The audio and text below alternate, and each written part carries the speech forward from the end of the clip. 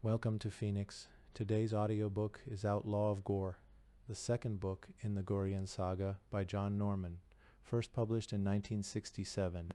This work is presented for historical and educational purposes and reflects the ideas and context of its time. You're listening to Phoenix. For more complete and rarely available audiobooks like this, subscribe. New titles are added regularly. This audiobook has been created using Scriptorion, a fully local AI audiobook creation application developed by myself. If you'd like to create audiobooks and long-form narration entirely offline on your own PC, you can find more information in the description below. Now let's begin. Outlaw of Gor, the Gorean Saga, Book 2, John Norman, The Statement of Harrison Smith.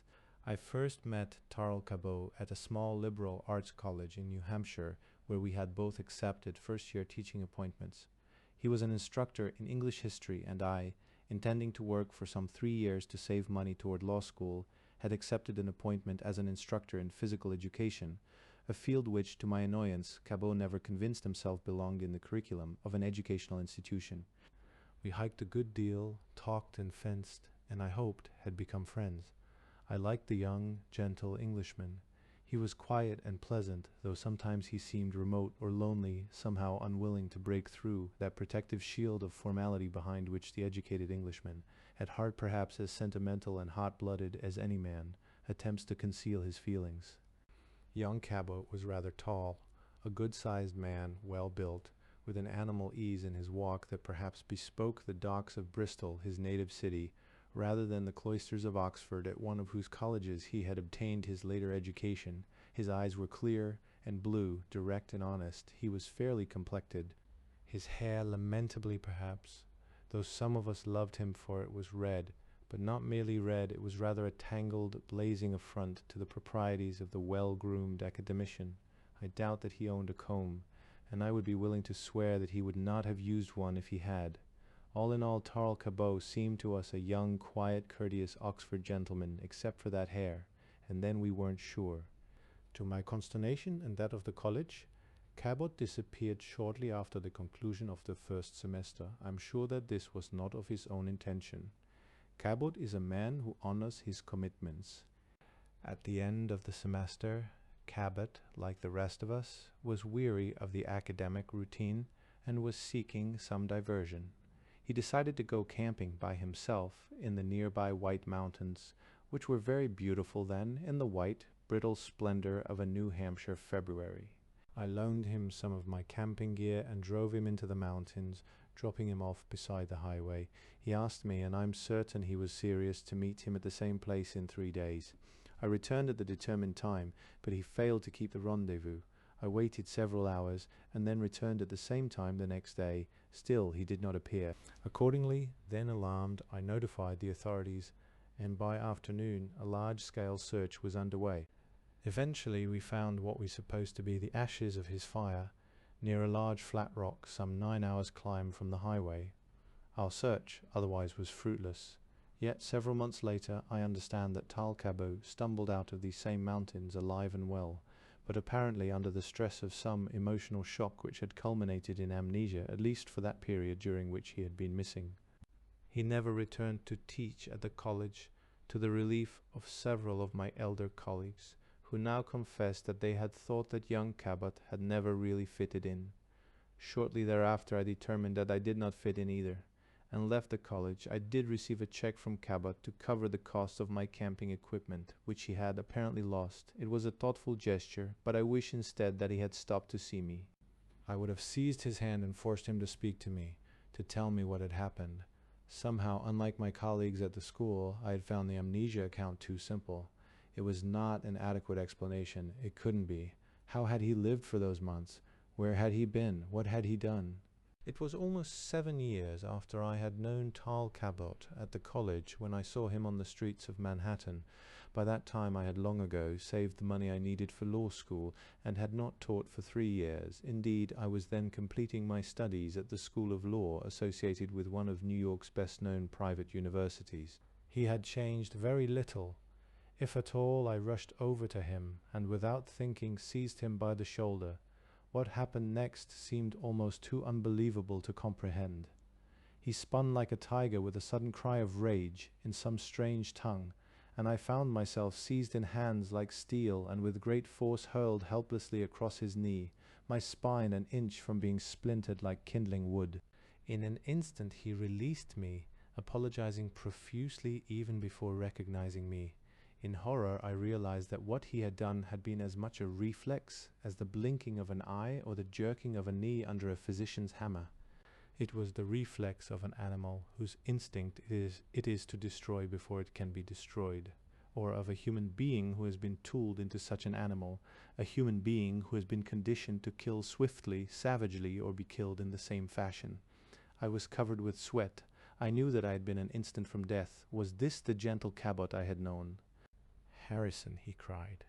"Harrison Smith." He lifted me easily to my feet, his words rapid and stumbling, trying to reassure me. "I'm sorry," he kept saying. Forgive me, old man." We looked at one another. He thrust out his hand impulsively, apologetically. I took it and we shook hands. I'm afraid my grip was a bit weak and that my hand shook a little. "I'm really frightfully sorry," he said. There was a knot of people who had gathered, standing a safe distance away on the sidewalk. He smiled, the old, ingenuous, boyish smile I remembered from New Hampshire. "Would you like a drink?" he asked. I smiled too. "I could use one," I said. In a small bar in Midtown Manhattan, little more than a doorway and a corridor, Tarl Cabot and I renewed our friendship. We talked of dozens of things, but neither of us mentioned his abrupt response to my greeting, nor did we speak of those mysterious months in which he had disappeared in the mountains of New Hampshire. In the ensuing months, my studies permitting, we saw one another fairly often. I seemed to answer a desperate need for human fellowship in that lonely man, and for my part I was more than happy to count myself his friend, unfortunately perhaps his only friend. I felt that the time would come when Cabot would speak to me of the mountains, but that he himself would have to choose that time. I was not eager to intrude into his affairs, or his secrets, as the case might be. It was enough to be once more his friend. I wondered upon occasion why Cabot did not speak to me more openly on certain matters, why he so jealously guarded the mystery of those months in which he had been absent from the college. I now know why he did not speak sooner. He feared I would have thought him mad. It was late one night in early February, and we were drinking once more at that small bar in which we had had our first drink that incredible sunny afternoon some months before. Outside there was a light snow falling, soft as coloured felt in the lonely neon lights of the street. Cabot watched it between swallows of scotch. He seemed to be morose, moody. I recalled it was in February that he had departed from the college years earlier. "Perhaps we had better go home," I said.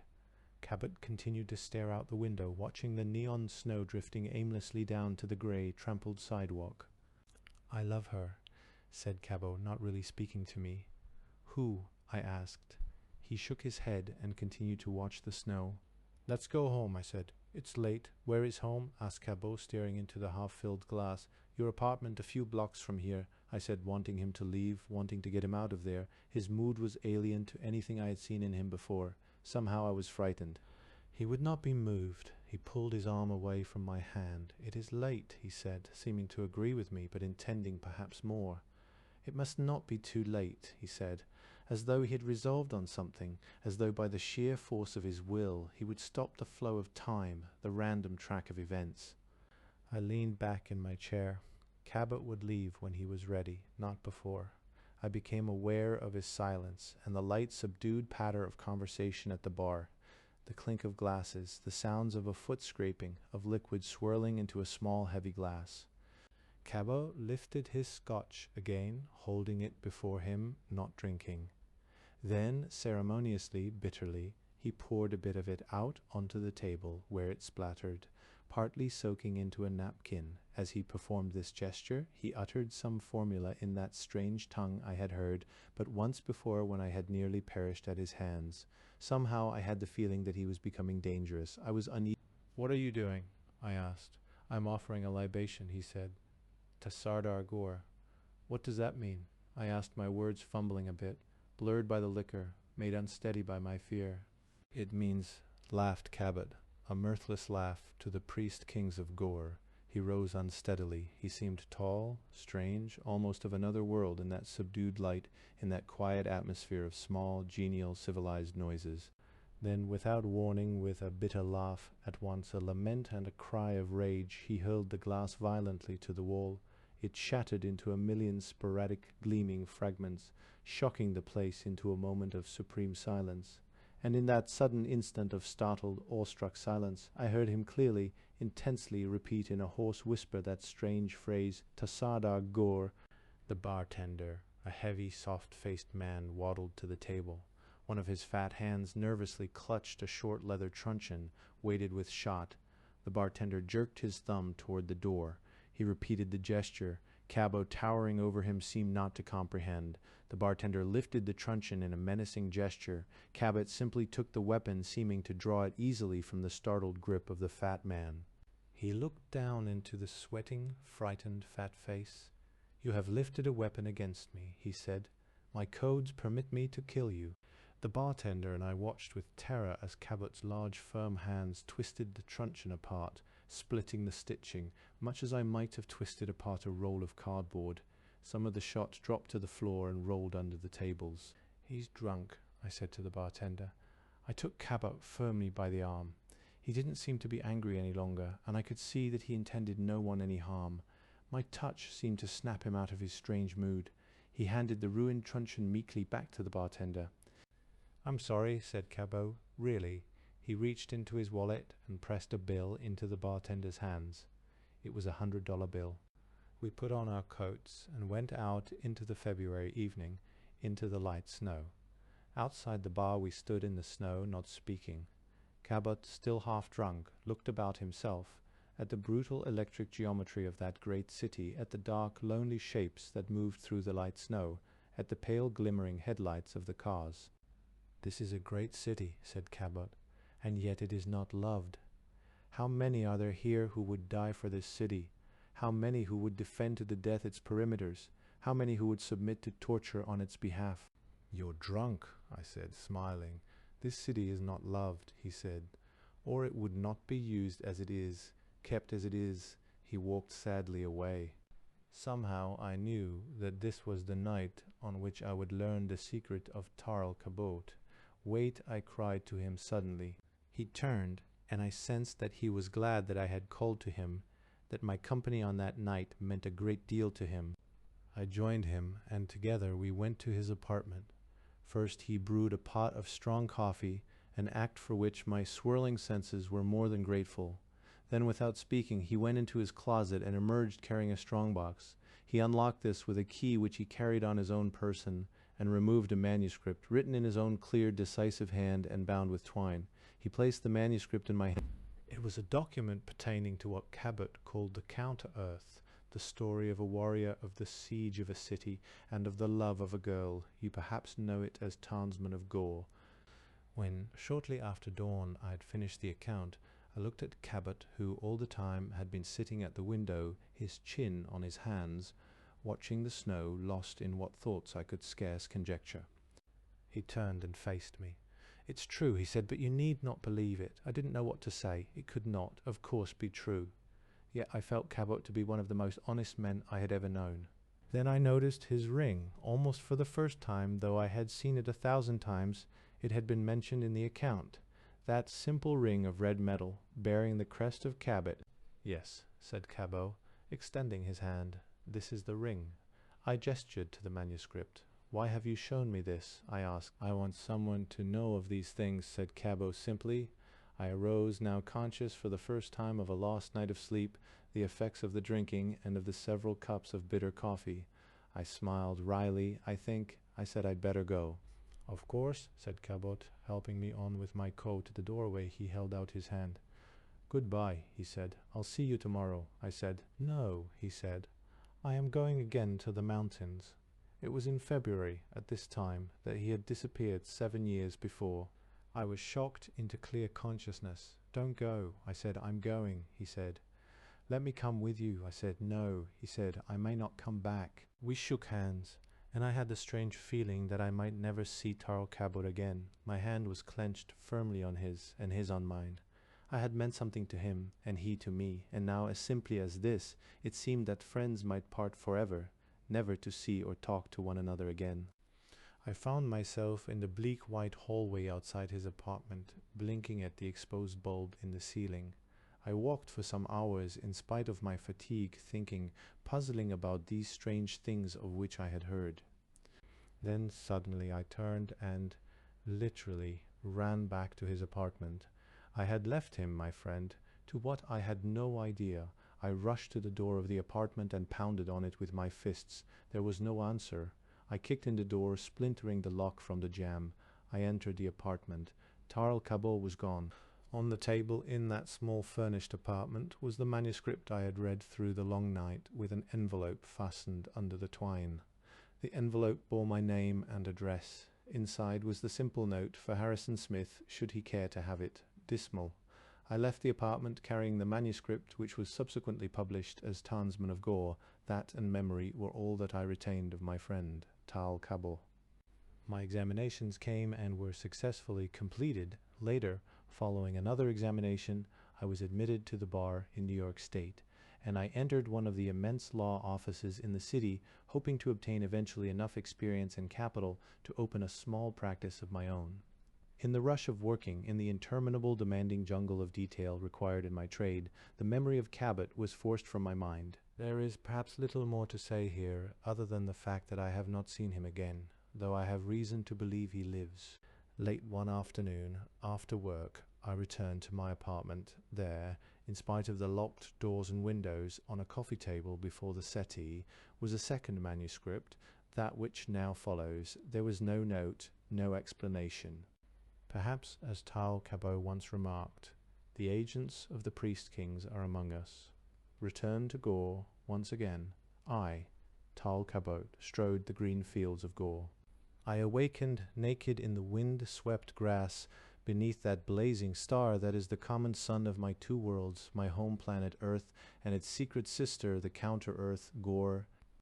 I rose slowly to my feet, my fibers alive in the wind, my hair torn by its blasts, my muscles each aching and rejoicing in their first movements in perhaps weeks, for I had again entered that silver disk in the white mountains which was the ship of the priest-kings, used for the voyages of acquisition, and in entering had fallen unconscious in that state, as once long before I had come to this world. I stood so for some minutes, to let each sense and nerve drink in the wonder of my return. I was aware again of the somewhat lesser gravity of the planet, but this awareness would pass as my system accommodated itself naturally to the new environment. Given the lesser gravity, feats of prowess which might seem superhuman on Earth were commonplace on Gor. The sun, as I remembered it, seemed a bit larger than it did when viewed from the Earth, but as before it was difficult to be altogether sure of this.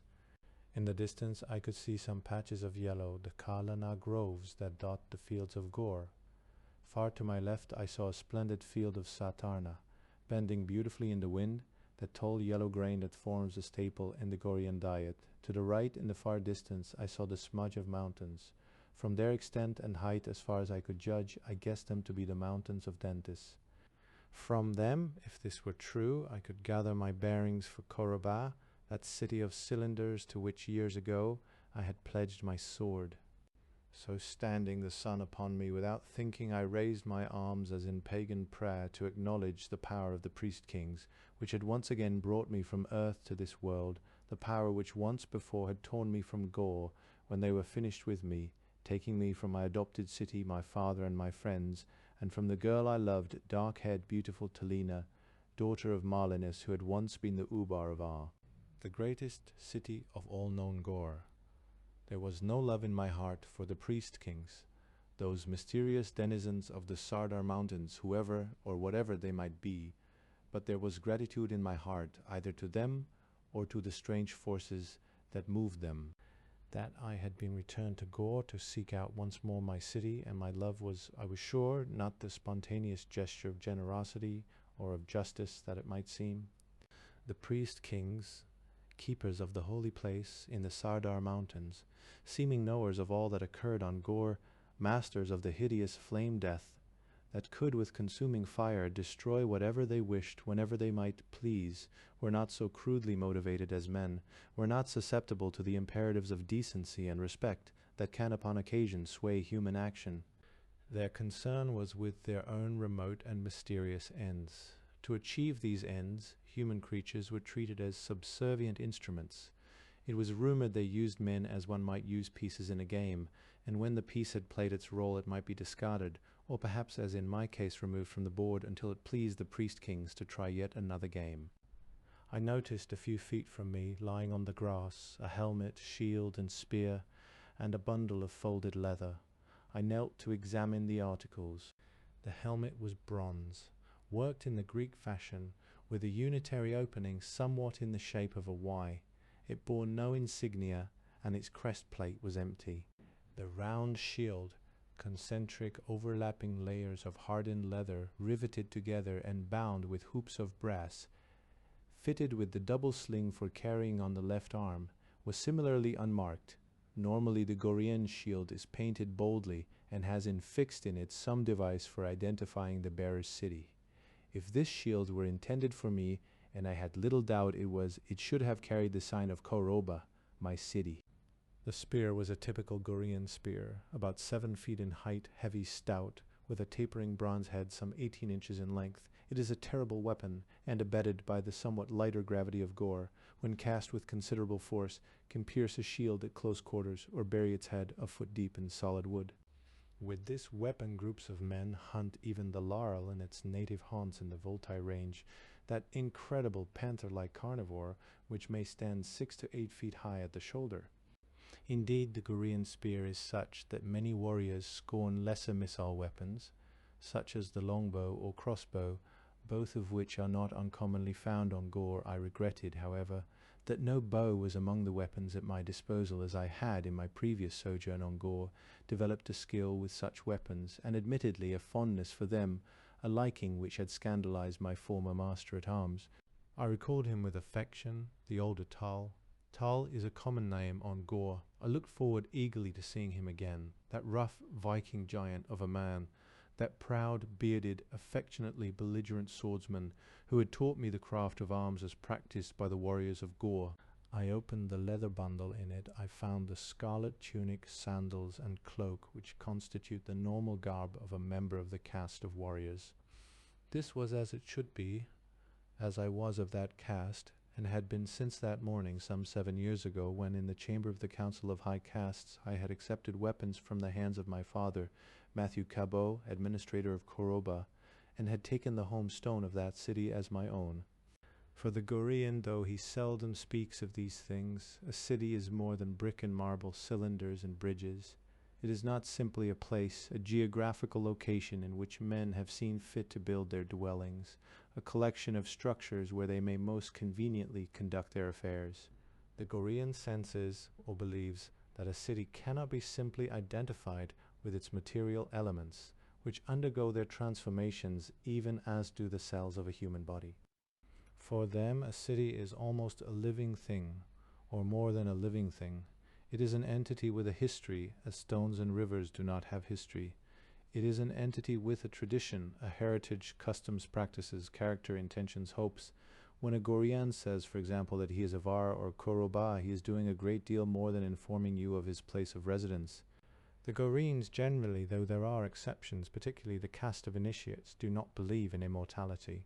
Accordingly, to be of a city is, in a sense, to have been a part of something less perishable than oneself, something divine in the sense of undying.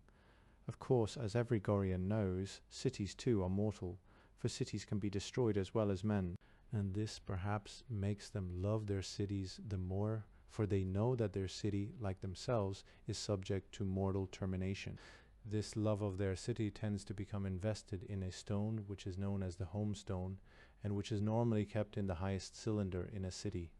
In the home stone, sometimes little more than a crude piece of carved rock, dating back perhaps several hundred generations to when the city was only a cluster of huts by the bank of a river, sometimes a magnificent and impressively wrought, jewel-encrusted cube of marble or granite, the city finds its symbol. Yet to speak of a symbol is to fall short of the mark.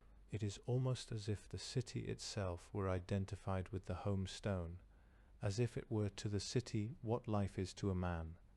The myths of these matters have it that while the homestone survives, so too must the city. But not only is it the case that each city has its homestone, the simplest and humblest village, and even the most primitive hut in that village, perhaps only a cone of straw, will contain its own homestone, as will the fantastically appointed chambers of the administrator of so great a city as are. My homestone was the homestone of Koroba, that city to which I had 7 years ago pledged my sword. I was now eager to return to my city. In the bundle, wrapped inside the tunic and cloak, I found the shoulder belt, sheath, and short sword of the Goreans. I took the blade from its sheath. It was well balanced, vicious, double-edged, and about 20 to 22 inches in length. I knew the handle, and I could recognize certain marks on the blade. It was the weapon I had carried at the siege of Ar. It felt strange to hold it again in my hand, to feel its weight, the familiar grasp of the hilt. This blade had fought its way up the stairs of the central cylinder of Ar.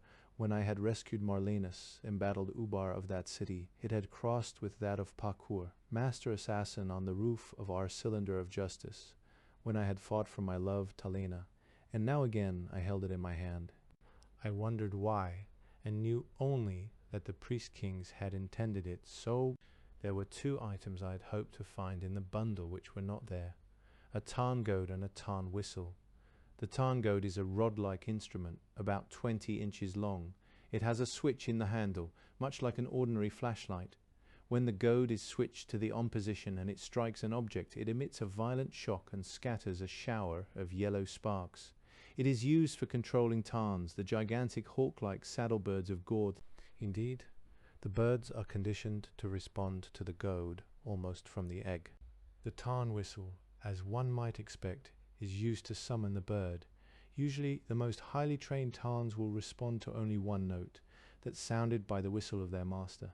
There is nothing surprising in this, inasmuch as each bird is trained by the caste of tarn keepers to respond to a different note. When the tarn is presented to a warrior or sold to one, the whistle accompanies the bird. Needless to say, the whistle is important and carefully guarded, for should it be lost or fall into the hands of an enemy, the warrior has, for all practical purposes, lost his mount. I now dressed myself in the scarlet garb of a warrior of Gor. I was puzzled that the garb, like the helmet and shield, bore no insignia. This was contrary to the ways of Gor, for normally only the habiliments of outlaws and exiles, men without a city, lack the identifying devices of which the Gorean is so proud. I donned the helmet and slung the shield and sword over my left shoulder. I picked up the massive spear lightly in my right hand. Judging by the sun, and knowing that Koroba lay northwest of the mountains, I strode in the direction of my city. My step was light, my heart was happy. I was home, for where my love waited for me was home. Where my father had met me after more than 20 years of separation, where my warrior comrades and I had drunk and laughed together, where I had met and learned from my little friend, Torm the scribe, there was home. I found myself thinking in Gorean as fluently as though I had not been gone for 7 years. I became aware that I was singing as I walked through the grass, a warrior song. I had returned to Gor, Zosk. I had walked for some hours in the direction of Koroba when I was delighted to come on one of the narrow roads to the city. I recognized it, and even had I not, the cylindrical pasang stones that marked its length were each inscribed with the sign of the city and the appropriate pasang count to its walls. A Gorean pasang is approximately 7 of a mile. The road, like most Gorean roads, was built like a wall in the earth, and was intended to last 100 generations. The Gorean, having little idea of progress in our sense, takes great care in his building and workmanship. What he builds he expects men to use until the storms of time have worn it to dust. Yet this road, for all the loving craft of the caste of builders which had been lavished upon it, was only an unpretentious subsidiary road, hardly wide enough for 2 carts to pass. Indeed, even the main roads to Koroba were a far cry from the great highways that led to and from a metropolis like ours. Surprisingly, though the pasang stones told me I was close to Koroba, stubborn tufts of grass were growing between the stones, and occasional vines were inching out tendril by tendril across the great stone blocks. It was late afternoon, and Judging by the Pasang stones, I was still some hours from the city, though it was still bright. Many of the colorfully plumed birds had already sought their nests. Here and there swarms of night insects began to stir, lifting themselves under the leaves of bushes by the road. The shadows of the Pasang stones had grown long, and judging by the angle of these shadows, for the stones are set in such a way as to serve also as sundials, it was past the 14th Gorean on, or hour. The Gorean day is divided into 20 on, which are numbered consecutively. The 10th on is noon, the 20th, midnight. Each on consists of 40 n, or minutes, and each n of 80 n, or seconds. I wondered if it would be practical to continue my journey. The sun would soon be down, and the Gorean night is not without its dangers, particularly to a man on foot. It is at night that the sleen hunts, that six-legged, long-bodied mammalian carnivore, almost as much a snake as an animal. I had never seen one, but had seen the tracks of one 7 years before. Also at night, crossing the bright discs of Gor's 3 moons, might occasionally be seen the silent, predatory shadow of the Uel, a giant pterodactyl ranging far from its native swamps in the delta of the Vosk.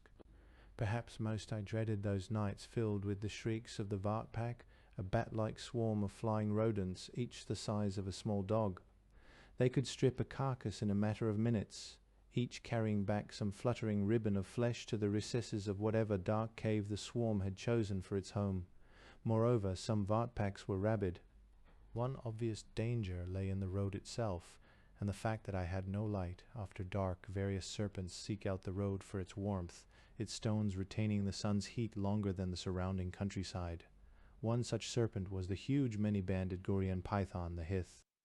One to be feared even more, perhaps, was the tiny ost, a venomous, brilliantly orange reptile, little more than a foot in length, whose bite spelled an excruciating death within seconds. Accordingly, in spite of my eagerness to return to Koroba, I decided that I would withdraw from the road, wrap myself in my cloak, and spend the night in the shelter of some rocks, or perhaps crawl into the tangle of some thorn bushes where one might sleep in relative security. Now that I was considering discontinuing my journey, I suddenly became acutely aware that I was both hungry and thirsty. No rations or water flask had been in the leather package found with the weapons. I had scarcely stepped from the stones of the road when, coming down the road, each step carefully measured and solid, I saw a wide-hunched figure bending under a gigantic bundle of sticks strapped to his back by 2 cords which he held twisted in his fists in front of his body. His stature and burden proclaimed him a member of the caste of carriers of wood, or woodsmen, that Gorean caste which, with the caste of charcoal makers, provides most of the common fuel for the Gorean cities. The weight the man was carrying was prodigious, and would have staggered men of most castes, even that of the warriors. The bundle reared itself at least a man's height above his bent back, and extended perhaps some 4 feet in width. I knew the support of that weight depended partly on the skilful use of the cords and back, but sheer strength was only too obviously necessary, and this man and his caste brothers, over the generations, had been shaped to their task. Lesser men had turned outlaw or died. In rare cases, one might have been permitted by the Council of High Castes to raise caste. None, of course, would accept a lower caste, and there were lower castes. The caste of peasants, for example, the most basic caste of all Gor. The man approached more closely. His eyes were almost covered with a white, shaggy, inverted bowl of hair, matted with twigs and leaves. The whiskers had been scraped from his face, probably by the blade of the broad, double-headed wood axe bound on top of the bundle. He wore the short, tattered, sleeveless robe of his trade, with its leather back and shoulders. His feet were bare and black to the ankles. I stepped into the road before him. "Tal," I said, lifting my right arm, palm inward, in a common Gorean greeting. The shaggy creature, broad, powerful, monstrous in the proud deformation of his craft, stood before me, his feet planted firmly on the road, his head lifted. Its wide, narrow eyes, pale like water, regarded me through the brush of hair that almost concealed them. In spite of his slow reaction to my presence, his deliberate and patient movements, I gathered that he was surprised.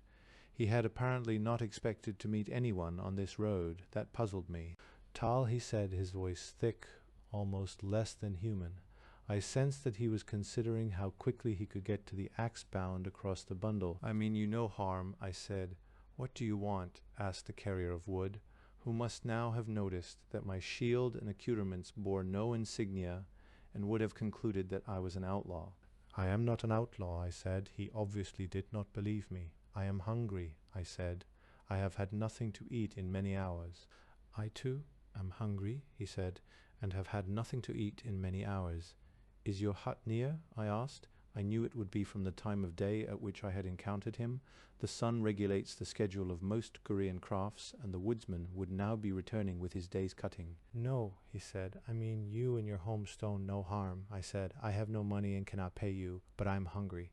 "A warrior takes what he wishes," said the man. "I do not wish to take anything from you," I said. He regarded me, and I thought the trace of a smile cracked through the stubbled leather of his broad face. "I have no daughter," he said. "I have no silver and no goods." "Then I wish you prosperity," I laughed, "and will be on my way." I passed him and continued down the road. I had moved but a few steps when his voice arrested me. It was hard to understand the words, for those of the lonely caste of woodsmen do not often speak. "I have peas and turnips, garlic and onions in my hut," said the man, his bundle like a giant's hump on his back. "The priest kings themselves," I said, "could not ask for more." "Then, warrior," said the man, issuing Gor's blunt invitation to a low-caste dinner, "share my kettle." "I am honored," I said, and I was. Whereas I was of high caste and he of low, yet in his own hut he would be, by the laws of Gor, a prince and sovereign, for then he would be in the place of his own homestone. Indeed, a cringing whelp of a man, who would never think of lifting his eyes from the ground in the presence of a member of one of the high castes, a crushed and spiritless churl, an untrustworthy villain or coward, an avaricious and obsequious peddler, often becomes, in the place of his own homestone, a veritable lion among his fellows, proud and splendid, generous and bestowing, a king, be it only in his own den. Indeed, frequent enough were the stories where even a warrior was overcome by an angry peasant into whose hut he had intruded himself, for in the vicinity of their homestones men fight with all the courage, savagery, and resourcefulness of the mountain laurel. More than one are the peasant fields of Gor, which have been freshened with the blood of foolish warriors. The broad-chested carrier of wood was grinning from ear to ear. He would have a guest tonight. He would speak little himself, being unskilled in speech, and being too proud to form sentences, which he knew would most likely be stumbling and ungrammatical, but would sit by the fire until dawn, refusing to let me sleep, wanting me to talk to him, to tell him stories, to recount adventures, to give him news of faraway places. What I said, I knew, would be less important than the fact that something was said, that he had not been alone again. "I am Zosk," he said. I wondered if it were a use name or his real name. Members of low castes often call themselves by a use name, reserving the real name for intimates and friends, to protect it against capture by a sorcerer or worker of spells who might use it to do them harm. Somehow I sensed that Zosk was his real name. "Zosk of what city?" I asked. The low-slung, broad frame seemed to stiffen. The muscles in his legs seemed suddenly to bulge like cable. The rapport I had felt with him seemed suddenly gone, like a sparrow flown or a leaf suddenly torn from a branch. "Zosk," he said. "Of what city?" I asked. "Of no city," he said. "Surely," I said, "you are of Koroba." The squat, misformed giant of a man seemed almost to recoil as if struck, and to tremble. I sensed that this simple, unaffected primate of a man was suddenly afraid. Zosk, I felt, would have faced a laurel armed only with his axe, but yet here he seemed frightened. The great fists holding the cords of the bundle of wood turned white. The sticks rattled in the bundle. "I am Tarl Cabot," I said. "Tarl of Koroba." Zosk uttered an inarticulate cry and began to stumble backwards. His hands fumbled on the cords, and the great bundle of wood loosened and clattered to the stone flooring of the road. Turning to run, his foot slipped on one of the sticks and he fell. He fell almost on top of the axe which lay on the road. Impulsively, as though it were a life-giving plank in the maelstrom of his fear, he seized the axe. With the axe in his hands, suddenly he seemed to remember his caste, and he crouched in the road, there in the dusk, a few feet from me, like a gorilla clutching the broad-headed axe, breathing deeply, sucking in the air, mastering his fear. His eyes glared at me through the grizzled, matted locks of his hair. I could not understand his fear, but I was proud to see him master it. For fear is the great common enemy of all living things, and his victory I felt somehow was also mine. I remembered once when I had feared thus in the mountains of New Hampshire, and how shamefully I had yielded to my fear and had run a slave to the only degrading passion of man. Zosk straightened as much as his giant bow of a backbone would allow him. He was no longer afraid. He spoke slowly. His voice was thick, but it was fully under his control. "Say you are not Tarl Cabot of Koroba," he said. "But I am," I said. "I ask your favor," said Zosk, his voice thick with emotion. He was pleading. "Say you are not Tarl Cabot of Koroba." "I am Tarl Cabot of Koroba," I repeated firmly. Zosk lifted his axe. It seemed light in his massive grip. I felt it could have felled a small tree with a single blow. Step by step he approached me, the axe held over his shoulder with both hands. At last he stopped before me. I thought there were tears in his eyes. I made no move to defend myself. Somehow I knew Zosk would not strike. He struggled with himself, his simple wide face twisted in agony, his eyes tortured. "May the priest-kings forgive me," he cried. He threw down the axe, which rang on the stones of the road to Koroba. Zosk sank down and sat cross-legged in the road, his gigantic frame shaken with sobs, his massive head buried in his hands, his thick, guttural voice moaning with distress. At such a time, a man may not be spoken to, for according to the Gorean way of thinking, pity humiliates both he who pities and he who is pitied. According to the Gorean way, one may love, but one may not pity. So I moved on. I had forgotten my hunger. I no longer considered the dangers of the road. I would make it to Koroba by dawn. The Sleen. In the darkness I stumbled on toward the walls of Koroba, striking the stones of the road with the butt of my spear, to keep on the road and to drive possible serpents from my path. It was a nightmarish journey, and a foolish one, trying to rush on through the night to find my city, bruising, falling, scraping myself in the darkness, yet driven on by such a torment of doubt and apprehension that I could allow myself no rest until I stood again on the lofty bridges of Koroba. Was I not Tarl of Koroba? Was there not such a city? Each Pasang stone proclaimed there was at the end of this road. Yet why was the road untended? Why had it not been travelled? Why had Zosk of the cast of carriers of wood acted as he had? Why did my shield, my helmet, my accoutrements not bear the proud sign of Koroba? Once I shouted in pain. 2 fangs had struck into my calf, and asked, I thought, but the fangs held fast, and I heard the popping, sucking sounds of the bladder-like seed pods of a leech plant as they expanded and contracted like small ugly lungs. I reached down and jerked the plant from the soil at the side of the road. It writhed in my hand like a snake, its pods gasping. I jerked the 2 fang-like thorns from my leg. The leech plant strikes like a cobra and fastens 2 hollow thorns into its victim. The chemical responses of the bladder-like pods produce a mechanical pumping action, and the blood is sucked into the plant to nourish it.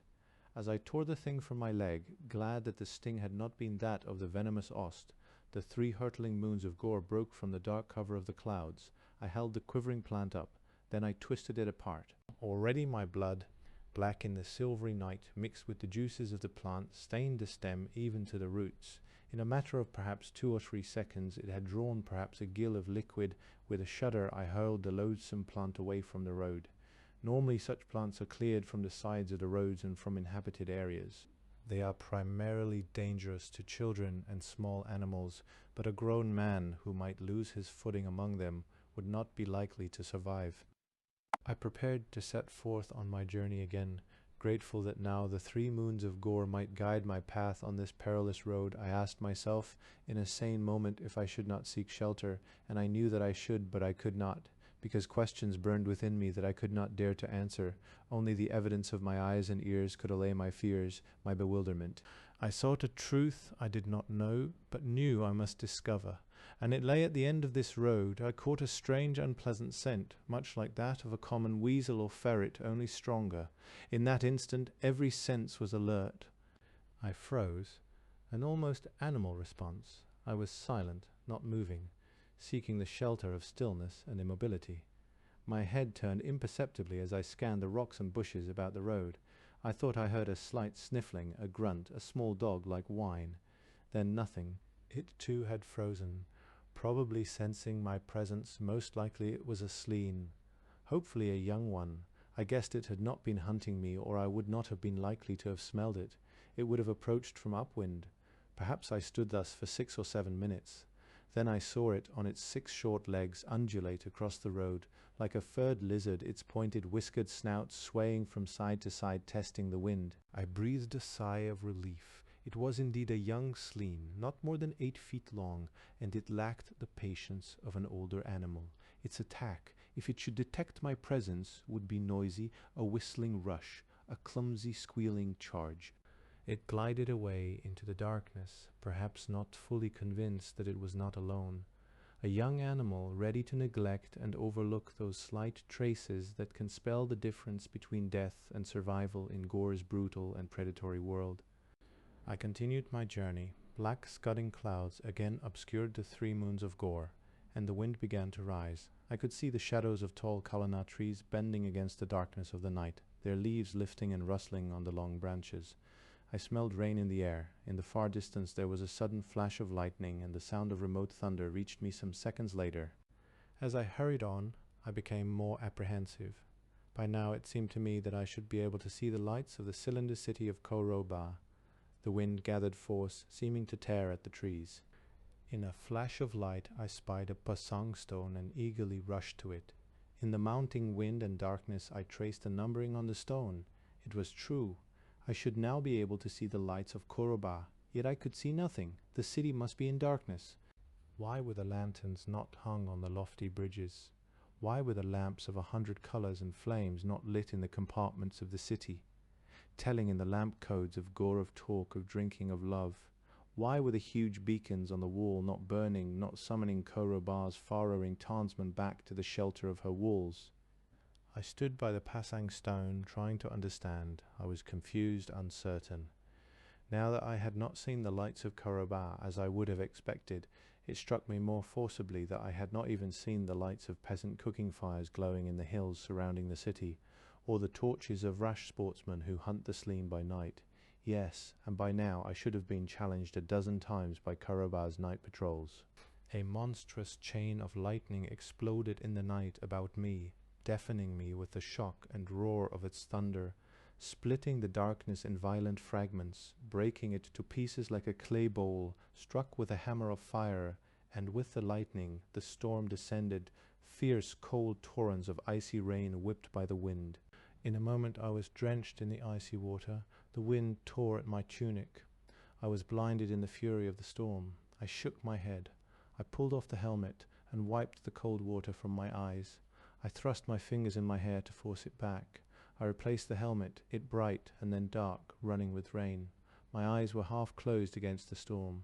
The blinding fury of the lightning, like a whip of electricity, struck again and again into the hills, dazzling me for an instant of crushing agony, then vanishing again into the darkness.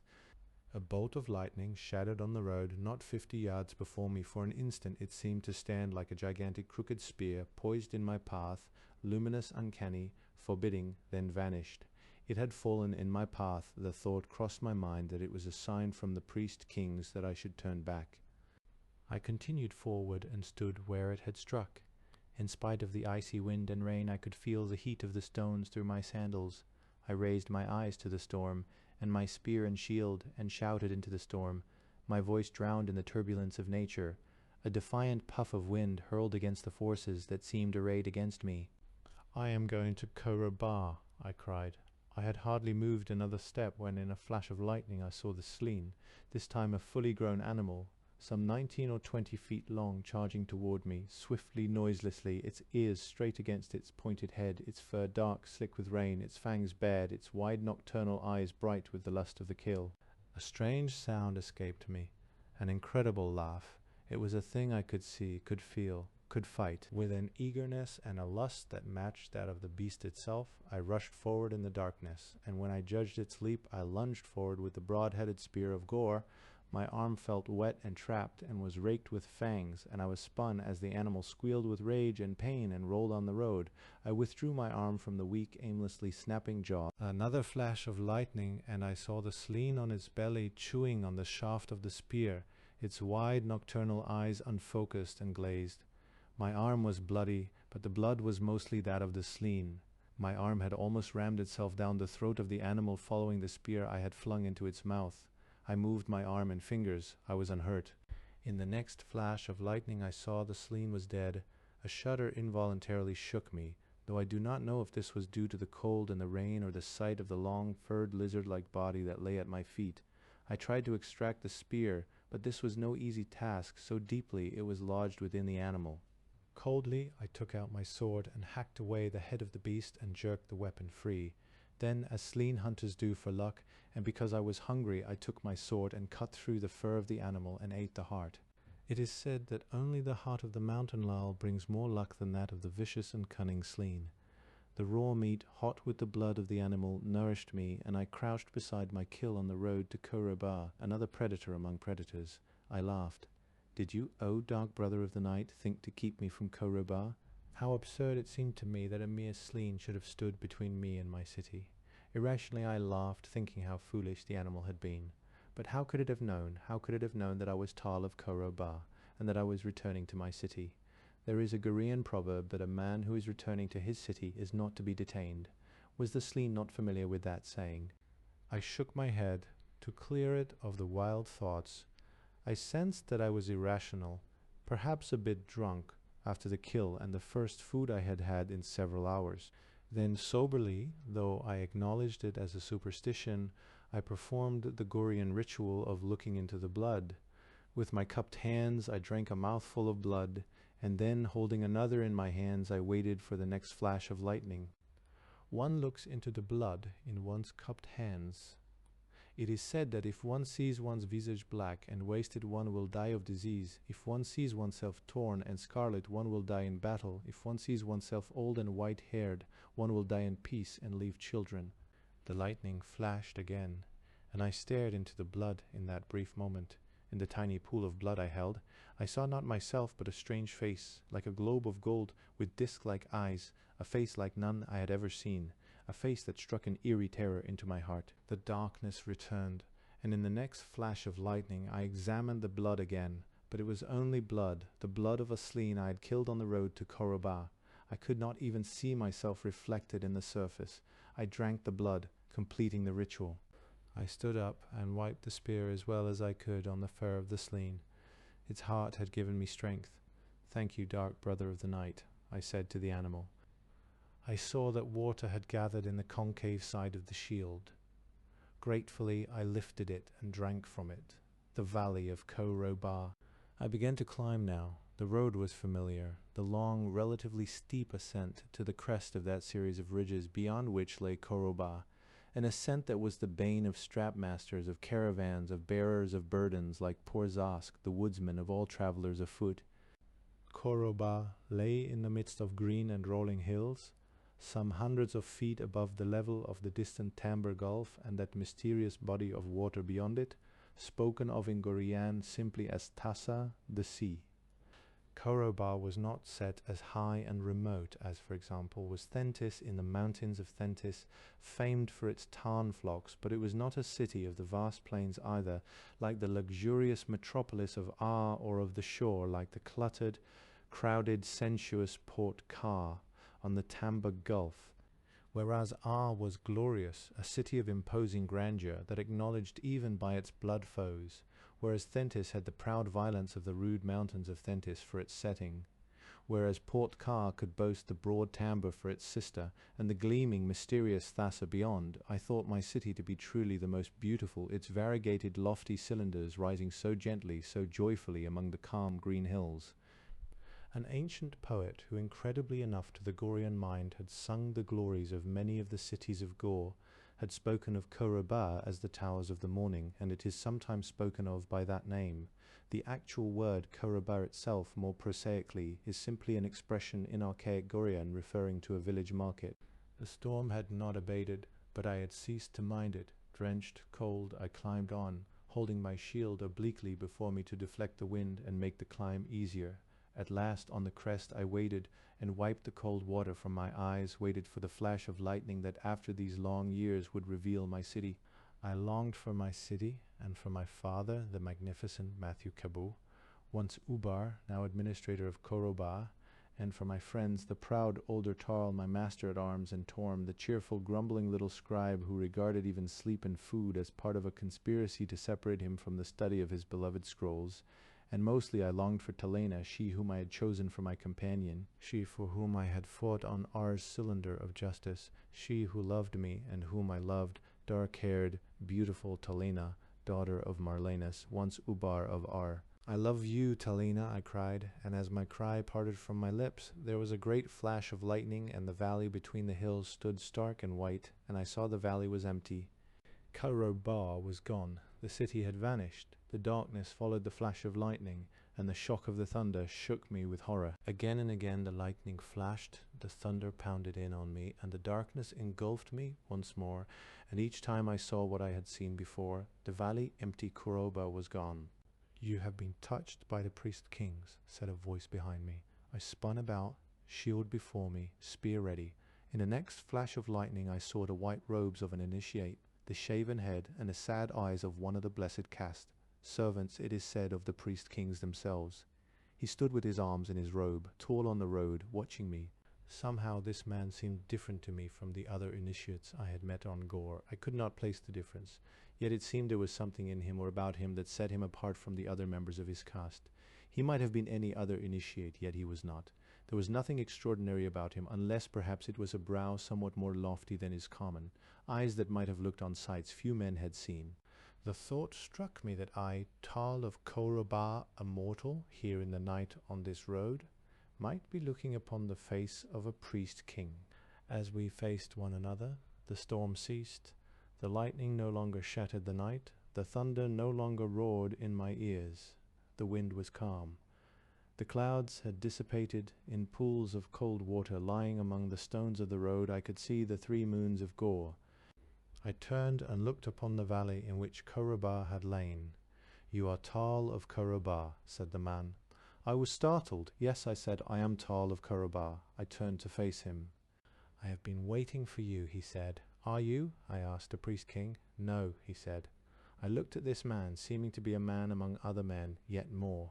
"Do you speak for the priest kings?" I asked. "Yes," he said. I believed him. It was common, of course, for initiates to claim to speak for the priest kings. Indeed, it was presumably the calling of their caste to interpret the will of the priest kings to men. But this man, I believed, he was not as other initiates, though he wore their robes. "Are you truly of the caste of initiates?" I asked. "I am one who conveys the will of the priest kings to mortals," said the man. Not choosing to answer my question, I was silent. "Henceforth," said the man, "you are Tarl of no city." "I am Tarl of Koroba," I said proudly. "Koroba has been destroyed," said the man. "It is as if it had never been. Its stones and its people have been scattered to the corners of the world, and no 2 stones and no 2 men of Koroba may stand again side by side." "Why has Koroba been destroyed?" I demanded. "It was the will of the priest kings," said the man. "But why was it the will of the priest kings?" I shouted. "Because it was," said the man, "and there is nothing higher in virtue of which the will of the priest kings may be determined or questioned." "I do not accept their will," I said. "Submit," said the man. "I do not." I said. "Then be it so." He said, "You are henceforth condemned to wander the world alone and friendless, with no city, with no walls to call your own, with no homestone to cherish. You are henceforth a man without a city. You are a warning to all not to scorn the will of the priest kings. Beyond this you are nothing." "What of Talena?" I cried. "What of my father, my friends, the people of my city, scattered to the corners of the world?" said the robed figure. "And not a stone may stand upon a stone." "Did I not serve the priest kings," I asked, "at the siege of Ar? The priest kings used you for their ends, as it pleased them to do." I lifted my spear and felt that I could have slain the robed figure so calm and terrible before me. "Kill me if you wish," said the man. I lowered the spear. My eyes were filled with tears. I was bewildered. Was it on my account that a city had perished? Was it I who had brought disaster to its people, to my father, to my friends in Talena? Had I been too foolish to understand that I was nothing before the power of the priest-kings? Was I now to wander the forlorn roads and fields of Gor in guilt and agony? A wretched example of the fate which the priest-kings could mete out to the foolish and proud. Then suddenly I ceased to pity myself, and I was shocked, for looking into the eyes of the robed figure I saw human warmth in them, tears for me. It was pity, the forbidden emotion, and yet he could not restrain himself. Somehow the power I had felt in his presence seemed to have vanished. I was now only in the presence of a man, a fellow human being, even though he wore the sublime robes of the proud caste of initiates. He seemed to be struggling with himself, as though he wanted to speak his own words, and not those of the priest-kings. He seemed to shake with pain, his hands pressed against his head, trying to speak to me, trying to tell me something. One hand stretched out to me, and the words, his own, far from the ringing authority of his former tones, were hoarse and almost inaudible. "Tarl of Gor," he said. "Throw yourself upon your sword." He seemed ready to fall, and I held him. He looked into my eyes. "Throw yourself upon your sword," he begged. "Would that not frustrate the will of the priest-kings?" I asked. "Yes," said he. "Why do you tell me to do this?" I demanded. "I followed you at the siege of Ar," he said. "On the cylinder of justice, I fought with you against Pakur and his assassins."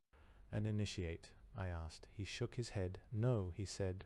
"I was one of the gods of Ar, and I fought to save my city." "Ar the Glorious," I said, speaking gently. He was dying. "Ar the Glorious," he said, weak, but with pride. He looked at me again. "Die now, Tarl of Gor," he said. "Hero of Ar." His eyes seemed to begin to burn in his head. "Do not shame yourself."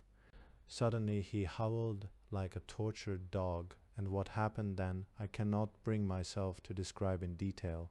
It seemed as though the entire inside of his head began to burst and burn, to bubble like some horrid viscous lava inside the crater of his skull. It was an ugly death, his for having tried to speak to me, for having tried to tell me what was in his heart. It was becoming light now, and dawn was breaking across the gentle hills that had sheltered Gor. I removed the hated robes of the initiates from the body of the man and carried the naked body far from the road. As I began to cover it with rocks, I noted the remains of the skull, now little more than a handful of shards. The brain had been literally boiled away. The morning light flashed briefly on something golden among the white shards. I lifted it. It was a webbing of fine golden wire. I could make nothing of it, and threw it aside. I piled rocks on the body, enough to mark the grave and keep predators away. I placed a large flat rock near the head of the cairn, and with the tip of my spear scratched this legend on it: "I am a man of glorious Ar." It was all I knew about him. I stood beside the grave and drew my sword. He had told me to throw myself upon it, to avoid my shame, to frustrate for once the will of the mighty priest-kings of Gor. "No, friend," I said to the remains of the former warrior of Ar, "no, I shall not throw myself upon my sword, nor shall I grovel to the priest-kings, nor live the life of shame they have allotted to me." I lifted the sword toward the valley where Gor had stood. "Long ago," I said, "I pledged this sword to the service of Gor. It remains so pledged." Like every man of Gor, I knew the direction of the Sardar Mountains, home of the priest-kings, a forbidden vastness which no man below the mountains, no mortal may penetrate. It was said that the supreme homestone of all Gor lay within those mountains and was the source of the priest-king's power. It was said no man had returned alive from those mountains, that no man had looked upon a priest-king and lived. I resheathed my sword, fastened my helmet over my shoulder, lifted my shield and spear, and set out in the direction of the Sardar Mountains. Vera, the Sardar Mountains, which I had never seen, lay more than 1,000 pasangs from Gor, whereas the men below the mountains, as the mortals are called, seldom enter the mountains, and do not return. When they do, many often venture to their brink, if only to stand within the shadows of those cliffs that hide the secrets of the priest-kings. Indeed, at least once in his life, every Gorean is expected to make this journey. 4 times a year, correlated with the solstices and equinoxes, there are fairs held in the plains below the mountains, presided over by committees of initiates, fairs in which men of many cities mingle without bloodshed, times of truce, times of contests and games, of bargaining and marketing.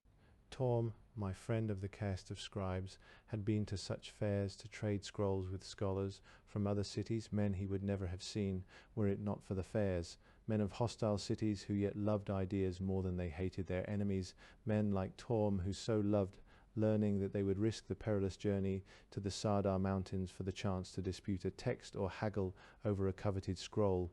Similarly, men of such castes as the physicians and builders make use of the fairs to disseminate and exchange information pertaining to their respective crafts.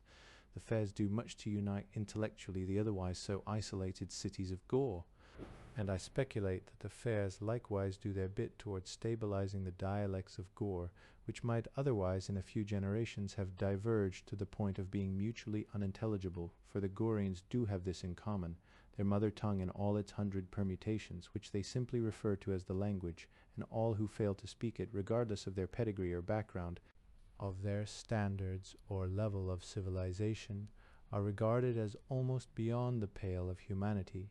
Unlike the men of Earth, the Gorean has little sensitivity to race, but much to language and city. Like ourselves, he finds his reasons for hating his fellow men, but his reasons are different. I would have given much for a tarn in my journey, though I knew no tarn would fly into the mountains. For some reason, neither the fearless, hawk-like tarns, nor the slow-witted Tharlarians, the draft and riding lizards of Gor, would enter the mountains. The Tharlarians become unmanageable, and though the tarn will essay the flight, the bird almost immediately becomes disoriented, uncoordinated, and drops screaming back to the plains below. Gor, sparsely inhabited by human beings, teems with animal life, and in the next weeks I had no difficulty in living by hunting. I supplemented my diet with fresh fruit picked from bushes and trees, and fish speared in Gor's cold, swift-flowing streams. Once I brought the carcass of a tabuk, one of Gor's single-horned yellow antelopes which I had felled in a kalana thicket, to the hut of a peasant and his wife, asking no questions, as was suitable given the absence of insignia on my garments. They feasted me on my own kill, and gave me fiber, and flints, and a skin of wine. The peasant on Gor does not fear the outlaw, for he seldom has anything worth stealing, unless it be a daughter. Indeed, the peasant and outlaw on Gor live in an almost unspoken agreement, the peasant tending to protect the outlaw, and the outlaw sharing in return some of his plunder and booty with the peasant. The peasant does not regard this as dishonest on his part, or as grasping. It is simply a way of life to which he is accustomed. It is a different matter, of course, if it is explicitly known that the outlaw is from a city other than one's own. In that case, he is usually regarded as an enemy, to be reported to the patrols as soon as possible. He is, after all, not of one city. As was wise, I avoided cities in my long journey, though I passed several, for to enter a city without permission or without satisfactory reason is tantamount to a capital crime, and the punishment is usually a swift and brutal impalement. Pikes on the walls of Gorean cities are often surmounted with the remains of unwelcome guests. The Gorean is suspicious of the stranger, particularly in the vicinity of his native walls.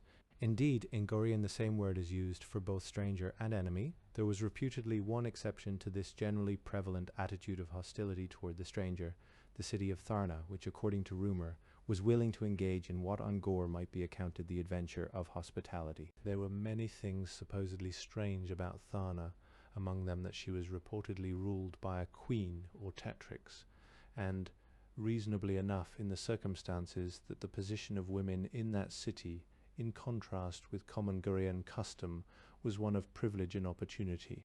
I rejoiced that in at least one city on Gor the free women were not expected to wear the robes of concealment, confine their activities largely to their own quarters, and speak only to their blood relatives, and eventually the free companion.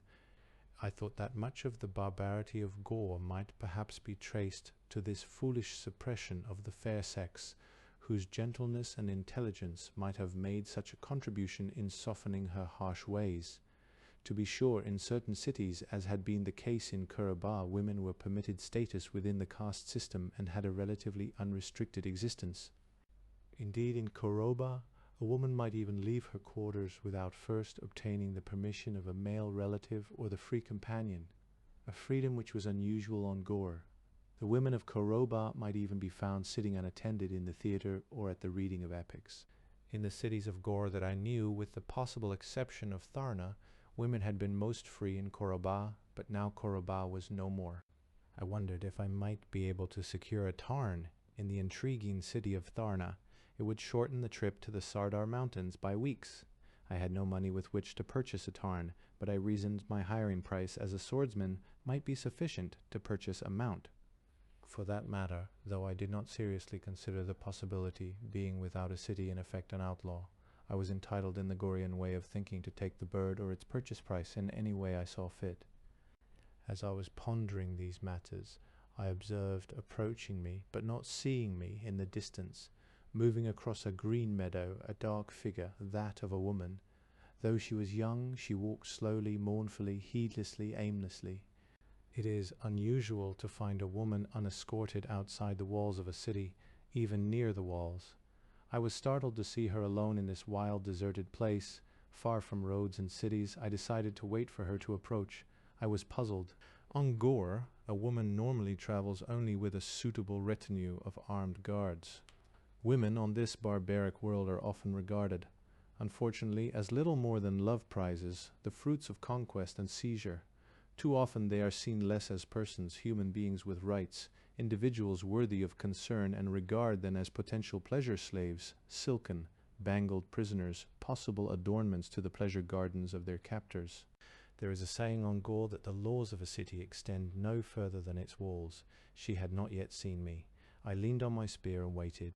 The harsh, exogamous institution of capture is woven into the very fabric of Gorean life. It is regarded as meritorious to abduct one's women from a foreign, preferably hostile city. Perhaps this institution, which on the surface seems so deplorable, is profitable from the standpoint of the race, preventing the gradual inbreeding of otherwise largely isolated, self-sufficient cities. Few seem to object to the institution of capture, not even the women who might seem to be its victims. On the contrary, incredibly enough, their vanity is terribly outraged if they are not regarded as worth the risks, usually mutilation and impalement. One cruel courtesan in the great city of Ar, now little more than a toothless, wrinkled hag, boasted that more than 400 men had died because of her beauty. Why was the girl alone? Had her protectors been killed? Was she perhaps an escaped slave, fleeing from a hated master? Could she be like myself, an exile from Koroba? Its peoples have been scattered, I said to myself, and no two stones and no two men of Koroba may stand again side by side. I gritted my teeth. The thought ran through my head, no stone may stand upon another stone. If she were of Koroba, I knew that I could not, for her own welfare, stay with her or help her.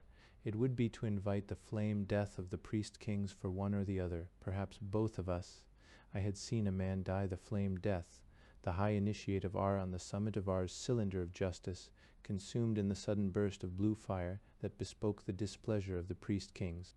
Slim though her chances might be to escape wild beasts or slavers, they would be greater than the chance of escaping the wrath of the priest-kings.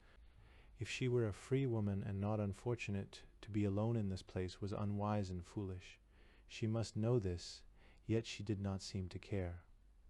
Something of the nature of the institution of capture, and the Gorean's attitude toward it, becomes clear when it is understood that one of a young Tarnsman's first missions is often the capture of a slave for his personal quarters. When he brings home his captive, bound naked across the saddle of his Tarn, he gives her over, rejoicing to his sisters to be bathed, perfumed, and clothed in the brief slave livery of Gor. That night, at a great feast, he displays the captive, now suitably attired by his sisters in the diaphanous scarlet dancing silks of Gor. Bells have been strapped to her ankles, and she is bound in slave bracelets. Proudly he presents her to his parents, his friends, and warrior comrades. Then, to the festive music of flutes and drums, the girl kneels. The young man approaches her, bearing a slave collar, its engraving proclaiming his name and city. The music grows more intense, mounting to an overpowering barbaric crescendo, which stops suddenly, abruptly. The room is silent, absolutely silent, except for the decisive click of the collar lock. It is a sound the girl will never forget. As soon as the lock closes, there is a great shout, congratulating. Saluting the young man, he returns to his place among the tables that line the low-ceilinged chamber.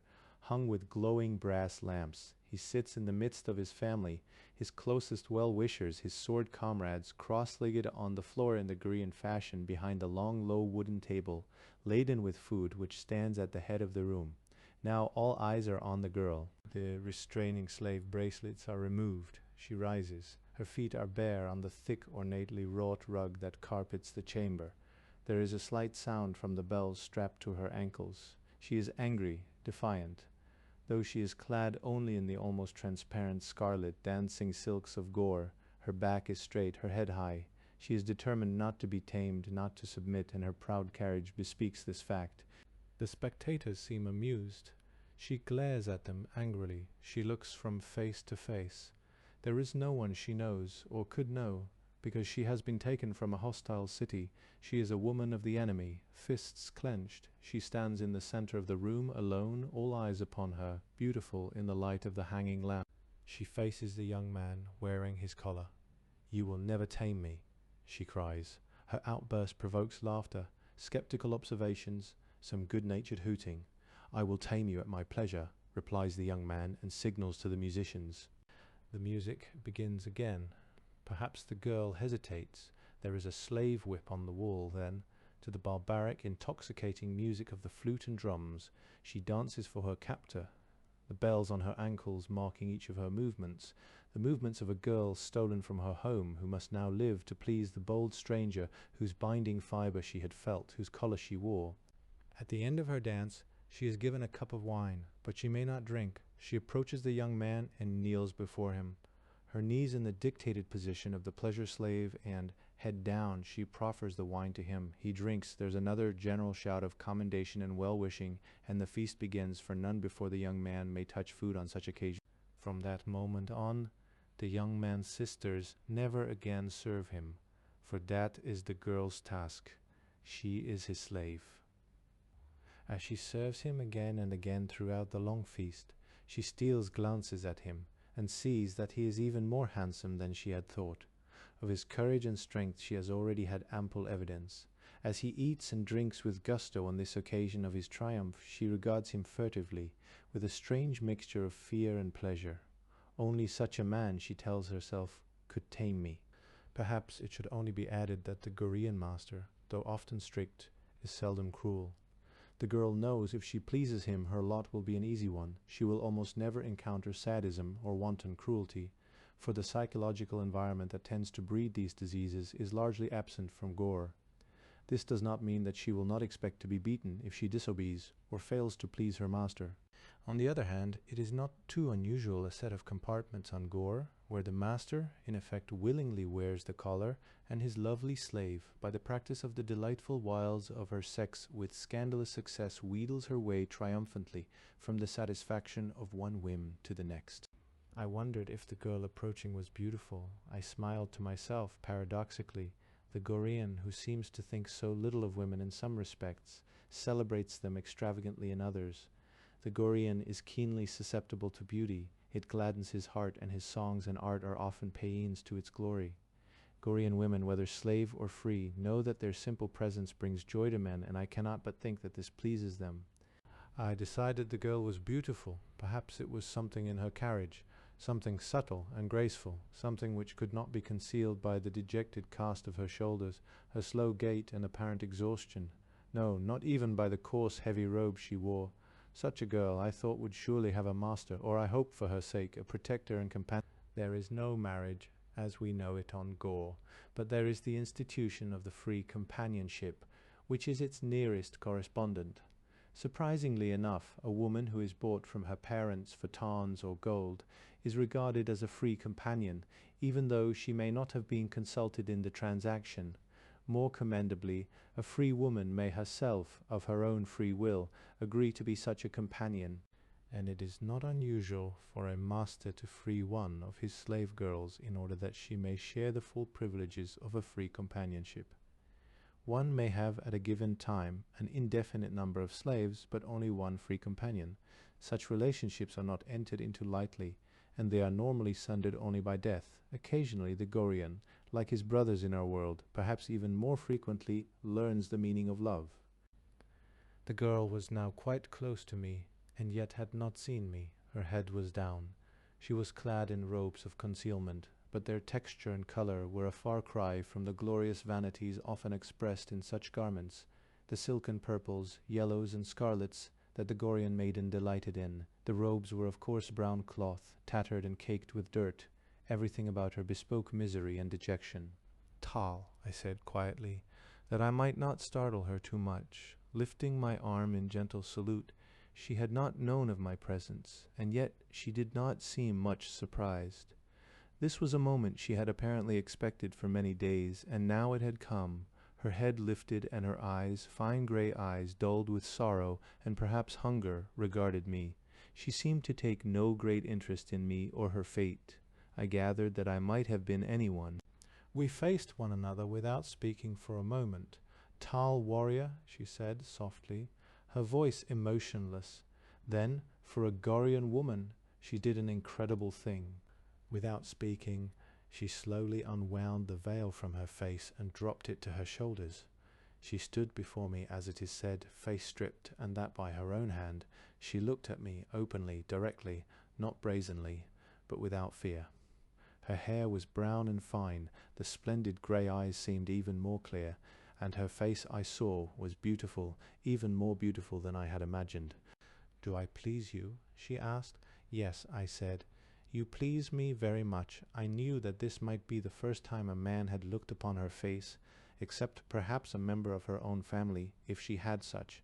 "Am I beautiful?" she asked. "Yes," I said. "You are beautiful." Deliberately, with both hands, she slipped her garment some inches down her shoulders, fully revealing her white throat. It was bare, not encircled by one of the slender, graceful slave collars of Gor. She was free. "Do you wish me to kneel to be collared?" she asked. "No," I said. "Do you wish to see me fully?" she asked. "No," I said. "I have never been owned before," she said. "I do not know how to act or what to do, save only that I know I must do whatever you wish." "You were free before," I said, "and you are free now." For the first time she seemed startled. "Are you not one of them?" she asked. "One of whom?" I asked, now alert, for if there were slavers on the trail of this girl it would mean trouble, perhaps bloodshed. "The 4 men who have been following me, men from Tharna," she said. "Tharna?" I asked, genuinely surprised. I thought the men of Tharna revered women, alone perhaps of the men of Gor. She laughed bitterly. "They are not in Tharna now," she said. "They could not take you to Tharna as a slave," I said. "Would the Tatrics not free you?" "They would not take me to Tharna," she responded. "They would use me and sell me, perhaps to some passing merchant, perhaps in the street of Brands and Art." "What is your name?" I asked. "Vera," she said. "Of what city?" I asked, before she could respond, if respond she would have. Her eyes suddenly widened in fear, and I turned, approaching across the meadow. Ankle deep in the wet grass were 4 warriors, helmeted and carrying spears and shields. By their shield insignia and blue helmets I knew them to be men of Tharna. "Run," she cried, and turned to flee. I held her arm. She stiffened in hate. "I see," she hissed. "You will hold me for them. You will claim right of capture and demand a portion of my price." She spat in my face. I was pleased at her spirit. "Stand quiet," I said. "You would not get far. I have fled from those men for 6 days," wept the girl, "living on berries and insects, sleeping in ditches, hiding, running." She could not have run if she had wished. Her legs seemed to quiver under her. I put my arm about her, lending her my support. The warriors approached me professionally, fanning out. One, not their officer, approached me directly. Another, a few feet behind the first and on his left, followed him. The first, if necessary, would engage me, and the second drive in on my right with his spear.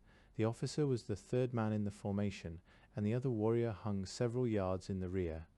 It was his business to observe the entire field, for I might not be alone, and to cover the retreat of his fellows with his spear should the need arise. I admired the simple maneuver, executed without command, almost a matter of reflex, and sensed why Tharna, in spite of being ruled by a woman, had survived among the hostile cities of Gor. "We want the woman," said the officer. I gently disengaged myself from the girl and shoved her behind me. The meaning of the action was not lost on the warriors. The eyes of the officer were narrow in the Y-like opening of his helmet. "I am Thorn," he said, "a captain of Tharna. Why do you want the woman I taunted? Do not the men of Tharna revere women?" "This is not the soil of Tharna," said the officer, annoyed. "Why should I yield her to you?" I asked. "Because I am a captain of Tharna," he said. "But this is not the soil of Tharna," I reminded him. From behind me the girl whispered, an abject whisper, "Warrior, do not die for my sake. In the end it will all be the same." Then, raising her voice, she spoke to the officer, "Do not kill him, Thorn of Tharna. I will go with you." She stepped out from behind me, proud but resigned to her fate, ready to give herself over to these wretches, to be collared and chained, stripped and sold in the markets of Gor. I laughed. "She is mine," I said, "and you may not have her." The girl gave a gasp of astonishment and looked at me questioningly. "Unless you pay her price," I added. The girl closed her eyes, crushed. "And her price?" asked Thorn. "Her price is steel," I said. A look of gratitude flashed in the girl's face. "Kill him," said Thorn to his men. "Thorn, captain of Tharna." With one sound 3 blades sprang from their sheaths, mine, that of the officer, and that of the warrior who would first engage me. The man on the right would not draw his blade, but wait until the first warrior had made his attack, and would then strike from the side with the spear. The warrior in the rear only lifted his spear, ready to cast it should a clean opening present itself. But it was I who attacked first. I suddenly turned on the warrior on my right with the spear, and with the swiftness of the mountain laurel sprang at him, evaded his clumsy, startled thrust, and drove my blade between his ribs, jerking it free and turning just in time to meet the sword attack of his companion. Our blades had not crossed 6 times when he too lay at my feet, crowded into a knot of pain, clutching at the grass. The officer had rushed forward but now stopped. He, like his men, had been taken aback. Though they were 4 and I was one, I had carried the battle to them. The officer had been an instant too late. Now my sword stood between him and my body.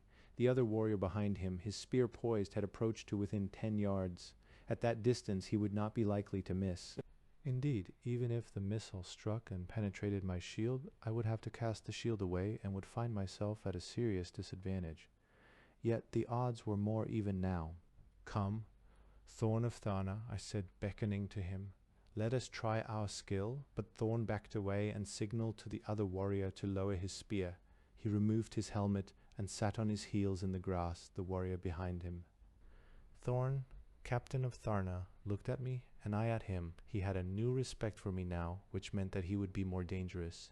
He had seen the swift engagement with his swordsmen, and he was probably considering whether or not he could match my prowess. I felt that he would not cross blades with me unless he were convinced he could win, and that he was not altogether convinced, at least not yet. "Let us talk," said Thorn of Tharna. I squatted down on my heels as he did. "Let us talk," I agreed. We resheathed our weapons.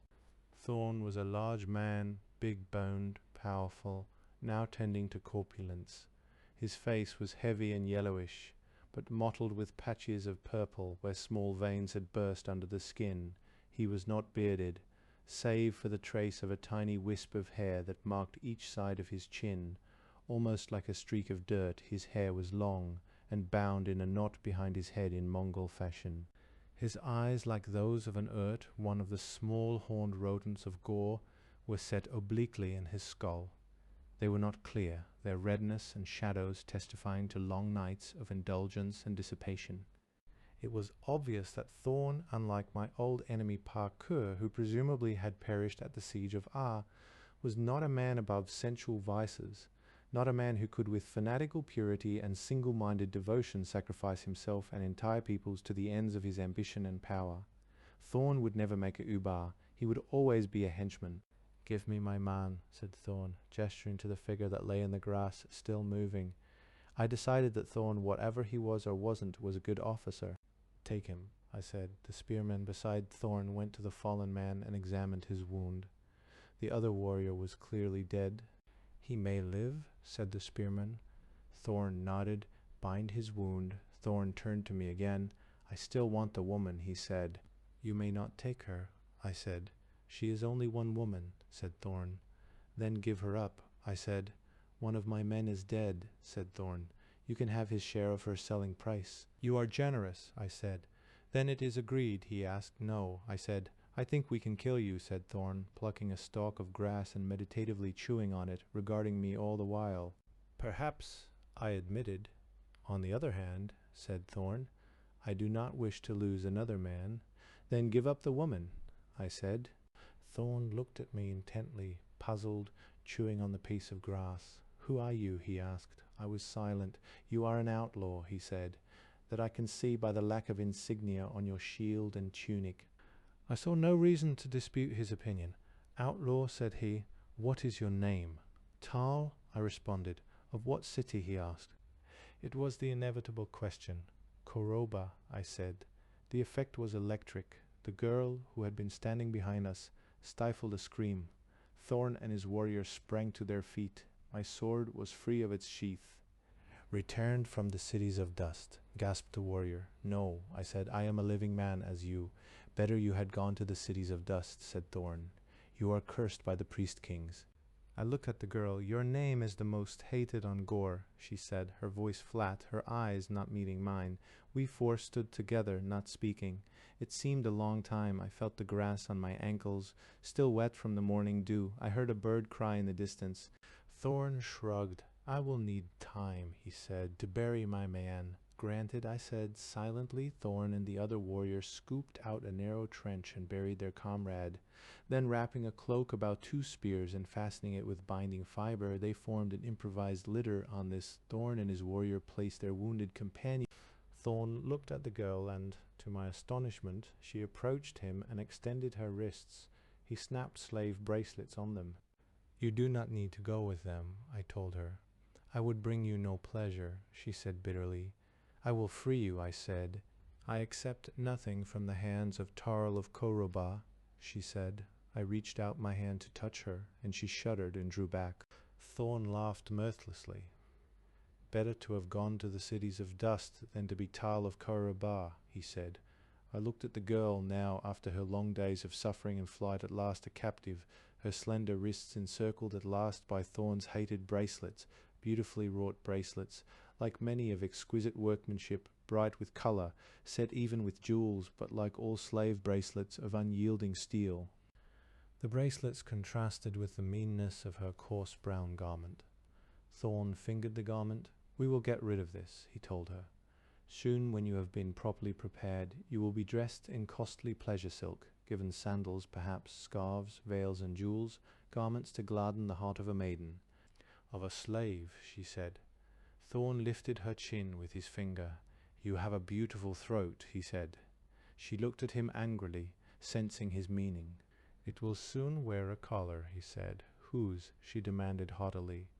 Thorn looked at her carefully. The chase had apparently in his eyes been well worth it. Mine, he said. The girl almost swooned. My fists were clenched. Well, Tarl of Koroba, said Thorn, it ends thus. I take this girl and leave you to the priest-kings. If you take her to Tharna, I said, the Tatrix will free her. I will not take her to Tharna, but to my villa, said Thorn, which lies outside the city. He laughed unpleasantly. And there, he said, as a good man of Tharna should, I will revere her to my heart's content. I felt my hand clench on the hilt of my sword. Stay your hand, warrior, said Thorn. He turned to the girl. To whom do you belong? He asked. I belong to Thorn, captain of Tharna, she said. I replaced the sword in my sheath, shattered, helpless. I could kill Thorn and his warrior, perhaps free her. But what then? Free her to the beasts of Gor, to another slaver. She would never accept my protection, and by her own actions she preferred Thorn and slavery to a favor from the man called Tarl of Koroba. I looked at her. Are you of Koroba? I asked. She stiffened and looked at me with hatred. I was, she said. I'm sorry, I said. She looked at me, tears of hatred burning in her eyes.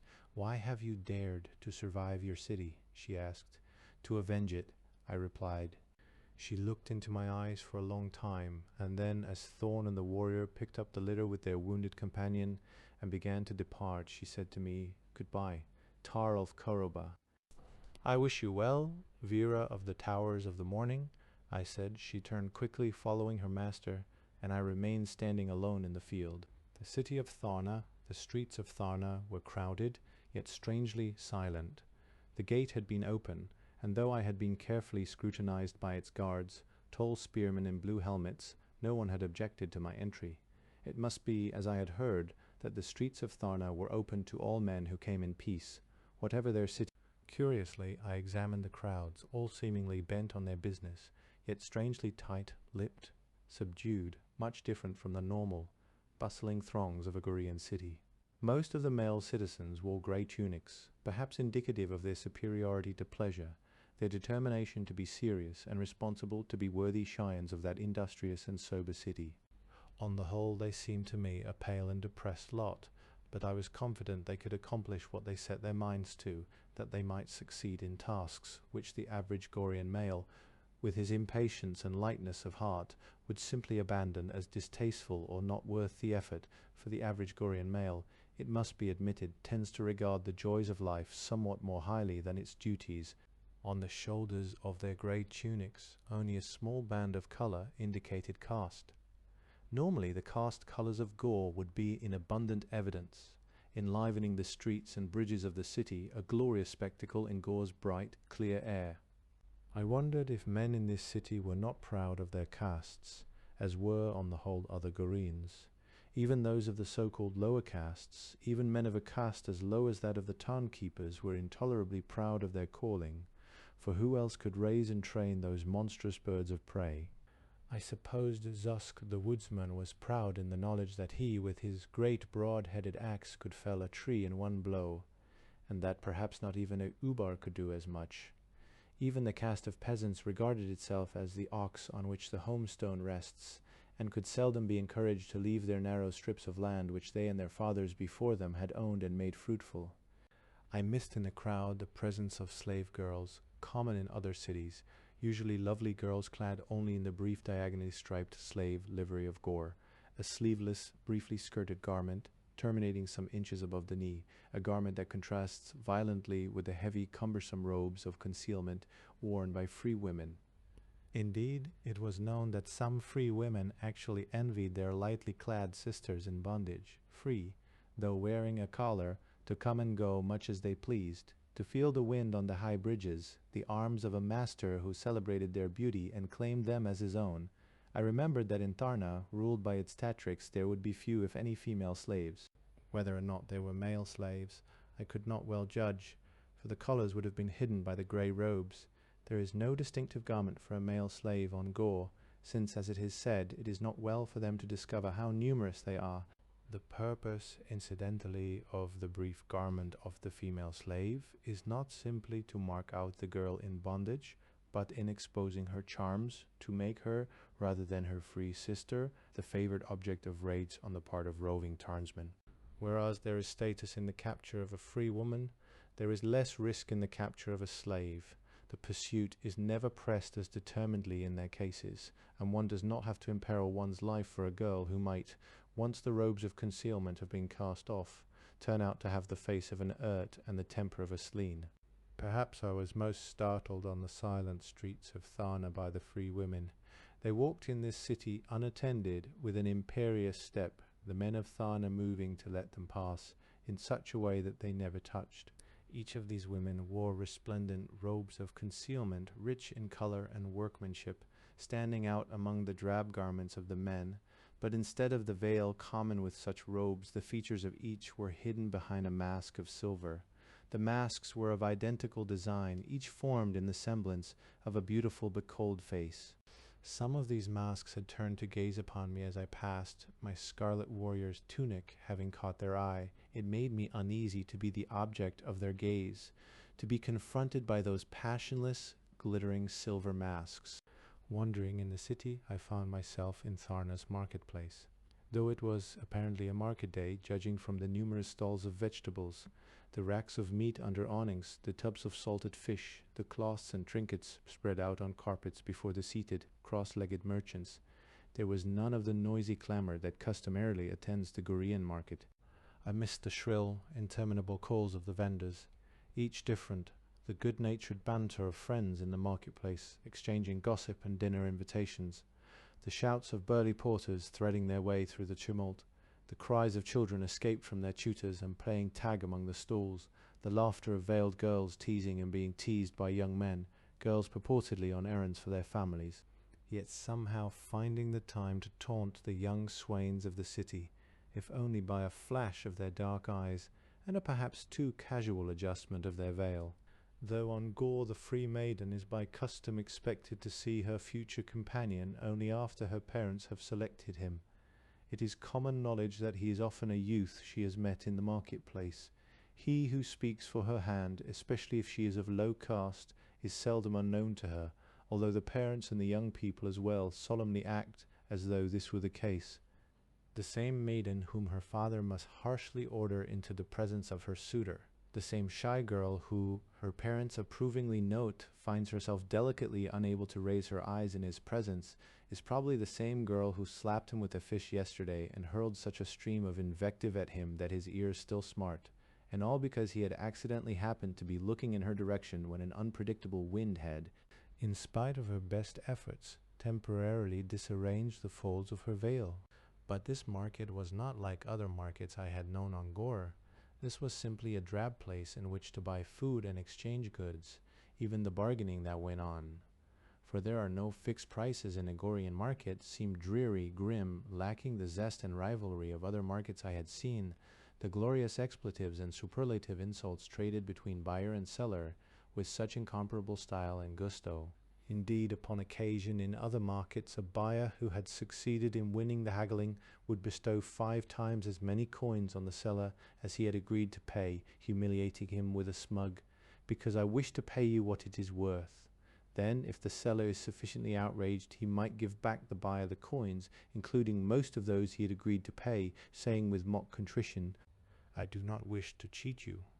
Then another round of insults occurs, and eventually, both parties satisfied, some compromise having been reached, the transaction is concluded, buyer and seller part, each convinced that he has had by far the best of the bargain. In this market, on the other hand, a steward would simply approach a vendor and point to some article, and hold up a certain number of fingers. The vendor would then hold up a higher number, sometimes bending his fingers at the knuckle to indicate a fraction of the value unit, which would be presumably the copper tarn disc. The steward might then improve his offer or prepare to depart. The vendor would then either let him go or lower his price by expressionlessly lifting fewer fingers than before. When either party called off the bargaining, his fists were closed. If a sale had been made, the steward would take a number of pierced coins, threaded on a string hung about his left shoulder, hand them to the vendor, pick up his article, and depart. When words were exchanged, they were whispered and curt. As I left the marketplace, I noted 2 men, furtive, round-shouldered in their nondescript grey robes, who followed me. Their faces were concealed in the folds of their garments, which had been drawn over their heads in the manner of a hood. Spies, I thought. It was an intelligent precaution for Tharna to take, to keep an eye on the stranger, lest her hospitality be abused. I made no effort to elude their surveillance, for that might perhaps have been interpreted as a breach of etiquette on my part, perhaps even a confession of villainous intent. Besides, as they did not know that I knew they followed me, this gave me a certain advantage in the matter. It was possible, of course, that they were merely curious. After all, how many scarlet-clad warriors appeared from day to day in the drab streets of Tharna? I climbed one of the towers of Tharna, wanting to look out upon the city. I emerged on the highest bridge I could find. It was railed, as most Gorean bridges, high or low, are not. Slowly I let my eye wander the city, surely in its people and their customs, one of the most unusual on Gor. Tharna, though a city of cylinders, did not seem to my eye as beautiful as many other cities I had seen. This was perhaps because the cylinders were, on the whole, less lofty than those of other cities, and much broader, giving an impression of a set of squat, accumulated discs, so different from the lofty forests of sky, challenging towers and battlements distinguishing most Gorean cities. Moreover, in contrast to most cities, the cylinders of Tharna seemed excessively solemn, as if overcome by their own weight. They were scarcely distinguishable from one another, an aggregate of greys and browns, so different from the 1,000 gay colours that gleamed in most cities, where each cylinder in towering splendour lodged its claim to be the bravest and most beautiful of all. Even the horizontal plains about Tharna, marked by their occasional outcroppings of weathered boulders, seemed to be grey, rather cold and gloomy, perhaps sad. Tharna was not a city to lift the heart of a man. Yet I knew that this city was, from my point of view, one of the most enlightened and civilized on Gor. In spite of this conviction, incomprehensibly, I found myself depressed by Tharna, and wondered if it, in its way, were not somehow subtly more barbaric, more harsh, less human than its ruder, less noble, more beautiful sisters. I determined that I should try to secure a Tarn and proceed as quickly as possible to the Sardar Mountains to keep my appointment with the priest-kings. "Stranger," said a voice. I turned. One of the two nondescript men who had been following me had approached. His face was concealed in the folds of his robe. With one hand he held the folds together, lest the wind should lift the cloth and reveal his face, and with the other hand he clutched the rail on the bridge, as if uncomfortable, uneasy at the height. A slight rain had begun to fall. "Tal," I said to the man, lifting my arm in the common Gorean greeting.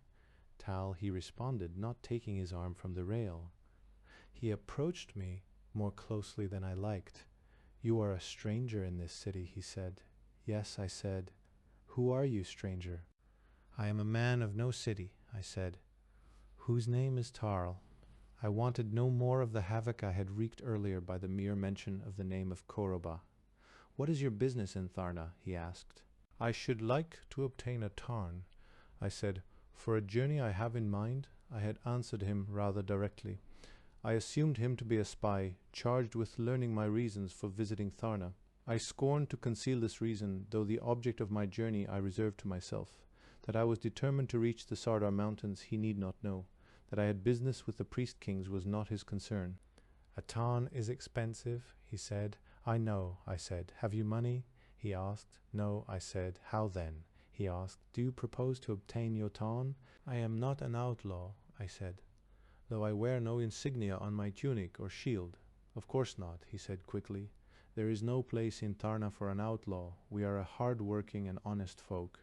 I could see that he did not believe me, and somehow I did not believe him either. For no good reason I began to dislike him. With both hands I reached to his hood and jerked it from his face. He snatched at the cloth and replaced it quickly.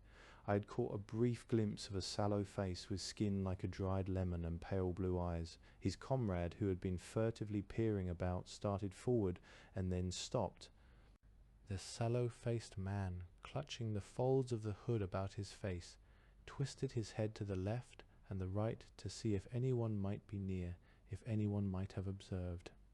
"I like to see to whom I speak," I said. "Of course," said the man ingratiatingly, a bit unsteadily, drawing the hood even more closely about his features. "I want to obtain a Tarn," I said. "Can you help me if he could not?" I had decided to terminate the interview. "Yes," said the man. I was interested. "I can help you obtain not only a Tarn," said the man, "but 1,000 golden Tarn discs and provisions for as lengthy a journey as you might wish." "I am not an assassin," I said. "Ah," said the man, "since the siege of Ar, when Pakor, master assassin, had violated the limits of his caste and had presumed, in contradiction to the traditions of Gor, to lead a horde upon the city, intending to make himself Ubar. The caste of assassins had lived as hated, hunted men, no longer esteemed mercenaries whose services were sought by cities, and as often by factions within cities. Now many assassins roamed Gor, fearing to wear the somber black tunic of their caste, disguised as members of other castes, not infrequently as warriors." "I am not an assassin," I repeated. "Of course not," said the man. "The caste of assassins no longer exists." I doubted that. "But are you not intrigued, stranger?" asked the man, his pale eyes squinting up at me through the folds of the grey robe, "by the offer of a Tarn, gold, and provisions." "What must I do to earn this?" I asked. "You need kill no one," said the man. "What then?" I asked. "You are bold and strong," he said. "What must I do?" I asked. "You have undoubtedly had experience in affairs of this sort," suggested the man. "What would you have me do?" I demanded. "Carry off a woman," he said. The light drizzle of rain, almost a grey mist matching the miserable solemnity of Tharna, had not abated, and had by now soaked through my garments. The wind, which I had not noticed before, now seemed cold. "What woman?" I asked. "Lara," said he. "And who is Lara?" I asked. "Tatrix of Tharna," he said. The Kaldar shop standing there on the bridge, in the rain, facing the obsequious, hooded conspirator. I felt suddenly sad. Here, even in the noble city of Tharna, there was intrigue, political strife, ambition that would not brook confinement. I had been taken for an assassin or an outlaw, been assessed as a likely instrument for the furtherance of the foul schemes of one of Tharna's dissatisfied factions. I refuse, I said. The small lemon-faced man drew back as if slapped. I represent a personage of power in this city, he said. I wish no harm to Lara, Tatrix of Tharna, I told him. What is she to you? Asked the man. Nothing, I said, and yet you refuse. Yes, I said, I refuse. You are afraid, he said. No, I said, I'm not afraid. You will never get your Tarn, hissed the man. He turned on his heel and, still clinging to the railing on the bridge, scurried to the threshold of the cylinder, his comrade before him. At the threshold he called back. You will never leave the walls of Tharna alive, he said. Be it so, I said. I will not do your bidding. The slight, grey-robed figure, almost as insubstantial as the mist itself, appeared ready to leave, but suddenly hesitated. He appeared to waver for a moment. Then he briefly conferred with his companion. They seemed to reach some agreement. Cautiously, his companion remaining behind, he edged out onto the bridge again. I spoke hastily, he said. No danger will come to you in Tharna. We are a hard-working and honest folk. I am pleased to hear that, I said. Then, to my surprise, he pressed a small, heavy leather sack of coins into my hand. He smiled up at me, a twisted grin visible through the obscuring folds of the grey robe. Welcome to Tharna, he said, and fled across the bridge and into the cylinder. Come back, I cried, holding the bag of coins out to him. Come back, but he was gone. At least this night, this rainy night, I would not sleep again in the fields, for, thanks to the puzzling gift of the hooded conspirator, I had the means to purchase lodging. I left the bridge and descended through the spiral stairwell of the cylinder, soon finding myself on the streets again. Inns as such are not plentiful on Gor, the hostility of cities being what it is, but usually some can be found in each city. There must, after all, be provision made for entertaining merchants, delegations from other cities, authorized visitors of one sort or another, and to be frank, the innkeeper is not always scrupulous about the credentials of his guests, asking few questions if he receives his handful of copper tarn discs. In Tharna, however, famed for its hospitality, I was confident that inns would be common. It was surprising then that I could locate none. I decided, if worse came to worst, that I could always go to a simple Paga tavern, where if those of Tharna resembled those of Koroba and Ar, one might, curled in a rug behind the low tables, unobtrusively spend the night for the price of a pot of Paga, a strong fermented drink brewed from the yellow grains of Gor's staple crop Satana or Life Daughter. The expression is related to Satasna, the expression for meat or for food in general, which means Life Mother. Paga is a corruption of Paga Satana, which means pleasure of the Life Daughter. It was customary to find diversions other than Paga in the Paga taverns as well, but in Grey Tharna the cymbals, drums and flutes of the musicians, the clashing of bangles on the ankles of dancing girls would be unfamiliar sounds. I stopped one of the anonymous grey-robed figures hurrying through the wet, cold dusk. Man of Tharna, I asked, where can I find an inn? There are no inns in Tharna, said the man, looking at me closely. You are a stranger, he said. A weary traveller who seeks lodging, I said. Stranger, said he, I am welcome in Tharna. I said, leave while you have time, he said, looking about to see if anyone were listening. Is there no Paga tavern near, I asked, where I can find rest?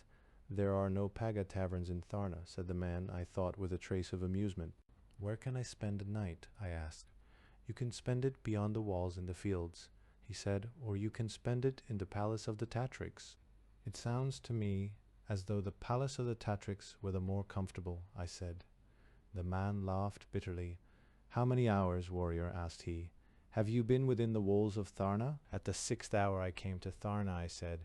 It is then too late, said the man with a trace of sorrow, for you have been within the walls for more than 10 hours. What do you mean? I asked.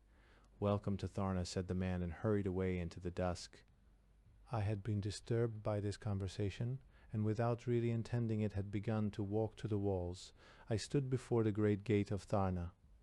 The 2 giant beams that barred it were in place, beams that could only be moved by a team of broad Tarlarian, draft lizards of Gor, or by 100 slaves, the gates bound with their bands of steel, studded with brass plates dull in the mist, the black wood looming over me in the dusk, were closed.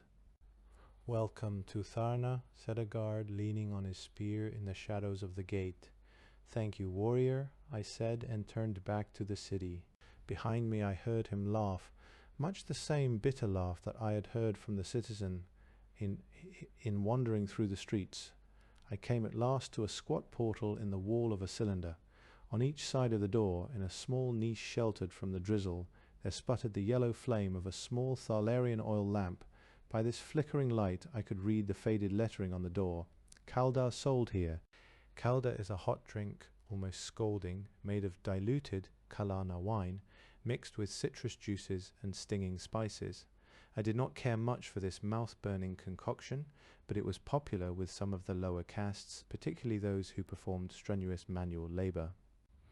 I expected its popularity was due more to its capacity to warm a man and stick to his ribs, and to its cheapness, a poor grade of Kalana wine being used in its brewing, than to any gustatory excellence. But I reasoned on this night of all nights, this cold, depressing, wet night, a cup of calda might go well indeed. Moreover, where there was calda, there should be bread and meat. I thought of the yellow Gorean bread, baked in the shape of round, flat loaves, fresh and hot. My mouth watered for a tabuk steak, or perhaps, if I were lucky, a slice of roast tarsk, the formidable six-tusked wild boar of Gor's temperate forests. I smiled to myself, felt the sack of coins in my tunic, bent down and pushed the door open. I descended 3 steps and found myself in a warm, dimly lit, low-ceilinged room, cluttered with the low tables common on Gor, around which huddled groups of 5 or 6 of the grey-robed men of Tharna. The murmur of conversation ceased as I entered. The men regarded me. There seemed to be no warriors in the room. None of the men appeared to be armed. I must have seemed strange to them. A scarlet-clad warrior, bearing weapons, suddenly entering, a man from another city unexpectedly in their midst. "What is your business?" asked the proprietor of the place, a small, thin, bald-headed man wearing a short-sleeved grey tunic and slick black apron. He did not approach, but remained behind a wooden counter, slowly, deliberately wiping the puddles of spilled calda from its stained surface. "I am passing through Tharna," I said, "and I would like to purchase a tarn to continue my journey. Tonight I want food and lodging." "This is not a place," said the man, "for one of high caste." I looked about at the men in the room, into the dejected, haggard faces. In the light it was difficult to determine their caste, for they all wore the grey robes of Tharna, and only a band of colour on the shoulder indicated their station in the social fabric. What struck me most about them had nothing to do with caste, but rather their lack of spirit. I did not know if they were weak, or if they merely thought poorly of themselves. They seemed to me to be without energy, without pride, to be flat, dry, crushed men without self-respect. "You are of high caste, of the caste of warriors," said the proprietor. "It is not proper that you should remain here." I did not much care for the prospect of emerging again into the cold, rainy night, of tramping once more through the streets, miserable, chilled to the bone, looking for a place to eat and sleep. I took a coin from the leather sack and threw it to the proprietor. He snatched it expertly from the air like a skeptical cormorant. He examined the coin. It was a silver tandit. He bit against the metal, the muscles on his jaw bulging in the lamplight. A trace of avaricious pleasure appeared in his eyes. I knew he would not care to return it. "What caste is it?" I demanded. The proprietor smiled. "Money has no caste," he said. "Bring me food and drink," I said.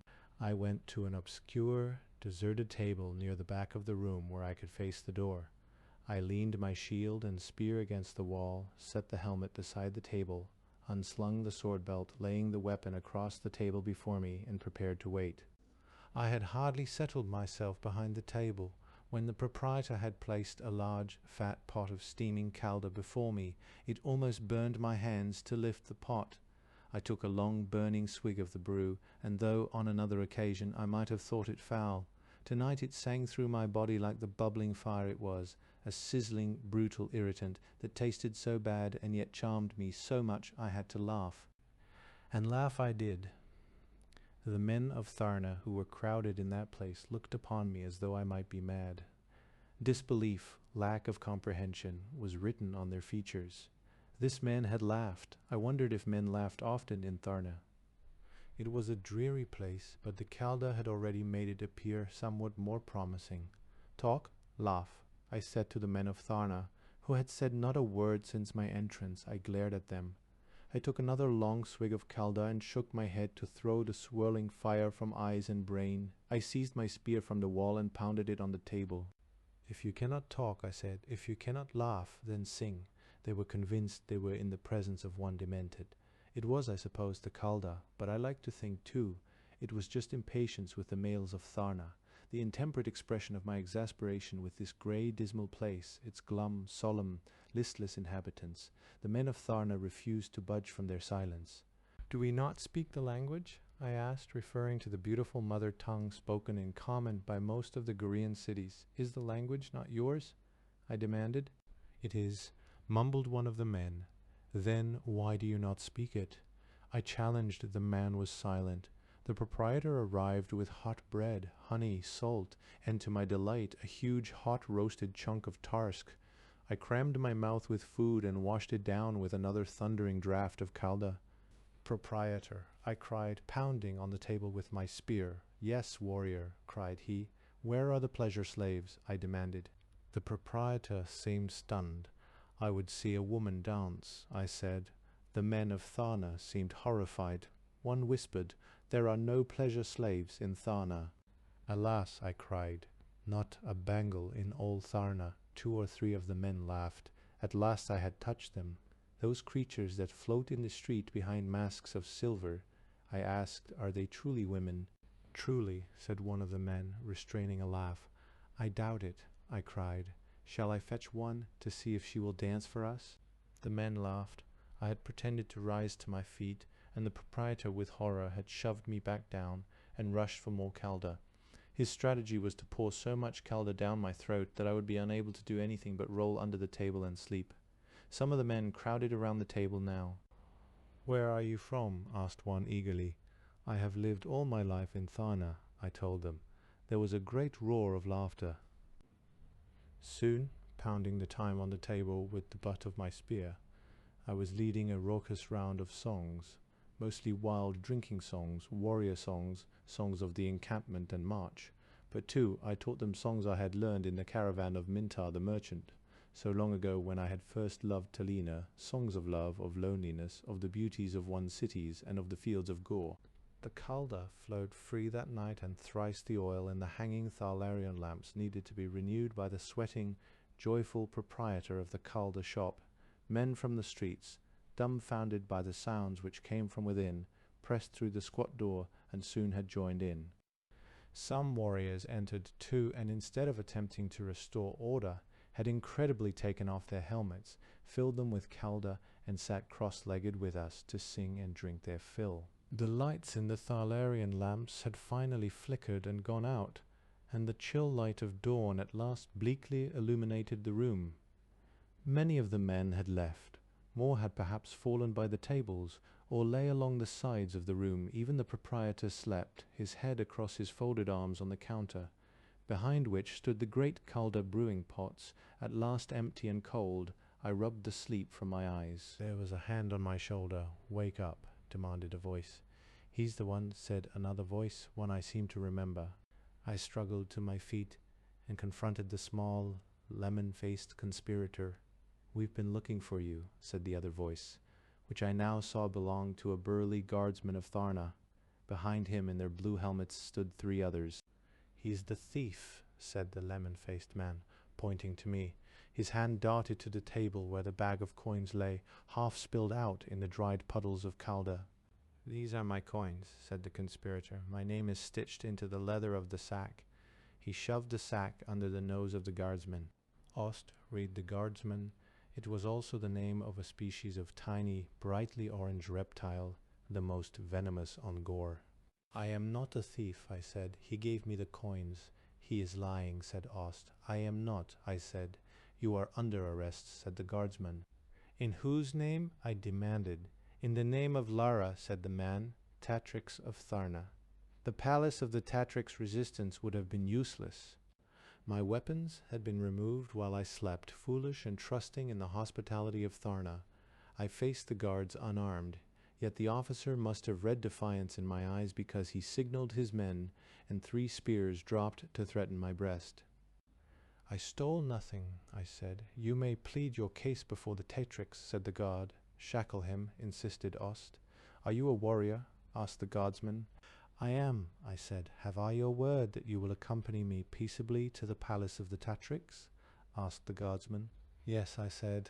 The guardsman spoke to his men. Shackles will not be necessary. I am innocent, I told the guardsman. He looked at me, his grey eyes frank in the Weishlot in his sombre blue helmet of Tharna. It is for the Tatrix to decide, he said. You must shackle him, wheezed Ost. Quiet worm, said the guardsman, and the conspirator subsided into squirming silence. I followed the guardsman, yet ringed with his men, to the palace of the Tatrix. Ost scurried along behind us, puffing and gasping, his short, bandy legs struggling to keep pace with the stride of warriors. I felt that even had I chosen to forswear my pledge, which as a warrior of Gor I would not, my chances of escape would have been small indeed.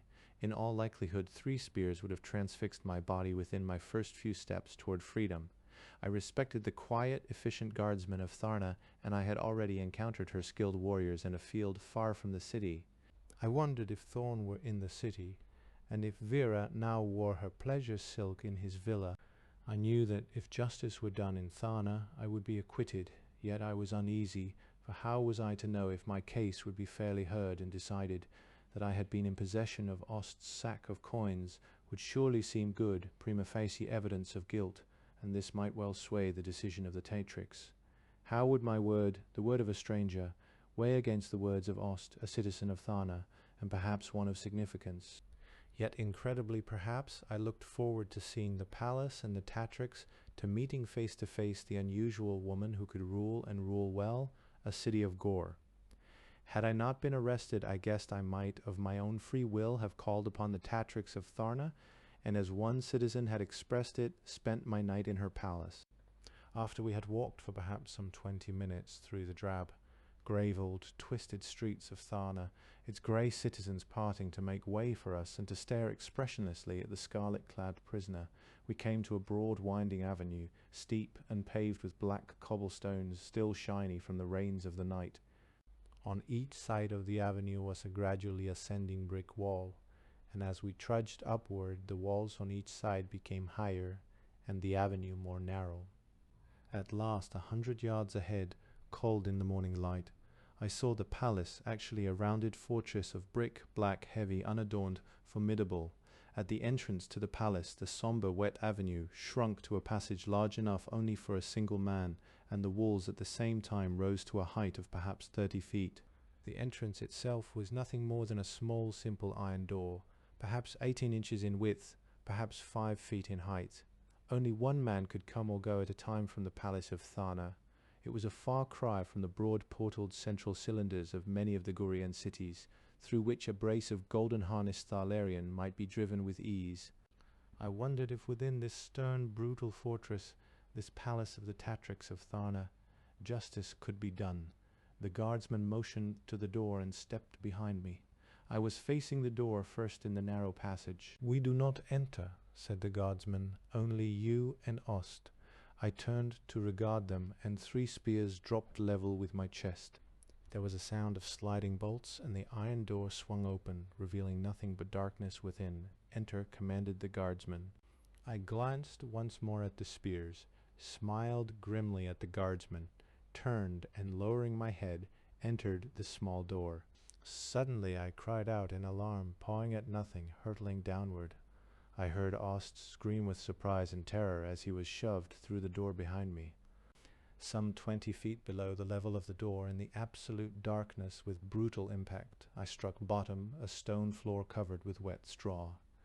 Ost's body struck mine almost at the same time. I fought for breath. My vision seemed ringed with gold and purple specks. I was dimly conscious of being seized by the mouth of some large animal and being tugged through a round tunnel-like opening.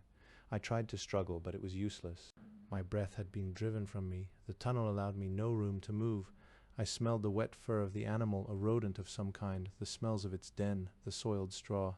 I was aware, far off, of Ost's hysterical screams. For some time the animal, moving backwards, its prey seized in its jaws, scrambled through the tunnel. It dragged me in a series of quick, vicious jerks through the tunnel, scraping me on its stone walls, lacerating me, ripping my tunic. At last it dragged me into a round, globe-like space, lit by 2 torches in iron racks, which were set into the fitted stone walls.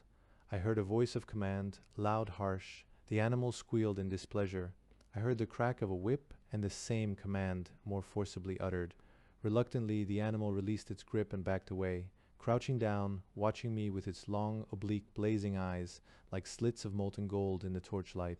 It was a giant urt, fat, sleek, and white. It bared its 3 rows of needle-like white teeth at me and squealed in anger, 2 horns. Tusks like flat crescents curved from its jaw, another 2 horns similar to the first modifications of the bony tissue forming the upper ridge of the eye socket, protruded over those gleaming eyes that seemed to feast themselves upon me, as if waiting the permission of the keeper to hurl itself on its feeding trough. Its fat body trembled with anticipation. The whip cracked again, and another command was uttered, and the animal, its long hairless tail lashing in frustration, slunk into another tunnel. An iron gate consisting of bars fell behind it. Several pairs of strong hands seized me, and I caught a glimpse of a heavy, curved, silverish object. I tried to rise, but was pressed down, my face to the stone. A heavy object, thick as a hinged beam, was thrust beneath and over my throat. My wrists were held in position, and the device closed on my throat and wrists. With a sinking sensation, I heard the snap of a heavy lock. "He's yoked," said a voice. "Rise, slave," said another. I tried to rise to my feet, but the weight was too much. I heard the hiss of a whip and gritted my teeth as the leather coil bit at my flesh. Again and again it struck downward like lightning bolts of leather fire. I managed to get my knees under me, and then painfully heaved the yoke upward, struggling unsteadily to my feet. "Well done, slave," said a voice. Amidst the burning of the lash wounds, I felt the cold air of the dungeon on my back. The whip had opened my tunic. I would be bleeding. I turned to look at the man who had spoken. It was he who held the whip. I noted grimly that its leather was wet with my blood. "I am not a slave," I said. The man was stripped to the waist, a brawny fellow wearing buckled leather wrist straps, his hair bound back on his head with a band of grey cloth. "In Tharna," said he, "a man such as you can be nothing else." I looked about the room, which curved to a dome some 25 feet above the floor. There were several exits, most of them rather small, barred apertures. From some I heard groaning. From some others I heard the shuffling and squealing of animals, perhaps more of the giant urts. By one wall there was a large bowl of burning coals, from which protruded the handles of several irons. A rack of some sort was placed near the bowl of coals. It was large enough to accommodate a human being. In certain of the walls chains were fixed, and here and there other chains dangled from the ceiling. On the walls, as though in some workshop, there hung instruments of various sorts, which I shall not describe, other than to say that they were ingeniously designed for the torment of human beings. "It was an ugly place here," said the man proudly. "Peace is kept in Tharna. I demand," I said, "to be taken to the Tatrix." "Of course," said the man. He laughed unpleasantly. "I shall take you to the Tatrix myself." I heard the winding of a chain on a windlass and saw one of the barred gates leading from the chamber slowly lifting. The man gestured with his whip. I understood I was to go through the opening. "The Tatrix of Tharna is expecting you," he said. "Lara, Tatrix of Tharna." I passed through the opening and painfully began to climb a small circular passage, staggering with each step under the weight of the heavy metal yoke. The man with the whip, cursing, urged me to greater speed. He poked me savagely with the whip, the narrowness of the passage not allowing him to use it as he wished. Already my legs and shoulders ached from the strain of the yoke. We emerged in a broad but dim hall. Several doors led from this hall. With his whip prodding me scornfully, the man in wrist straps directed me through one of these doors. This door led again into a corridor, from which again several doors led, and so it continued. It was like being driven through a maze or sewer. The halls were lit occasionally by Tharlarian oil lamps set in iron fixtures mounted in the walls. The interior of the palace seemed to me to be deserted. It was innocent of color, of adornment. I staggered on, smarting from the whip wounds, almost crushed by the burden of the yoke. I doubted if I could, unaided, find my way from this sinister labyrinth. At last I found myself in a large vaulted room lit by torches set in the walls. In spite of its loftiness, it too was plain like the other rooms and passageways I had seen. Somber, oppressive, only one adornment relieved the walls of their melancholy aspect. the image of a gigantic golden mask carved in the likeness of a beautiful woman. Beneath this mask there was on a high dais a monumental throne of gold. On the broad steps leading to the throne there were curule chairs, on which sat, I supposed, members of the High Council of Tharna. Their glittering silver masks, each carved in the image of the same beautiful woman, regarded me expressionlessly. About the room, here and there, stood stern warriors of Tharna, grim in their blue helmets, each with a tiny silver mask on the temple, members of the palace guard. One such helmeted warrior stood near the foot of the throne. There seemed to be something familiar about him. On the throne itself there sat a woman, proud, lofty, in haughty dignity, garbed regally in majestic robes of golden cloth, wearing a mask not of silver but of pure gold, carved like the others in the image of a beautiful woman. The eyes behind the glittering mask of gold regarded me. No one need tell me that I stood in the presence of Lara, Tatrix of Tharna. The warrior at the foot of the throne removed his helmet. It was Thorn, captain of Tharna, whom I had met in the fields far from the city. His narrow eyes, like those of an Urt, looked upon me contemptuously. He strode to face me. "Kneel," he commanded. "You stand before Lara, Tatrix of Tharna." I would not kneel. Thorn kicked my feet from under me, and under the weight of the yoke I crashed to the floor, helpless. "The whip," said Thorn, extending his hand. The burly man in wrist straps placed it in his hand. Thorn lifted the instrument to lay my back open with its harsh stroke. "Do not strike him," said an imperious voice, and the whip arm of Thorn dropped as though the muscles had been cut. The voice came from the woman behind the golden mask, Lara herself. I was grateful. Hot with sweat, each fiber in my body screaming in agony, I managed to gain my knees. Thorn's hand would allow me to rise no further. I knelt, yoked, before the Tatrix of Tharna. The eyes behind the yellow mask regarded me curiously. "Is it thus, stranger," she asked, her tones cold, "that you expected to carry from the city the wealth of Tharna?" I was puzzled. My body was racked with pain. My vision was blurred with sweat. "The yoke is of silver," said she, "from the mines of Tharna." I was stunned, for if the yoke were truly of silver, the metal on my shoulders might have ransomed at Ubar. "We of Tharna," said the Tatrix, "think so little of riches that we use them to yoke slaves." My angry glare told her that I did not consider myself a slave. From the curule chair beside the throne rose another woman, wearing an intricately wrought silver mask and magnificent robes of rich silver cloth. She stood haughtily beside the Tatrix, the expressionless silver mask gleaming down at me, hideous in the torchlight it reflected. Speaking to the Tatrix, but not turning the mask from me, she said, "Destroy the animal." It was a cold, ringing voice, clear, decisive, authoritative. "Does the law of Tharna not give it the right to speak?" Dorna the Proud, second in Tharna, asked the Tatrix, whose voice, too, was imperious and cold, yet pleased me more than the tones of she who wore the silver mask. "Does the law recognize beasts?" asked the woman whose name was Dorna the Proud. It was almost as if she challenged her Tatrix, and I wondered if Dorna the Proud was content to be second in Tharna. The sarcasm in her voice had been ill-concealed. The Tatrix did not choose to respond to Dorna the Proud. "Has he still his tongue?" asked the Tatrix of the man with the wrist straps who stood behind me. "Yes, Tatrix," said the man. I thought that the woman in the silver mask, who had been spoken of as second in Tharna, seemed to stiffen with apprehension at this revelation. The silver mask turned upon the man in wrist straps. His voice stammered, and I wondered if behind me his burly frame trembled. It was the wish of the Tatrix that the slave be yoked and brought to the chamber of the golden mask as soon as possible, and unharmed. I smiled to myself, thinking of the teeth of the Urt and the whip, both of which had found my flesh. "Why did you not kneel, stranger?" asked the Tatrix of Tharna. "I am a warrior," I responded. "You are a slave," hissed Dorna the Proud from behind that expressionless mask.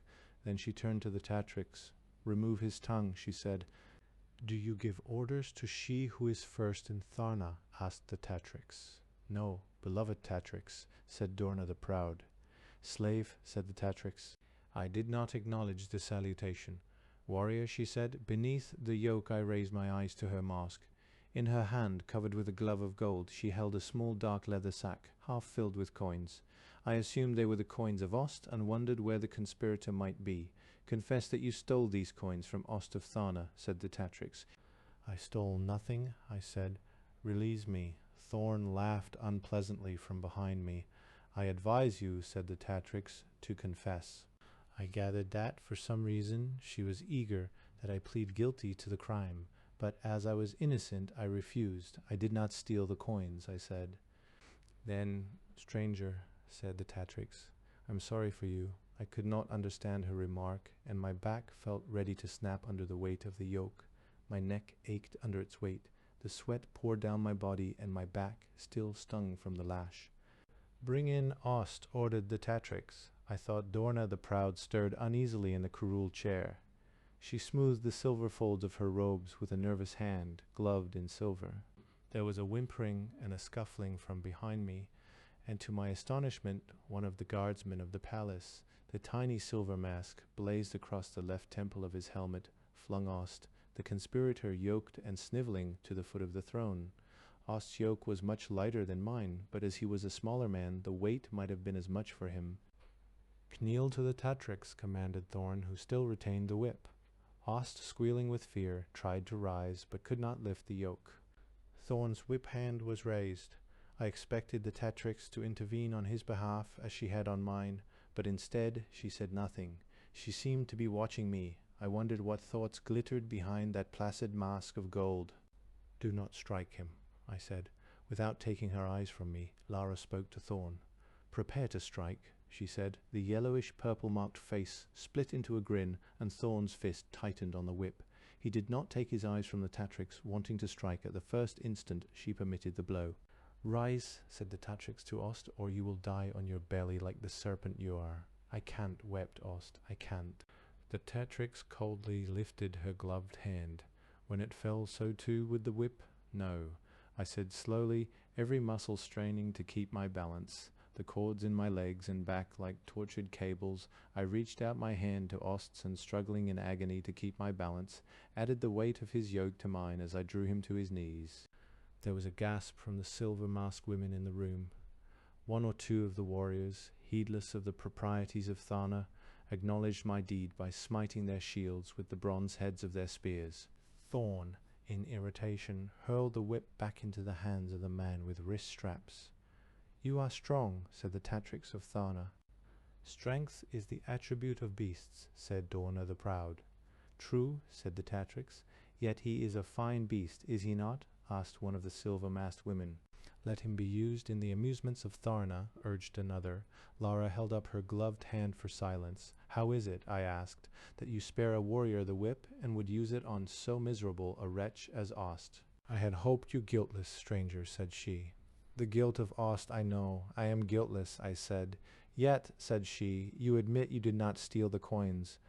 My brain reeled. That is true. I said I did not steal the coins. Then you are guilty, said the voice of Lara. I thought sadly. Of what? I asked to know. Of conspiracy against the throne of Tharna, said the Tatrix. I was dumbfounded. Ost, said the Tatrix, her voice like ice. You are guilty of treason against Tharna. It is known you conspire against the throne. One of the guards, the fellow who had brought Ost in, spoke. It is as your spies reported, Tatrix. In his quarters were found seditious documents, letters of instruction pertaining to the seizure of the throne, sacks of gold to be used in obtaining accomplices. Has he confessed these things as well? Asked Lara.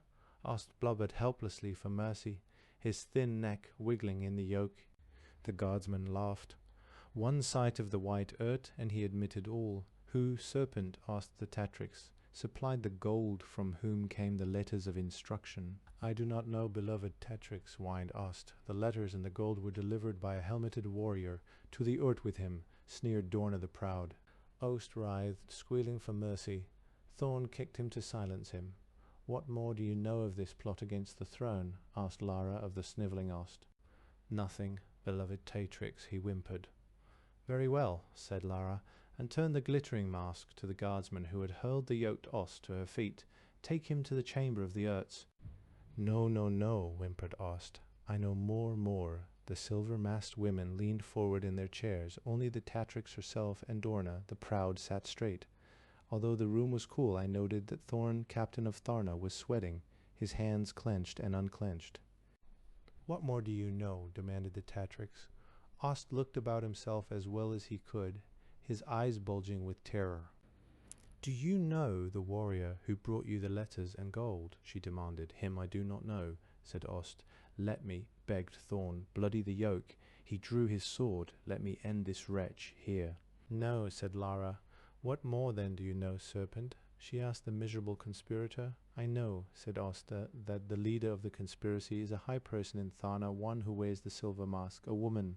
"Unthinkable," cried Lara, rising to her feet. "None who wear the silver mask could be disloyal to Tharna." "Yet it is so," snivelled Ost. "Who is the traitress?" demanded Lara. "I do not know her name," said Ost. Thorn laughed. "But," said Ost, hopefully, "I once spoke with her, and I might recognize her voice if I were but allowed to live." Thorn laughed again. "It is a trick to buy his life. What think you, Dorna the Proud?" asked Lara of she who was second in Tharna. But instead of answering, Dorna the Proud seemed strangely silent. She extended her silver-gloved hand, palm facing her body, and chopped brutally down with it, as though it might have been a blade. "Mercy, great Dorna!" screamed Ost. Dorna repeated the gesture, slowly, cruelly, but the hands of Lara were extended, palms up, and she lifted them slightly. It was a gracious gesture that spoke of mercy. "Thank you, beloved Tatrix," whimpered Ost, his eyes bursting with tears. "Thank you. Tell me, serpent," said Lara, "did the warrior steal the coins from you?" "No, no," blubbered Ost. "Did you give them to him?" she demanded. "I did," he said. "I did. And did he accept them?" she asked. "He did," said Ost. "You pressed the coins upon me and ran. I said, I had no choice." "He accepted the coins," muttered Ost, looking at me malevolently, determined apparently that I would share whatever fate lay in store for him. "I had no choice," I said calmly. Ost shot a venomous look in my direction. "If I were a conspirator," I said, "if I were in league with this man, why would he have charged me with the theft of the coins? Why would he have had me arrested?"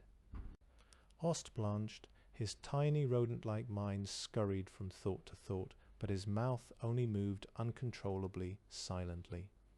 Thorn spoke. Ost knew himself to be suspected of plotting against the throne.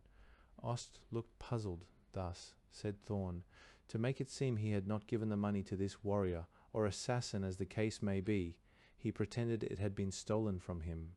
In that way he might at one time appear free from guilt and destroy the man who knew of his complicity."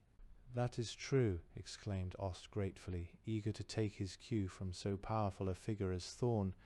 "How is it that Ost gave you the coins, warrior?" asked the Tatrix. "Ost gave them to me," I said, "as a gift." Thorn threw back his head and laughed. "Ost never gave anything away in his life," roared Thorn, wiping his mouth, struggling to regain his composure. There was even a slight sound of amusement from the silver-masked figures who sat upon the steps to the throne. Ost himself snickered. But the mask of the Tatrix glittered upon Ost, and his snicker died in his thin throat. The Tatrix arose from her throne and pointed her finger at the wretched conspirator. Her voice was cold as she spoke to the guardsman who had brought him to the chamber. "To the mines with him," she said. "No, beloved Tatrix, no," cried Ost. Terror, like a trapped cat, seemed to scratch behind his eyes, and he began to shake in his yoke like a diseased animal. Scornfully, the guardsman lifted him to his feet and dragged him stumbling and whimpering from the room. I gathered the sentence to the mines was equivalent to a sentence of death. "You are cruel," I said to the Tatrix. "A Tatrix must be cruel," said Dorna. That, I said, I would hear from the mouth of the Tatrix herself. Dorna stiffened at the rebuff. After a time the Tatrix, who had resumed her throne, spoke. Her voice was quiet. "Sometimes, stranger," she said, "it is hard to be first in Tharna." I had not expected that answer. I wondered what sort of woman was the Tatrix of Tharna. What lay concealed behind that mask of gold? For a moment I felt sorry for the golden creature before whose throne I knelt.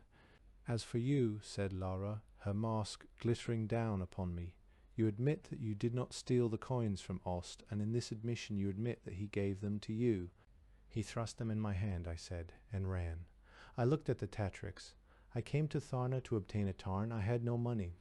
With Ost's coins I could have purchased one and continued my journey. Should I have thrown them away? These coins, said Lara, holding the tiny sack in her hand, gloved in gold, were to buy my death. So few coins. I asked skeptically. Obviously the full sum would follow upon the accomplishment of the deed, she said. The coins were a gift, I said, or so I thought. I do not believe you, she said. I was silent. What full sum did Ost offer you? She asked. I refused to be a party to his schemes, I said. What full sum did Ost offer you? Repeated the Tatrix. He spoke, I said, of a tarn, 1,000 golden tarn discs and provisions for a long journey. Golden tarn discs, unlike those of silver, are scarce in Tharna, said the Tetrix. Someone is apparently willing to pay highly for my death. Not your death, I said. Then what? She asked. Your abduction, I said. The Tatrix stiffened suddenly, her entire body trembling with fury. She rose, seemingly beside herself with rage. Bloody the yoke? Urged Dorna. Thorn stepped forward, his blade raised. No, screamed the Tatrix, and to the astonishment of all, herself descended the broad steps of the dais. Shaking with fury, she stood before me, over me in her golden robes and mask. Give me the whip, she cried. Give it to me. The man with the wrist straps hastily knelt before her, lifting it to her hands. She snapped it cruelly in the air, and its report was sharp and vicious. So, she said to me, both hands clenched on the butt of the whip, you would have me before you on the scarlet rug bound with yellow cords, would you? I did not understand her meaning. You would have me in a camisk and collar, would you? She hissed hysterically. The women of the silver masks recoiled, shuddering. There were exclamations of anger, of horror. I am a woman of Tharna, she screamed. First in Tharna, first. Then, beside herself with rage, holding the whip in both hands, she lashed madly at me. It is the kiss of the whip for you, she screamed. Again and again she struck me, yet through it all I managed to stay on my knees, not to fall. My senses reeled, my body, tortured by the weight of the silver yoke, now wrapped in the flames of the whip, shook with uncontrollable agony. Then, when the Tatrix had exhausted herself, by some effort I find it hard to comprehend, I managed to stand on my feet, bloody, wearing the yoke, my flesh in tatters, and look down upon her. She turned and fled to the dais. She ran up the steps and turned only when she stood at last before her throne. She pointed her hand imperiously at me, that hand wearing its glove of gold, now spattered with my blood, wet and dark from the sweat of her hand. Let him be used in the amusements of Tharna, she said. Andreas of the cast of poets, I had been hooded and driven through the streets, stumbling under the weight of the yoke. At last I had entered a building and had descended a long, swirling ramp through dank passages. When I was unhooded, my yoke had been chained to the wall of a dungeon. The place was lit by a small, foul Tharlarian oil lamp set in the wall near the ceiling. I had no idea how far below ground it might be. The floor and the walls were of black stone quarried in giant blocks of perhaps a ton apiece. The lamp dried the stone in its vicinity, but on the floor and most of the walls there was a dampness and the smell of mold. Some straw was scattered on the floor. From where I was chained, I could reach a cistern of water. A food pan lay near my foot, exhausted, my body aching from the weight of the yoke and the sting of the lash. I lay on the stones and slept. How long I slept I don't know. When I awoke, each of my muscles ached, but now it was a dull, cold ache. I tried to move and my wounds tortured me. In spite of the yoke, I struggled to a cross-legged sitting position and shook my head. In the food pan I saw half a loaf of coarse bread. Yoked as I was, there was no way to pick it up and get it to my mouth. I might crawl to it on my belly, and if my hunger were great enough, I knew I must, but the thought angered me. The yoke was not simply a device to secure a man, but to humiliate him, to treat him as if he were a beast. "Let me help you," said a girl's voice. I turned the momentum of the yoke, almost carrying me into the wall. Two small hands caught it and, struggling, managed to swing it back, keeping my balance. I looked at the girl. Perhaps she was plain, but I found her attractive. There was a warmth in her I would not have expected to find in Tharna. Her dark eyes regarded me, filled with concern. Her hair, which was reddish-brown, was bound behind her head with a coarse string. As I gazed on her, she lowered her eyes shyly. She wore only a single garment, a long, narrow rectangle of rough, brown material, perhaps 18 inches in width, drawn over her head like a poncho, falling in front and back, a bit above her knees and belted at the waist with a chain. "Yes," she said with shame, "I wear the camask. You are lovely," I said. She looked at me, startled yet grateful. We faced each other in the half-darkness of the dungeon, not speaking. There was no sound in that dark, cold place. The shadows of the tiny Tharlarian oil lamp far above flickered on the walls, on the face of the girl. Her hand reached out and touched the silver yoke I wore. "They are cruel," she said. Then, without speaking more, she picked up the bread from the pan and held it for me. I bit 2 or 3 voracious mouthfuls of the coarse stuff and chewed it and gulped it down. I noted her throat was encircled by a collar of grey metal. I supposed it indicated that she was a state slave of Tharna. She reached into the cistern, first scraping the surface of the water to clear it of the green scum that floated there, and then, in the palms of her cupped hands, carried water to my parched lips. "Thank you," I said. She smiled at me. "One does not thank a slave," she said. "I thought women were free in Tharna," I said, gesturing with my head toward the grey metal collar she wore. "I will not be kept in Tharna," she said. "I will be sent from the city to the great farms, where I will carry water to field slaves." "What is your crime?" I asked. "I betrayed Tharna," she said. "You conspired against the throne," I asked. "No," said the girl. "I cared for a man." I was speechless. "I once wore the silver mask, warrior," said the girl, "but now I am only a degraded woman, for I allowed myself to love." "That is no crime," I said. The girl laughed merrily. I love to hear the sudden glad music of a woman's laughter, that laughter that so delights a man, that acts on his senses like Kalana wine. Suddenly it seemed I no longer felt the weight of the yoke. "Tell me about him," I said, "but first tell me your name." "I am Lina of Tharna," she said. "What is your name?" "Tarl," I said. "Of what city? Of no city." "Ah," said the girl, smiling, and inquired no further. She would have concluded that she shared her cell with an outlaw. She sat back on her heels, her eyes happy. "He was," she said, "not even of this city." I whistled. That would be a serious matter in Gorean eyes. And worse than that, she laughed, clapping her hands.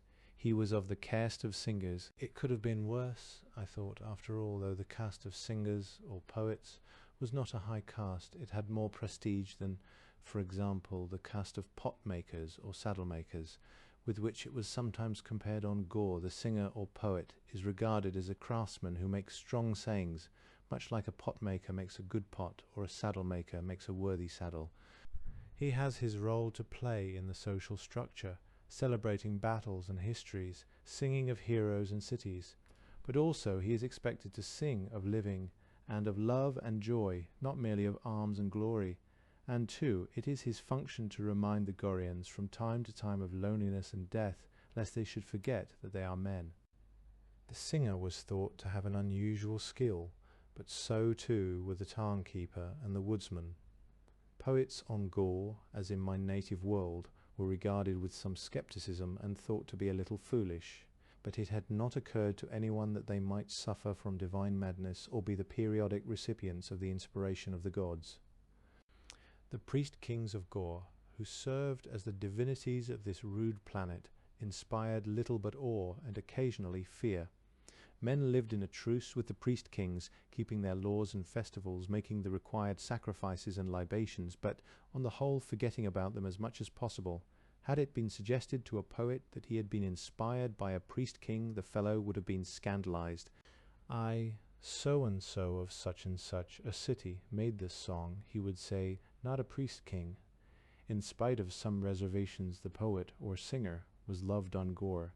It had not occurred to him that he owed misery and torment to his profession, and, on the whole, the caste of poets was thought to be a most happy band of men.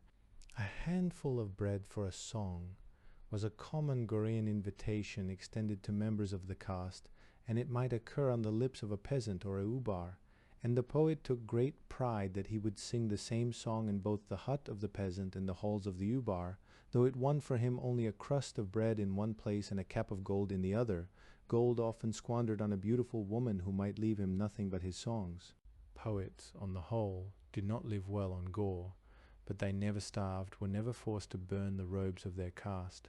Some had even sung their way from city to city, their poverty protecting them from outlaws, and their luck from the predatory beasts of Gornine cities. Long after his death claimed the man who centuries ago had called Koroba the Towers of the Morning. The caste of poets is not so bad, I said to Lina. Of course not, she said, but they are outlawed in Tharna. Oh, I said. Nonetheless, she said, her eyes happy, this man Andreas of the desert city of Tor crept into the city looking for a song, he said. She laughed, but I think he really wanted to look behind the silver masks of our women. She clapped her hands with delight. It was I, she continued, who apprehended and challenged him, I who saw the lyre beneath his grey robes and knew him for a singer. In my silver mask I followed him, and determined that he had been within the city for more than 10 hours. What is the significance of that? I asked, for I had heard something of the sort before. It means one is made welcome in Tharna, said the girl, and this means one is sent to the great farms to be a field slave, to cultivate the soil of Tharna in chains until one dies. Why are strangers not warned of this? I asked. When they entered the gates, that would be foolish indeed, would it not? Laughed the girl. For how then would the ranks of field slaves be replenished? I see, I said, now understanding for the first time something of the motivation behind the hospitality of Tharna. As one who wore the silver mask, continued the girl. It was my duty to report this man to the authorities. Yet I was curious, for I had never known a man not from Tharna. I followed him until we were alone, and then I challenged him, informing him of the fate that lay before him. Then what did he do? I asked. She dropped her head shyly. He pulled away my silver mask and kissed me, she said, so that I could not even cry for help. I smiled at her. I had never been in the arms of a man before. She said, for the men of Tharna may not touch women. I must have looked puzzled. The caste of physicians, she said, under the direction of the High Council of Tharna, arranges these matters. I see, I said. Yet, she said, though I had worn the silver mask and counted myself a woman of Tharna, when he took me in his arms, I did not find the sensation unpleasant. She looked at me a little sadly. I knew then that I was no better than he, no better than a beast, worthy only to be a slave. You do not believe that? I demanded. Yes, she said, but I do not care, for I would rather wear the camisk and have felt his kiss than live forever behind my silver mask. Her shoulders shook. I wished that I could have taken her in my arms and comforted her. I am a degraded creature, she said, shamed, a traitress to all that is highest in Tharna. What happened to the man? I asked. I sheltered him, she said, and managed to smuggle him from the city. She sighed. He made me promise to follow him, but I knew I could not. What did you do? I asked. When he was safe, she said, I did my duty, giving myself up, going before the High Council of Tharna and confessing all. It was decreed that I must lose my silver mask, don the camisk, and be collared, and be sent to the great farms to carry water to field slaves. She began to weep. You should not have given yourself to the High Council, I said. Why? She asked. Was I not guilty? You were not guilty, I said. Is love not a crime? She asked. Only in Tharna, I said. She laughed. You are strange too, she said, like Andreas of Tor. What of Andreas? I asked. When you do not join him, will he not come searching for you, re-enter the city? No, she said. He will think I no longer love him. She lowered her head. He will go away and find himself another woman, one more lovely than a girl of Tharna. Do you believe that? I asked. Yes, said she. And she added, he will not enter the city. He knows he would be caught, and, considering his crime, he might be sent to the mines. She shuddered. Perhaps even be used in the amusements of Tharna. So you think he will fear to enter the city? I asked. Yes, said she. He will not enter the city. He is not a fool. What? Cried a merry young voice, insolent and good-natured. Could a wench like you know of fools, of the caste of singers, of poets? Lina sprang to her feet. Through the door of the dungeon a yoked figure was thrust by the butt ends of 2 spears. He stumbled through the entire room before he struck the wall with the yoke. He managed to turn the yoke and slide down the wall to a seated position. He was an unkempt, strong-looking lad, with cheerful blue eyes and a mop of hair like the mane of a black larl. He sat on the straw and smiled at us, a jolly, impish, shamefaced smile. He stretched his neck in the yoke and moved his fingers. "Well, Lina," he said, "I have come to carry you off." "Andreas," she cried, rushing to him. "The amusements of Tharna the Sun hurt my eyes." The white sand, perfumed, sprinkled with mica and red lead, burned my feet. I blinked again and again, trying to lessen the torture of the glare. Already I could feel the heat of the sun soaking into the silver yoke I wore. My back felt the jab of spears as I was prodded ahead and stumbled forward unsteady under the weight of the yoke, my feet sinking to their ankles in the hot sand. On both sides of me were other wretched fellows, similarly yoked, some whining, some cursing, as they too were driven forward like beasts. One silent to my left I knew to be Andreas of the desert city of Tor. At last I no longer felt the spear point in my back. "Kneel to the Tatrix of Tharna," commanded an imperious voice, speaking through some type of trumpet. I heard the voice of Andreas next to me. "Strange," said he. "Usually the Tatrix does not attend the amusements of Tharna."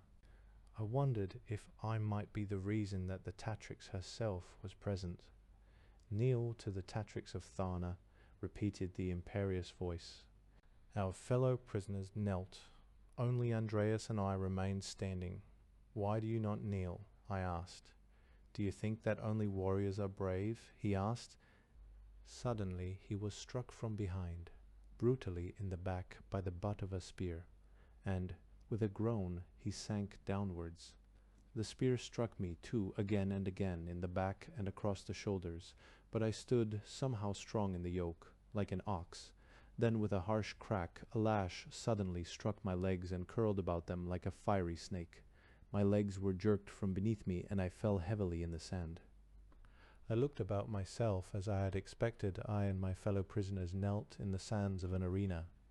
It was an oval enclosure, perhaps 100 yards in diameter on its longest axis, and enclosed by walls about 12 feet high. The walls were divided into sections which were brightly colored, with golds, purples, reds, oranges, yellows, and blues. The surface of the area, white sand, perfumed and sparkling with mica and red lead, added to the colorful mien of the place. Hanging over favored portions of the stands, which ascended on all sides, were giant striped awnings of billowing red and yellow silk. It seemed that all the glorious colors of Gor, which had been denied the buildings of Tharna, were lavished on this place of its amusements. In the stands, shaded by the awnings, I saw hundreds of silver masks, the lofty women of Tharna, reclining on benches softened with cushions of colored silk, come to view the amusements. I also noted the gray of men in the stands. Several were armed warriors, perhaps stationed there to keep the peace, but many must have been common citizens of Tharna. Some seemed to be conversing among themselves, perhaps laying wagers of one sort or another, but most sat still on the stone benches, glum and silent in their grey robes, their thoughts not easily read. Lina, in the dungeon, had told Andreas and me that a man of Tharna must attend the amusements of Tharna at least 4 times a year, and that failing that, he must take part in them himself. There were cries of impatience from the stands, shrill female voices oddly contrasting with the placidity of the silver masks. All eyes seemed turned to one section of the stands, that before which we knelt, a section that gleamed with gold. I looked above the wall, and saw vested in her robes of gold, regal on a golden throne, she who alone might wear a golden mask, she who was first in Tharna, Lara the Tatrix herself. The Tatrix arose and lifted her hand. Pure in its glove of gold, it held a golden scarf. The stands fell silent. Then, to my astonishment, the men of Tharna who were yoked in the arena, kneeling, rejected by their city, condemned, chanted a strange paean. Andreas and I, not being of Tharna, were alone silent, and I would guess he was as surprised as I. Though we are abject beasts, fit only to live for your comfort, fit only to die for your pleasure, yet we glorify the masks of Tharna. Hail to the masks of Tharna, hail to the Tatrix of our city. The golden scarf fluttered to the sands of the arena, and the Tatrix resumed her throne, reclining upon its cushions. The voice speaking through the trumpet said, "Let the amusements of Tharna begin." Squeals of anticipation greeted this announcement, but I had little time to listen, for I was jerked roughly to my feet. "First," said the voice, "there will be the contests of oxen. There were perhaps 40 yoked wretches in the arena. In a few moments the guards had divided us into teams of 4, harnessing our yokes together with chains. Then, with their whips, they drove us to a set of large blocks of quarried granite, weighing perhaps a ton apiece, from the sides of which protruded heavy iron rings. More chains fixed each team to its own block. The course was indicated to us. The race would begin and end before the golden wall behind which, in lofty splendor, sat the Tatrix of Tharna. Each team would have its driver, who would bear a whip and ride upon the block. We painfully dragged the heavy blocks to the golden wall. The silver yoke, hot from the sun, burned my neck and shoulders. As we stood before the wall, I heard the laughter of the Tatrix, and my vision blackened with rage. Our driver was the man in wrist straps, he from the chamber of Ertz, who had first brought me into the presence of the Tatrix. He approached us individually, checking the harness chains. As he examined my yoke and chain, he said, "Dorna the Proud has wagered 100 golden tarn discs on this block. See that it does not lose." "What if it does?" I asked. "She will have you all boiled alive in Tharlarian oil," he said, laughing. The hand of the Tatrix lifted slightly, almost languorously, from the arm of her throne, and the race began. Our block did not lose. Savagely, our backs breaking, stinging under the frenzied lashing of our driver, cursing the colourful sands of the arena that mounted before the block as we dragged it foot by foot about the course, we managed to come first within the zone of the golden wall. When we were unchained, we discovered we had been dragging one man who had died in the chains. Shamelessly we fell in the sand. "The battles of oxen," cried one of the silver masks, and her cry was taken up by 10 and then 100 others. Soon the stands themselves seemed to ring with the cry. "The battles of oxen," cried the women of Tharna. "Let them begin." We were thrown on our feet again, and to my horror, our yokes were fitted with steel horns, 18 inches in length and pointed like nails. Andreas, as his yoke was similarly garnished with the deadly projections, spoke to me. "This may be farewell, warrior," said he. "I hope only that we are not matched." "I would not kill you," I said. He looked at me strangely. "Nor would I kill you," he said, after a time. But he said, "If we are matched and we do not fight, we will both be slain." "Then so be it," I said. Andreas smiled at me. "So be it, warrior," he agreed. Though yoked, we faced one another men, each knowing that he had found a friend on the sands of the arena of Tharna. My opponent was not Andreas, but a squat, powerful man with short-clipped yellow hair, Cron of Tharna, of the caste of metal workers. His eyes were blue like steel. One ear had been torn from his head. "I have survived the amusements of Tharna 3 times, he said as he faced me. I observed him carefully. He would be a dangerous opponent. The man with wrist straps circled us with the whip, his eye on the throne of the Tatrix. When the glove of gold once more lifted, the dread conflict would begin. "Let us be men," I said to my opponent, "and refuse to slay one another for the sport of those in silver masks." The yellow, short-cropped head glared at me, almost without comprehension. Then it seemed as though what I had said struck deep within him, some responsive chord. The pale blue eyes glimmered briefly, then they clouded. "We would both be slain," he said. "Yes," I said. "Stranger," said he, "I intend to survive the amusements of Tharna at least once more." "Very well," I said, and squared off against him. The hand of the Tatrix must have lifted. I did not see it, for I did not care to take my eyes from my opponent. "Begin," said the man in wrist straps, and so Cron and I began to circle one another, slightly bent, so that the projections on the yoke might be used to best advantage. Once, twice he charged, but pulled up short, seeing if he could bring me forward, off balance, to meet the charge. We moved cautiously, occasionally feinting with the terrible yokes. The stands grew restless. The man in wrist straps cracked his whip. "Let there be blood," he said. Suddenly the foot of Cron swept through the white perfumed sand, bright with mica and red lead, and kicked a broad sheet of particles toward my eyes. It came like a silver and crimson storm, taking me by surprise, blinding me. I fell on my knees almost instantly, and the charging horns of Cron passed over me. I reared up under his body, heaving it on my shoulder, backwards, over on the sand. I heard it hit heavily behind me, and heard Cron's grunt of anger and fear. I couldn't turn and drive the spikes through him, because I could not risk missing. I shook my head wildly, my hands yoked helplessly, tried vainly to reach my eyes to tear the blinding particles from my vision.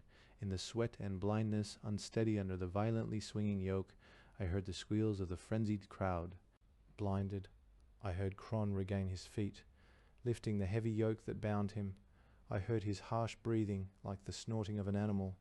I heard his short, quick running steps in the sand, thudding toward me in a bull-like charge. I turned my yoke obliquely, slipping between the horns, blocking the blow. It sounded like anvils hurled together. My hand sought his, but he kept his fists clenched and withdrawn as far as he could in the bracelet of the yoke.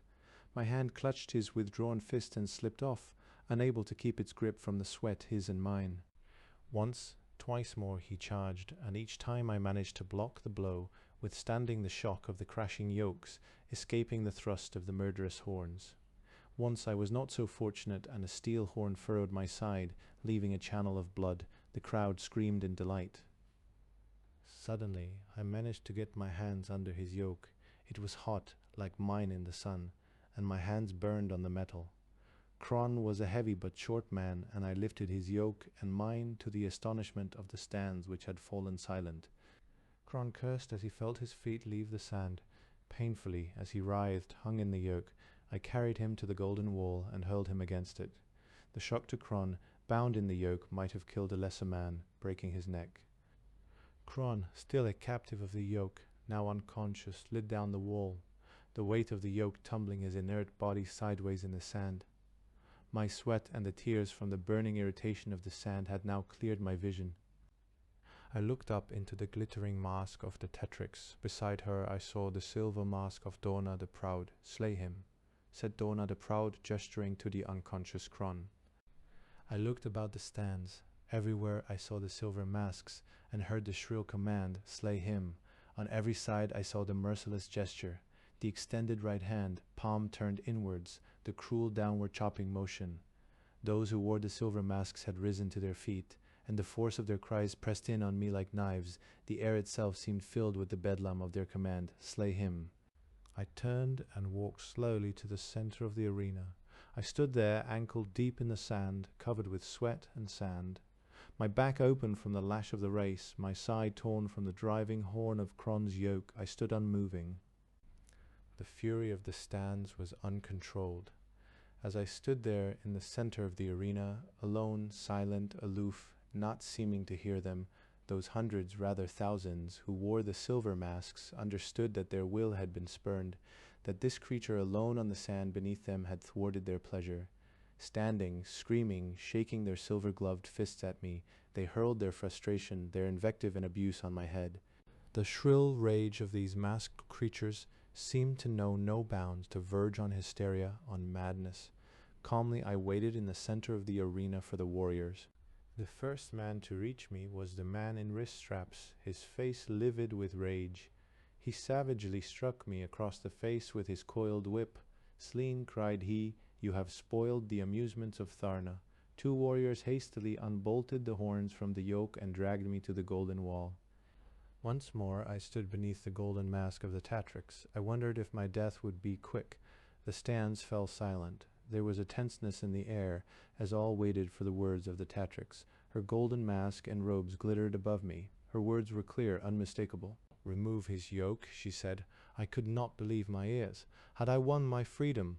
Was it thus in the amusements of Tharna, or had the fierce, proud Tatrix now recognized the cruelty of the amusements? Had that heart hidden in those cold, glistening robes of unfeeling gold at last relented, shown itself to be susceptible of compassion?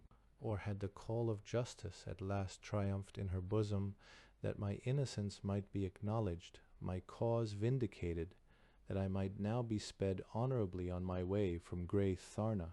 One emotion leapt in my heart, gratitude. "Thank you, Tatrix," I said. She laughed. "That he may be fed to the Tarn," she added. The Black Tarn I was unyoked. The other prisoners, still yoked, had been whipped from the arena to the dungeons below, to be used yet again in the amusements of Tharna, or perhaps sent to the mines. Andreas of Tor tried to remain at my side to share my fate, but he was beaten and dragged senseless from the arena. The crowd seemed eager to observe what would happen next. It stirred impatiently beneath the billowing silk of the awnings, rearranged its silken cushions, partook distractedly of candies and sweetmeats distributed by grey-robed figures, mingled with calls for the tarn, occasional taunts and jibes carried across the sand. Perhaps the amusements of Tharna were not spoiled at all. Perhaps the best was yet to come. Surely my death beneath the beak and talons of a tarn would provide a gratifying spectacle for the insatiable masks of Tharna, adequate compensation for the disappointments of the afternoon, for the disregard of their will, for the defiance they had witnessed. Though I sensed I was to die, I was not ill pleased at the manner. Hideous though the death might seem to the silver masks of Tharna, they did not know that I was a Tarnsman, and knew these birds, their power, their ferocity, that in my way I loved them, and that as a warrior I would not find a death by tarn ignoble. Grimly I smiled to myself, like most members of my castate more than the monstrous Tarns, those carnivorous hawk-like giants of Gor. I dreaded such creatures as the tiny os, that diminutive venomous reptile, orange, scarcely more than a few inches in length, that might lurk at one's very sandal, and then without provocation or warning strike its tiny fangs the prelude to excruciating torment, concluding only with sure death. Among warriors, the bite of an ost is thought to be one of the most cruel of all gates to the cities of dust. Far preferable to them are the rending beak, the terrible talons of a tarn. I was not bound, I was free to wander on the sand, enclosed only by the walls. I rejoiced in this new freedom, in the absence of the yoke, though I knew it was given to me only in order to improve the spectacle, that I might run, that I might scream and grovel, that I might try to cover myself in the sand, would surely delight the silver masks of Tharna. I moved my hands and shoulders, my back. My tunic had long since been torn to my waist, and now I ripped it away to my belt, angry at the tattered cloth. The muscles rolled exuberantly under my flesh, delighting in their liberty. I walked slowly to the foot of the golden wall, where lay the golden scarf of the Tetrix, that scarf whose fluttering signal had initiated the amusements. I picked it up. "Keep it as a gift," rang a haughty voice from above me. I looked up into the glittering golden mask of the Tetrix. "As something by which to remember the Tetrix of Tharna," said the voice behind the golden mask. Amused, I grinned up at the golden mask, and taking the scarf slowly wiped the sand and sweat from my face. Above me the Tetrix cried out in rage. I looped the scarf about my shoulders and went to the center of the arena. No sooner had I reached the center than one of the sections of the wall rolled back, revealing a portal almost as high as the wall and perhaps 30 feet in width. Through this portal, in 2 long lines, lashed by overseers, yoked slaves harnessed in chains, drew a great wooden platform mounted on heavy wooden wheels. I waited for the platform to emerge into the sunlight. There were cries of awe and wonder, of pleasure, from the thrilled silver masks of Tharna. Slowly, as the creaking platform rolled out onto the sand, drawn by its struggling slaves, yoked like oxen, I saw the tarn revealed, a black giant hooded, its beak belted together, a great bar of silver chained to one of its legs. It would not be able to fly, but it could move about, dragging the bar of silver. It too, in Tharna, wore its yoke. The platform drew closer, and to the wonder of the crowd I went to meet it. My heart was beating wildly. I scrutinized the tarn. Its lineaments were not unfamiliar. I examined the glistening sable plumage, the monstrous yellow beak now cruelly belted together. I saw the great wings snap, smiting the air, the hurricane from their blow spilling slaves into the sand, tangling chains, as the great beast, lifting its head and smelling the open air, struck it with his wings. It would not attempt to fly while hooded. Indeed, I doubted that the bird would attempt to fly while it dragged its bar of silver. If it was the bird I thought it to be, it would not futilely contest the weight of the degrading hobble, would not provide a spectacle of its helplessness for its captors. I know this sounds strange, but I believe some animals have pride, and if any did, I knew that this monster was one of them. "Stand back," cried one of the men with a whip. I jerked the whip from his hand, and with my arm struck him aside. He flew tumbling into the sand. I threw the whip scornfully after him. I stood near the platform now. I wanted to see the ankle ring the bird wore. I noted with satisfaction that its talons were shod with steel. It was a war tarn, bred for courage, for endurance, for combat in the skies of Gor. My nostrils drank in the wild, strong odor of the tarn, so offensive to some, yet an ambrosia to the nostrils of the tarnsman. It recalled the tarn cots of Koro-Ba and Ar, the compound of Mintar in Parkur's city of tents on the Vosk, the outlaw encampment of Marlinus, among the crags of the Voltai range. As I stood beside the bird, I felt happy, though I knew it was intended to be my executioner. It was perhaps the foolish affection which a tarnsman feels for these dangerous, fierce mounts, almost as much a threat to him as to anyone else. Yet it was perhaps more, for as I stood by the bird, I felt almost as though I had come home to Koroba, as though I stood here now with something in this grey, hostile city that knew me and mine, that had looked upon the towers of the morning, and had spread its wings above the glistening cylinders of glorious Ar, that had carried me in battle and had borne Talina, my love, and me back from the siege of Ar to the feast of our free companionship at Koroba. I seized the ankle ring and noted, as I had expected, that the name of its city had been filed away. "This bird," I said to one of the yoked slaves, "is from Koroba." The slave shook in his yoke at the mention of this name. He turned away, eager to be unchained, and led like a beast to the safety of the dungeons. Though to most of those who observed it would seem that the tarn was unusually quiet, I sensed that it was trembling, like myself, with excitement. It seemed uncertain. Its head was high, alert in the leather darkness of its hood. Almost inaudibly it sucked in air through the slits in its beak. I wondered if it had caught my scent. Then the great yellow beak, hooked for rending prey, now belted shut, turned curiously slowly toward me. The man in wrist straps, the burly fellow who had so delighted in striking me, he with the band of grey cloth wound about his forehead, approached me, his whip lifted. "Get away from there," he cried. I turned to face him. "I am not now a yoked slave," I said. "You confront a warrior." His hand tightened on the whip. I laughed in his face. "Strike me now," I said, "and I will kill you." "I am not afraid of you," he said, his face white, backing away. His arm with the whip lowered. It trembled. I laughed again. "You will be dead soon enough," he said, stammering on the words. 100 townsmen have tried to mount this beast, and 100 townsmen have died. The tetrix decreed it is only to be used in the amusements to feed on sleen like you. "Unhood it," I commanded. "Free it." The man looked at me as though I might have been insane. To be sure, my exuberance astonished even me. Warriors with spears rushed forward, forcing me back away from the tarn. I stood in the sand, away from the platform, and watched the ticklish business of unhooding the tarn. No sound came from the stands. I wondered what thoughts passed behind the golden mask of Lara, tatrix of the city of Tharna. I wondered if the bird would recognize me.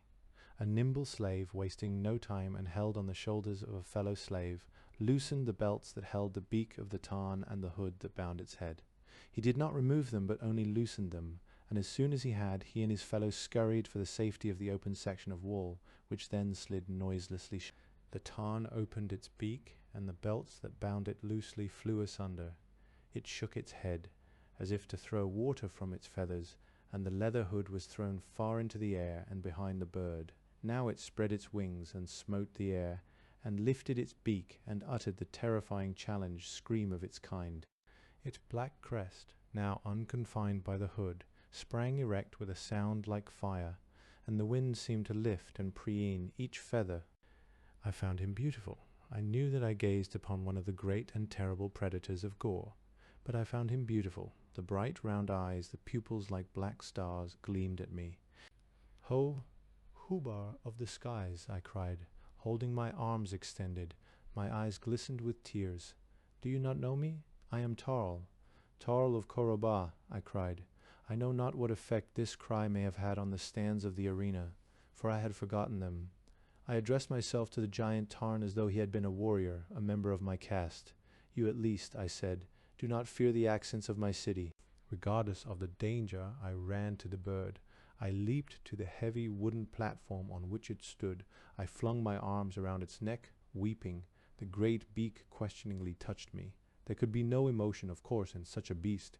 Yet, as its great round eyes regarded me, I wondered what thoughts might course through its avian brain. I wondered if it too recalled the thunder of the wind, the clash of arms as tarnsmen duelled in flight, The sight of Gor's Tarn cavalries wheeling in formation to the beat of the Tarn drums, or the long, steady, lonely soaring flights we had known together over the green fields of Gor. Could it remember the Vosk like a silver ribbon beneath its wings? Could it recall fighting the blasts and upwinds of the rugged Voltai range? Could it recall Thentis, famed for its Tarn flocks, Korobaz's gleaming towers, or the lights of Ar as they had blazed that night of the planting feast of Satarna, when we too had dared to strike for the homestone of the greatest city of all known Gor? No, I suppose that none of these memories, so dear to me, could find their place in the simple brain of this plumed giant. Gently the great bird thrust its beak beneath my arm. I knew that the warriors of Tharna would have to kill 2 of us, for the Tarn would defend me to the death. It lifted its huge, terrible head, scrutinizing the stands. It shook the leg which was chained to the great silver bar. It would be able to move, dragging that weight, but it could not fly. I knelt to examine the hobble. It had not been forged in place, inasmuch as it would be removed in the confines of the Tarn cot, to allow the bird its perch, its exercise. Luckily, it had not been locked in place. It had, however, been bolted, fastened with a heavy square-headed bolt, much like an oversized machine bolt, the shaft of which was perhaps 1.5 inches in diameter. My hands tried the bolt. It was tight. It had been affixed with a wrench. My hands locked on it, trying to twist it open. It held. I struggled with it. I cursed it. Inwardly, I screamed for it to open. It would not. I was now aware of cries from the stands. They were not simply cries of impatience, but of consternation. The silver masks of Tharna were not simply cheated of a spectacle, but dumbfounded, confused. It did not take long for them to understand that the Tarn, for whatever strange reason, was not going to attack me, and whatever they considered my chances, it took only a moment longer to determine that it was my intention to free the bird. The voice of the Tatrix drifted across the sands. "Kill him?" she cried. I heard, too, the voice of Dorna the Proud urging the warriors to their task. Soon the spearmen of Tharna would be upon us. Already 1 or 2 had leapt over the wall from the stands and were approaching. The great door through which the Tarn had been drawn was also opening, and a line of warriors was hurrying through the opening. My hands clenched even more tightly on the pieces of the bolt. It was now stained with my blood. I could feel the muscles of my arm and back pitting their strength against the obdurate metal. A spear sank into the wood of the platform. Sweat burst out from every pore on my body. Another spear struck the wood closer than the first. It seemed the metal would tear the flesh from my hands, break the bones of my fingers. Another spear struck the wood, creasing my leg. The Tarn thrust its head over me and uttered a piercing, fierce scream, a terrible cry of rage that must have shaken the hearts of all within the confines of the arena. The spearmen seemed frozen and dropped back, as if the great bird could have freely attacked them. "Fools," cried the voice of the man with wrist straps. "The bird is chained. Attack! Kill them both." In that instant the bolt gave, and the nut spun from the shaft. The Tarn, as if it understood it was free, shook the hated metal from its leg, and lifted its beak to the skies, and uttered such a cry as must have been heard by all in Tharna, a cry seldom heard except in the mountains of Thentis or among the crags of the Voltai, the cry of the wild Tarn victorious, who claims for his territory the earth and all that lies within it. For an instant, perhaps an unworthy instant, I feared the bird would immediately take to the skies, but though the metal was shaken from its leg, though it was free, though the spearman advanced, it did not move. I leapt to its back and fastened my hands in the stout quills of its neck, what I would have given for a Tarn saddle and the broad purple strap that fastens the warrior in the saddle. As soon as it felt my weight, the Tarn cried again, and with an explosion of its broad wings sprang into the air, climbing in dizzy circles. Some spears fell in lazy loops below us, short by far, falling back again into the gala-coloured sand of the arena. There were cries of rage that drifted up from below as the silver masks of Tharna began to understand that they had been cheated of their prey, that the amusements had turned out badly. I had no way to guide the Tarn proficiently. Normally the Tarn is guided by a harness. There's a throat strap to which, customarily, 6 reins are attached in a clockwise fashion. These pass from the throat strap to the main saddle ring, which is fixed on the saddle. By exerting pressure on these reins, one directs the bird. But I lacked both saddle and harness. Indeed, I did not even have a Tarn goad, without which most Tarnsmen would not even approach their fierce mounts. I did not fear much on this score, however, as I had seldom used the goad on this bird. In the beginning I had refrained from using it often, because I feared that the effect of the cruel stimulus might be diminished through overfrequent application, but eventually I had abandoned its use altogether, retaining it only to protect myself in case the bird, particularly when hungry, should turn on me.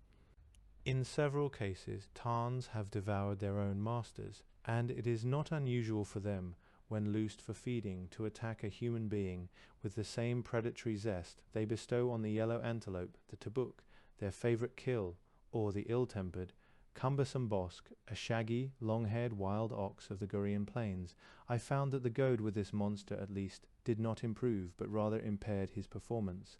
He seemed to resent the goad, to fight it, to behave erratically when it was used. When struck with it, he might even slow his flight, or deliberately disobey the commands of the tarn straps.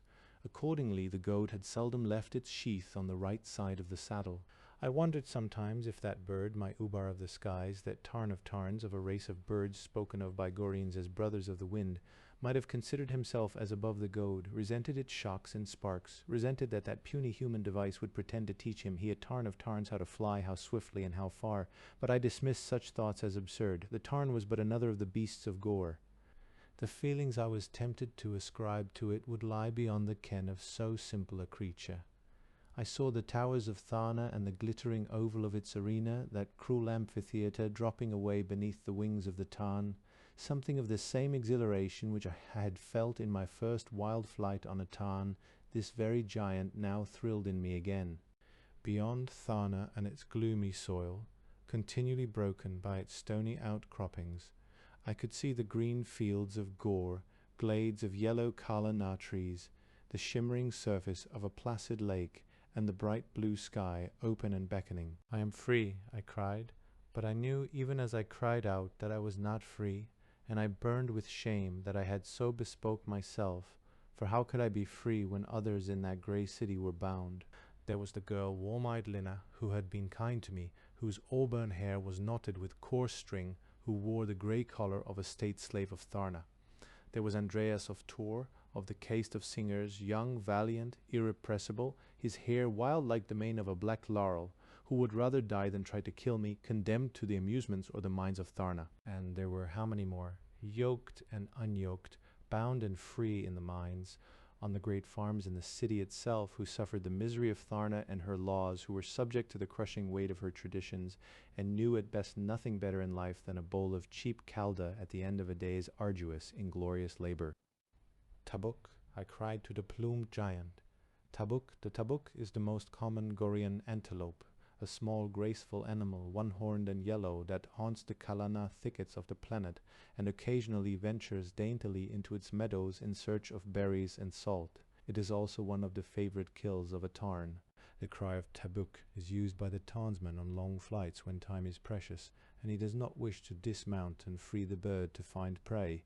When he spots a tabuk in the fields below, or indeed any animal in the prey range of the Tarn, he may cry tabuk, and this is the signal that the Tarn may hunt. It makes its kill, devours it, and the flight resumes, the Tarnsman never leaving the saddle. This was the first time I had called tabuk, but the bird would have been conditioned to the call by the Tarn keepers of Koro Bar years ago, and might still respond. I myself had always freed the bird to feed. I thought it well to rest the bird, unsaddle it, and also, frankly, I did not find myself eager to be present at the feeding of a Tarn. The great sable Tarn, upon hearing the cry of tabuk, to my joy, began to describe its long, soaring hunting circles, almost as if it might have received its training yesterday. It was truly a Tarn of Tarns, my Ubar of the skies. It was a desperate plan I had seized upon, no more than one chance in a million, unless the great Tarn could tip the scales in my favor. Its wicked eyes gleamed, scanning the ground, its head and beak thrust forward, its wings still, gliding silently in great sweeps, lower and lower, over the grey towers of Tharna. Now we passed over the arena of Tharna, still boiling with its throbbing, angry multitudes. The awnings had been struck, but the stands were still filled, as the thousands of silver masks of Tharna waited for the golden Tatrix herself to be the first to leave that scene of the macabre amusements of the grey city. Far below, in the midst of the crowd, I caught sight of the golden robes of the Tatrix. Tabuk, I cried, Tabuk. The great predator wheeled in the sky, turning as smoothly as a knife on wire. It hovered, the sun at its back. Its talons, shod with steel, dropped like great hooks. It seemed to tremble almost motionless in the air, and then its wings parallel lifted, almost enfolding me, and was still. The descent was as smooth and silent as the falling of a rock, the opening of a hand. I clung fiercely to the bird. My stomach leaped to my throat. The stands of the arena, filled with its robes and masks, seemed to fly upward. There were shrill screams of terror from below. On every hand, robes and regalia flying, the silver masks of Tharna which had so insolently screamed, but moments before for blood fled, now for their lives in panic-stricken rout, trampling one another, scratching and tearing at one another, scrambling over the benches, thrusting one another, even over the wall into the sands below. In one instant that must have been the most terrifying in her life, the Tatrix stood alone, looking up, deserted by all, on the steps before her golden throne, in the midst of tumbled cushions and trays of candies and sweetmeats. A wild scream issued from behind that placid, expressionless golden mask. The golden arms of her robe, the hands gloved in gold, were flung across her face. The eyes behind the mask, which I saw in that split second, were hysterical with fear. The tarn struck, its steel-shod pinioning talons, closed like great hooks on the body of the screaming Tatrix. And so for an instant stood the tarn, its head and beak extended, its wings snapping, its prey locked in its grasp, and uttered the terrifying capture scream of the tarn, at once a scream of victory and of challenge. In those titanic, merciless talons the body of the Tatrix was helpless. It trembled in terror, quivering uncontrollably like that of a graceful, captured tabuk waiting to be borne to the nest. The Tatrix could no longer even scream. With a storm of wings, the tarn smote the air and rose. In the sight of all, above the stands, above the arena, above the towers and walls of Tharna, and sped toward the horizon, the golden-robed body of the Tatrix clutched in its talons. A bargain is struck. The tabuk cry is the only word to which a tarn is trained to react. Beyond this, it is all a matter of the tarn straps and the tarn goad. I bitterly criticized myself for not having conditioned the bird to respond to voice commands. Now, of all times without a harness and saddle, such training would have been invaluable. A wild thought occurred to me. When I had borne Talina home from Ar to Koroba, I had tried to teach her the reins of the tarn harness and help her, at least with me at hand, to learn to master the brute. In the whistling wind, as the need arose, I had called the straps to her, 1 strap, 6 strap, and so on, and she would draw the strap. That was the only association between the voice of man and the arrangements of the strap harness which the tarn had known. The bird, of course, could not have been conditioned in so short a time, nor for that matter had it even been my intention to condition the bird, for I had spoken only for the benefit of Talina. Moreover, even if it had been the case that the bird had been inadvertently conditioned in that shorter time, it was not possible that it would still retain the memory of that casual imprinting which had taken place more than 6 years ago. 6 strap, I cried. The great bird veered to the left and began to climb slightly. 2 strap, I called, and the bird now veered to the right, still climbing at the same angle. 4 strap, I called, and the bird began to drop toward the earth, preparing to land. 1 strap, I laughed, delighted, bursting with pleasure, and the plumed giant, that Titan of Gor, began to climb steeply. I said no more, and the bird leveled off, its wings striking the air in great rhythmical beats, alternating occasionally with a long soaring, shallow glide. I watched the pasangs flow by below, and saw Tharna disappear in the distance. Spontaneously, without thinking, I threw my arms around the neck of the great creature and hugged it.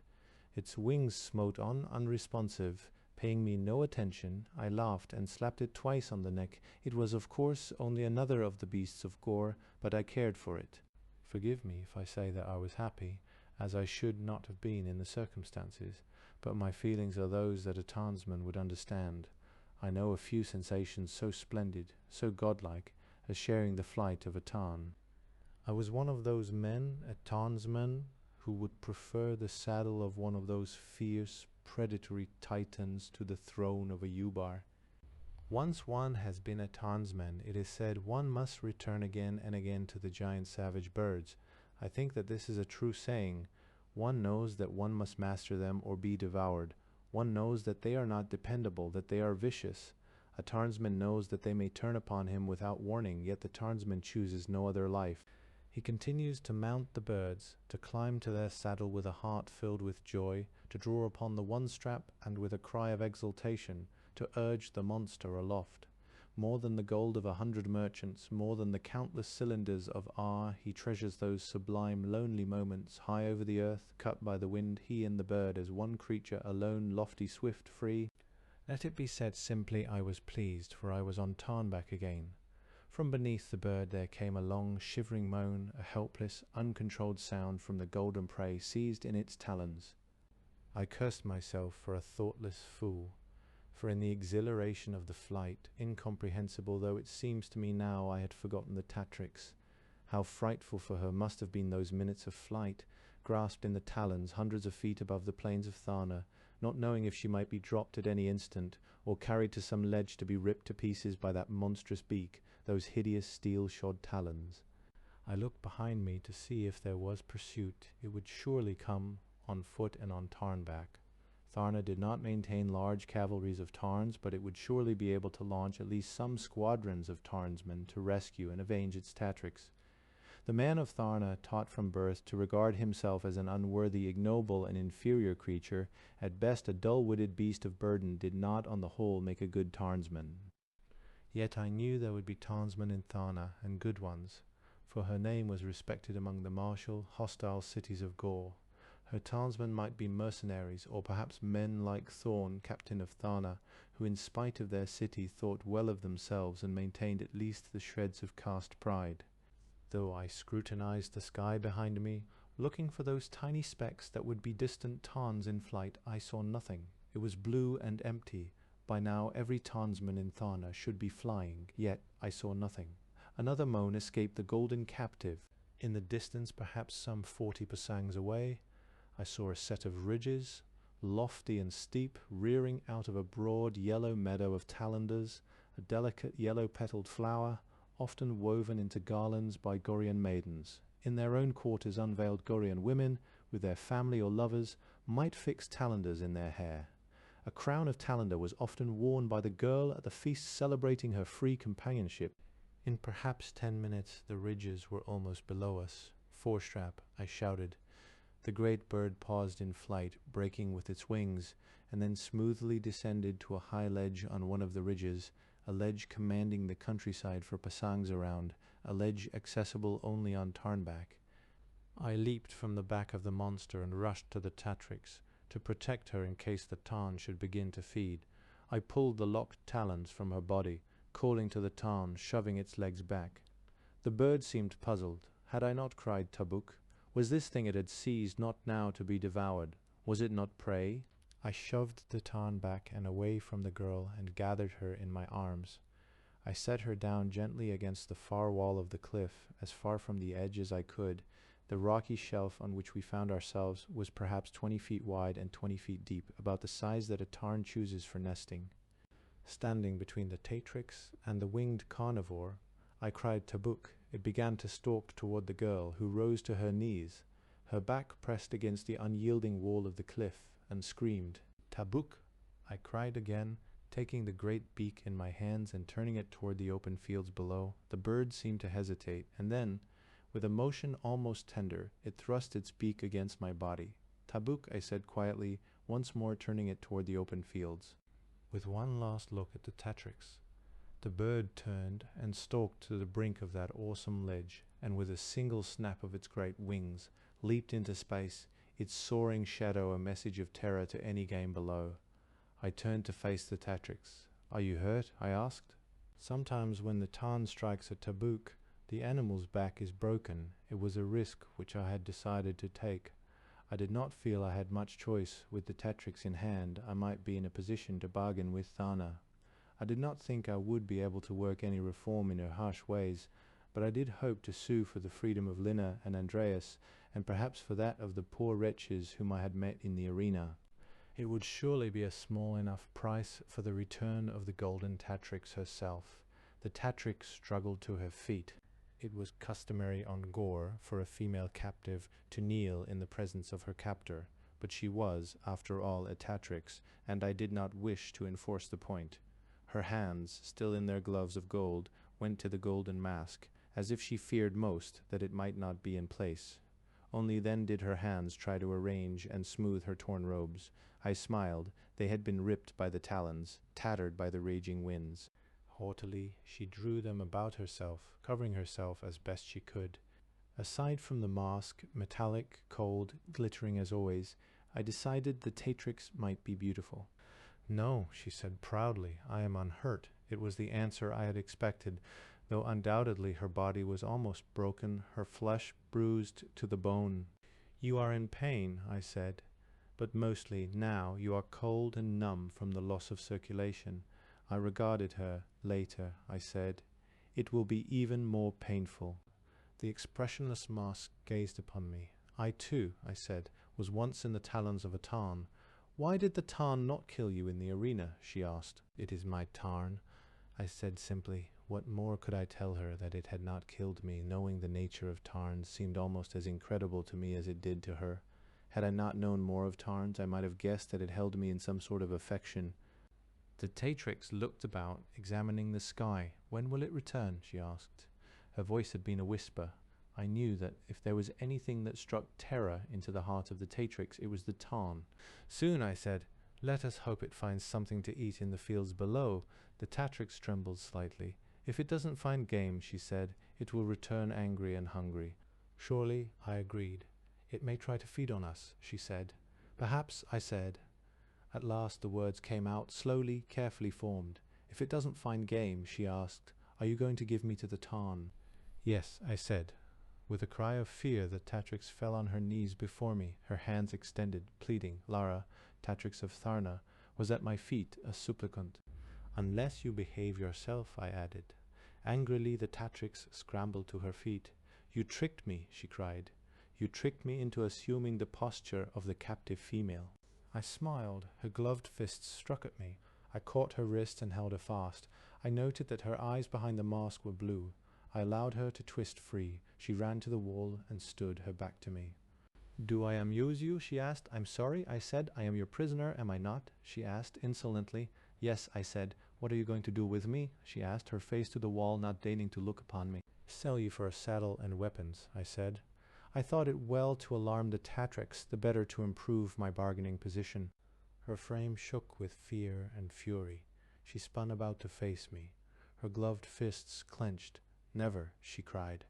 "I shall, if it pleases me," I said.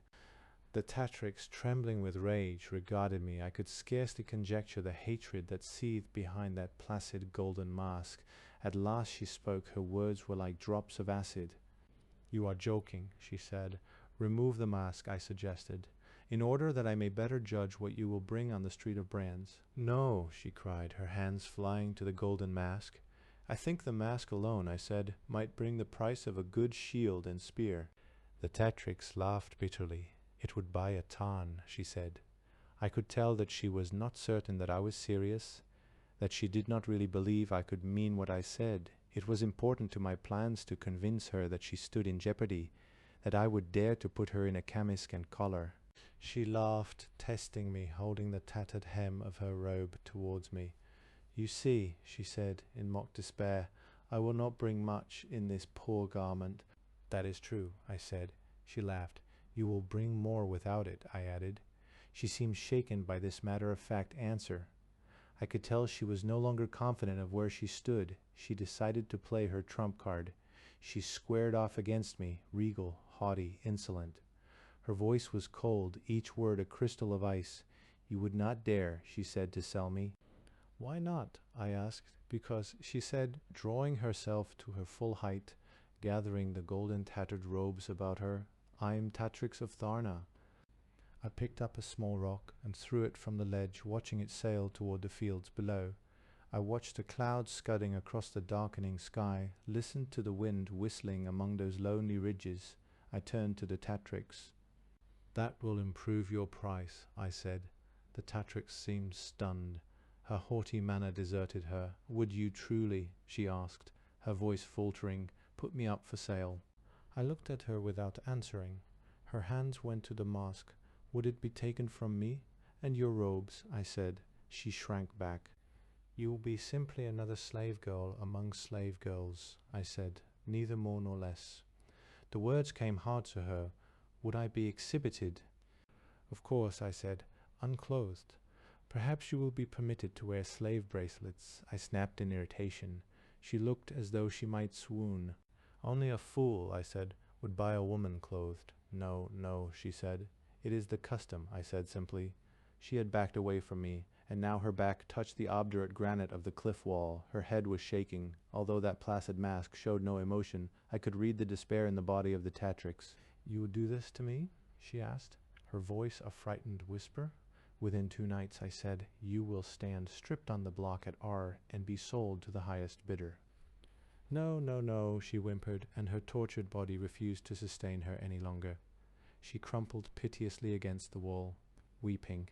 This was more than I had counted on, and I had to resist an urge to comfort her, to tell her that I would not hurt her, that she was safe, but, mindful of Lina and Andreas and the poor wretches in the amusements, I restrained my compassion. Indeed, as I thought of the cruel Tatrix, of what she had done, I wondered if in fact I should not take her to R and dispose of her on the street of Brands. Surely she would be more harmless in the pleasure gardens of a Tarnsman than on the throne of Tharna warrior, she said, her head lifting piteously. "Must you exact so terrible a vengeance on me?" I smiled to myself. It sounded now as though the Tatrix might bargain. "You have wronged me mightily," I said sternly. "But you are only a man," she said, "only a beast." "I too am human," I told her. "Give me my freedom," she begged. "You put me in a yoke," I said. "You lashed me. You condemned me to the arena. You would have fed me to the tarn." I laughed. "And you ask for your freedom." "I will pay you 1,000 times what I would bring on the block at R," she pleaded. 1,000 times what you would bring on the block at R. I said harshly, "Would not satisfy my vengeance, only you on the block at R." She moaned. Now, I thought, is the time, and I said, "Not only have you injured me, but you have enslaved my friends." The Tatrix rose to her knees. "I will free them," she cried.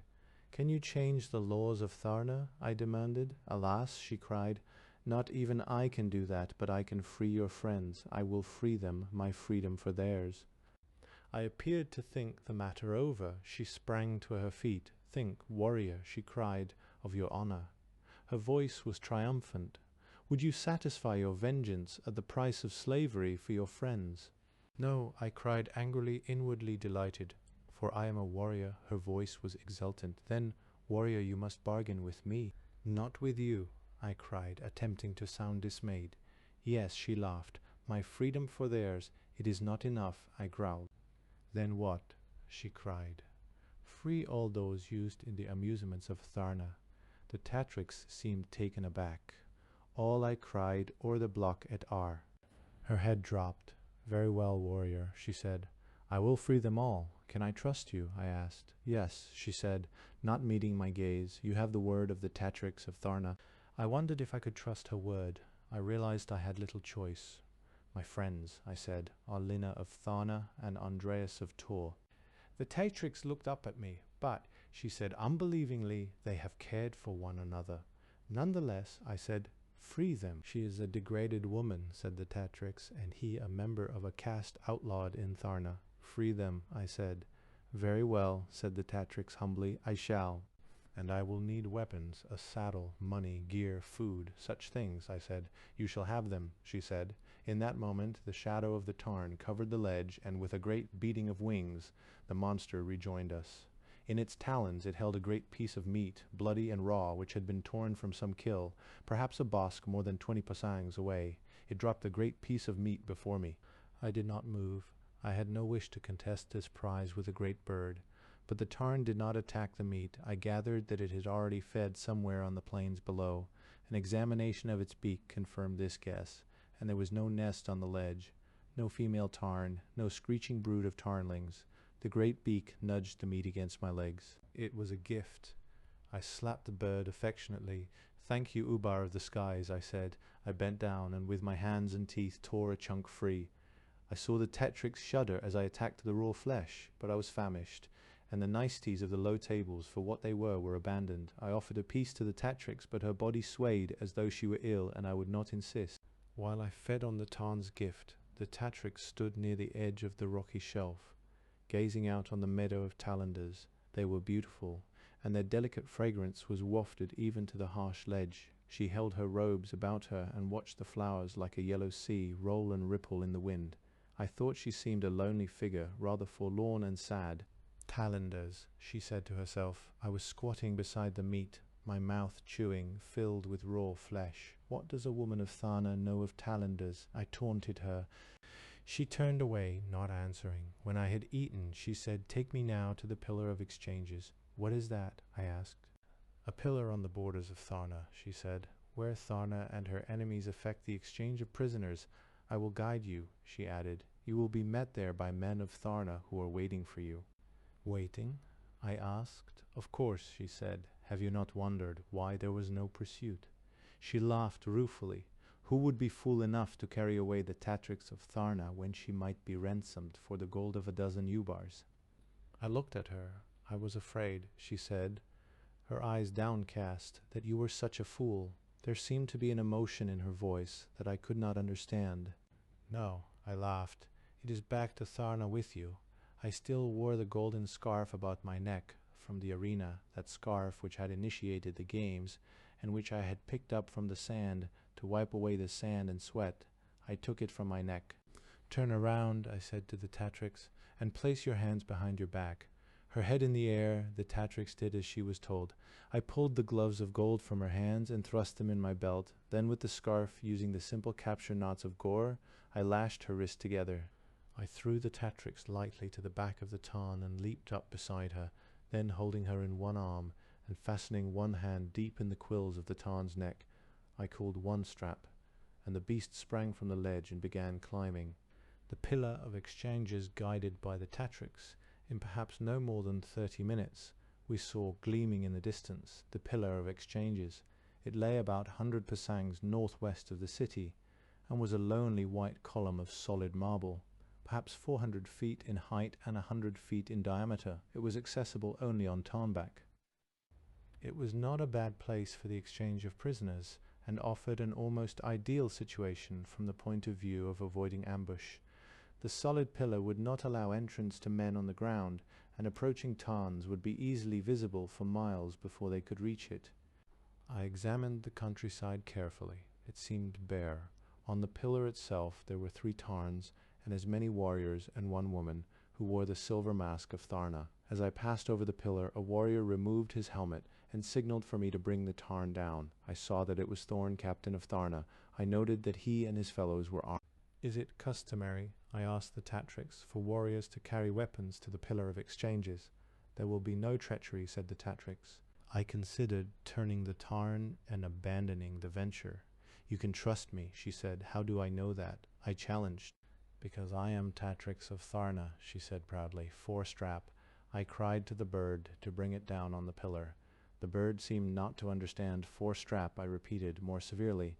For some reason the bird seemed unwilling to land. 4-strap, I shouted, commanding it harshly to obey. The great giant landed on the marble pillar, its steel-shod talons ringing on the stone. I did not dismount, but held the Tatrix more firmly. The Tarn seemed nervous. I tried to calm the bird. I spoke to it in low tones, patted it roughly on the neck. The woman in the silver mask approached. Hail to our beloved Tatrix, she cried. It was Dorna the Proud. Do not approach more closely, I ordered.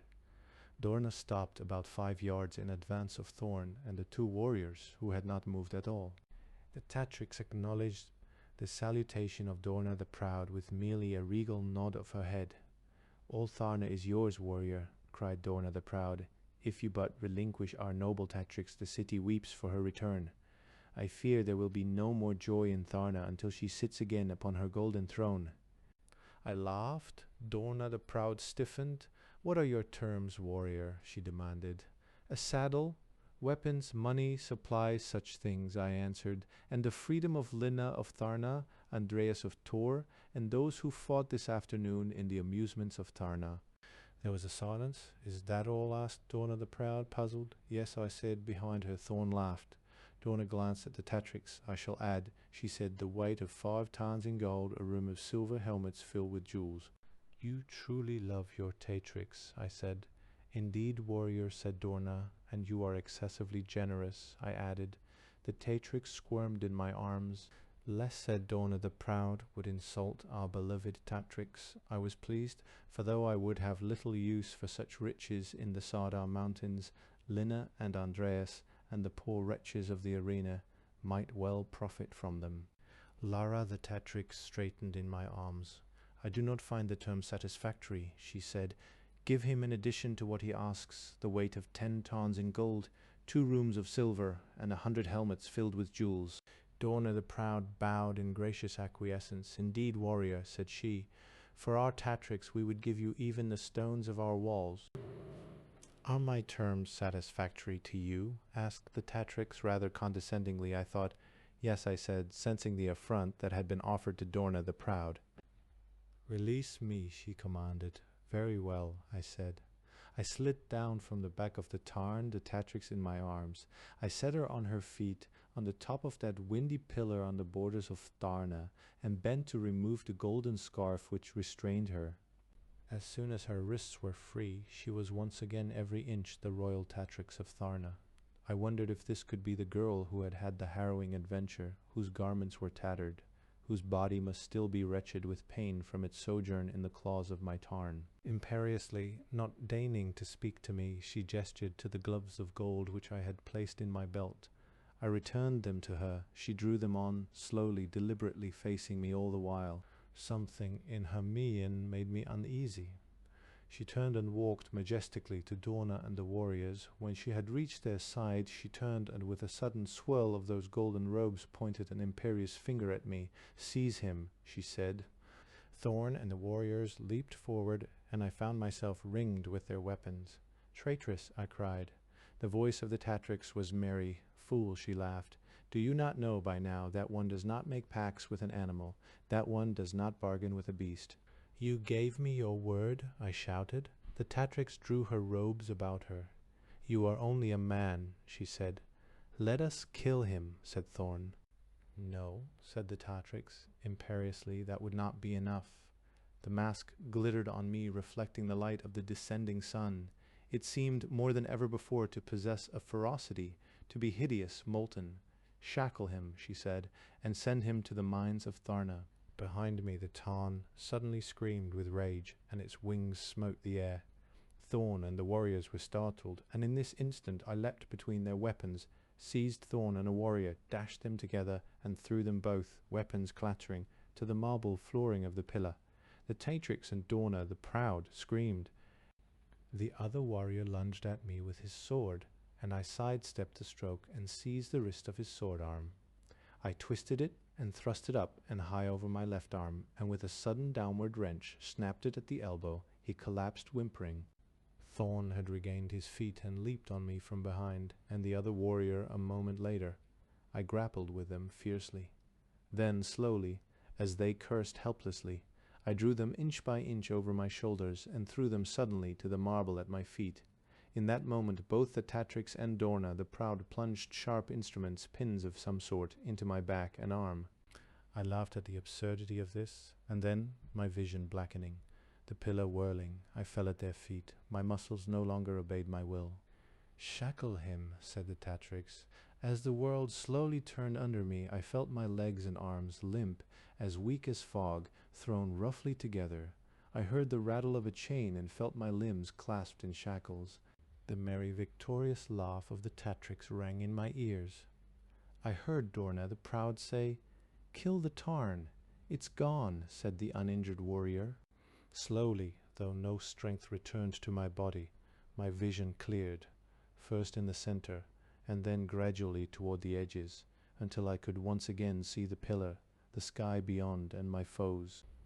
In the distance I saw a flying speck, which would be the Tarn.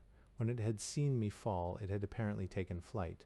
Now, I thought, it would be free, escaping at last to some rude habitat where it might, without saddle and harness, without a silver hobble, Rain as the Ubar of the skies that it was.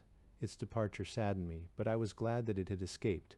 Better that than to die under the spear of one of the warriors. Thorn seized me by the wrist shackles and dragged me across the top of the pillar to one of the 3 tarns that waited. I was helpless. My legs and arms could not have been more useless if every nerve in them had been cut by a knife. I was chained to the ankle ring of one of the tarns. The Tatrix had apparently lost interest in me, for she turned to Dorna the Proud and Thorn, captain of Tharna. The warrior, whose arm had been broken, knelt on the marble flooring of the pillar, bent over, rocking back and forth, the injured arm held against his body. His fellows stood near me among the tarns, perhaps to watch me, perhaps to steady and soothe the excitable giants. Haughtily the Tatrix addressed Dorna and Thorn. "Why," she asked them, "are there so few of my soldiers here?" "We are enough," said Thorn. The Tatrix looked out over the plains in the direction of the city. "By now," she said, "lines of rejoicing citizens will be setting out from the city." Neither Dorna the Proud nor Thorn, captain of Tharna, answered her. The Tatrix walked across the pillar, regal in those tattered robes, and stood over me. She pointed across the plains toward Tharna. "Warrior," said she, "if you were to remain long enough on this pillar, you would see processions come to welcome me back to Tharna." The voice of Dorna the Proud drifted across the pillar. "I think not, beloved Tatrix," she said. The Tatrix turned, puzzled. "Why not?" she asked. "Because," said Dorna the Proud, and I could tell that behind that silver mask she smiled, "you are not going back to Tharna." The Tatrix stood as if stunned, not understanding. The uninjured warrior had now climbed to the saddle of the Tarn, to whose ankle ring I lay helplessly chained. He hauled on the one strap, and the monster took flight. Painfully I was wrenched into the air and cruelly hanging by my shackled wrists. I saw the white column dropping away beneath me, and the figures upon it, 2 warriors, a woman in a silver mask, and the golden Tatrix of Tharna. The mines of Tharna. The room was long, low, narrow, perhaps 4 feet by 4 feet, and 100 feet long. A small, foul Tharlarian oil lamp burned at each end. How many such rooms lay beneath the earth of Tharna, in her many mines, I did not know. The long line of slaves, shackled together, stooped and crawled the length of the room. When it was filled with its wretched occupants, an iron door containing a sliding iron observation panel closed. I heard 4 bolts being shoved into place. It was a dank room. There were pools of water here and there on the floor. The walls were damp. Water in certain places dripped from the ceiling. It was ventilated inadequately by a set of tiny circular apertures about 1 inch in diameter, placed every 20 feet. One larger aperture, a circular hole perhaps 2 feet in diameter, was visible in the center of the long room. Andreas of Tor, who was shackled at my side, pointed to it. "That hole," he said, "floods the room." I nodded and leaned back against the damp, solid stone that formed the sides of the chamber. I wondered how many times, under the soil of Tharna, such a chamber had been flooded, how many chained wretches had been drowned in such dismal sewer-like traps. I was no longer puzzled that the discipline in the mines of Tharna was as good as it was. I had learned that only a month before, in a mine not 500 yards from this one, there had been a disturbance created by a single prisoner, drowned them all. Had been the decision of the administrator of the mines. I was not surprised then that the prisoners themselves looked with horror upon the very thought of resistance. They would strangle one of their fellows who thought of rebellion, rather than risk the flooding of the chamber. Indeed, the entire mine itself could, in an emergency, be flooded. Once, I was told, it had happened to quell an uprising. To pump out the water and clear the shafts of bodies had taken weeks. Andreas said to me, "For those who are not fond of life, this place has many conveniences." To be sure, I agreed. He thrust an onion and a crust of bread into my hands. "Take this," he said. "Thanks," I said. I took them and began to chew on them. "You will learn," he said, "to scramble with the rest of us." Before we had been ushered into the cell, outside in a broad rectangular chamber, 2 of the mine attendants had poured a tub of bread and vegetables into the feed trough fixed in the wall, and the slaves had rushed upon it like animals, screaming, cursing, pushing, jostling, trying to thrust their hands into the trough and carry away as much as they could before it was gone. Revolted, I had not joined in this wretched contest, though by my chains I had been dragged to the very edge of the trough. Yet I knew, as Andreas had said, I would learn to go to the trough, for I had no wish to die, and I would not continue to live on his charity. I smiled, wondering why it was that I and my fellow prisoners seemed so determined to live. Why was it that we chose to live? Perhaps the question is foolish, but it did not seem so in the minds of Tharna. We must think of escape, I said to Andreas. Be quiet, you fool, hissed a thin, terrified voice from perhaps a dozen feet away. It was Ost of Tharna, who, like Andreas and myself, had been condemned to the mines. He hated me, blaming me somehow for the fact that he found himself in this dire predicament. Today, more than once, he had scattered the ore which, on my hands and knees, I had chipped from the narrow shafts of the mine, and twice he had stolen the pile of ore I had accumulated, poking it into the canvas sack we slaves wore about our necks in the mines. I had been beaten by the whip slave for not contributing my share to the day's quota of ore required of the chain of which I was a member. If the quota was not met, the slaves were not fed that night. If the quota was not met 3 days in a row, the slaves would be whipped into the long cell, the door bolted, and the cell flooded. Many of the slaves looked upon me with disfavor. Perhaps it was because the quota had been increased the day that I was added to their chain. I myself guessed this was more than a coincidence. I shall inform against you, hissed Ost, for plotting an escape. In the half-light from the small Thalarian oil lamps set in each end of the room, I saw the heavy, squat figure beside Ost loop his wrist chain silently about the creature's thin throat. The circle of chain tightened, and Ost scratched helplessly at it with his fingers, his eyes bulging. You will inform against no one, said a voice which I recognized as that of the bull-like Kron of Tharna, of the caste of metal workers, he whose life I had spared in the arena during the battles of oxen. The chain tightened. Ost shuddered like a convulsive monkey. Do not kill him, I said to Kron. As you wish, warrior, said Kron, and dropped the frightened Ost, roughly disengaging his chain from the creature's throat. Ost lay on the damp floor, his hands on his throat, gasping for breath. It seems you have a friend, said Andreas of Tor. With a rattle of chain and a roll of his great shoulders, Kron stretched himself out as well as he could in the cramped quarters. Within a minute his heavy breathing told me he was asleep. Where is Lena? I asked Andreas. For once his voice was sad. On one of the great farms, he said. I failed her. We have all failed, I said. There was not much conversation in the cell, for the men perhaps had little to say, and their bodies were worn with the cruel labors of the day. I sat with my back against the damp wall, listening to the sounds of their sleep. I was far from the Sardar mountains, far from the priest-kings of Gor. I had failed my city, my beloved Talina, my father, my friends. There would not be a stone set upon another stone. The riddle of the priest-kings, of their cruel, incomprehensible will, would not be solved. Their secret would be kept, and I would die, sooner or later, whipped and starved in the kennels that were the mines of Tharna.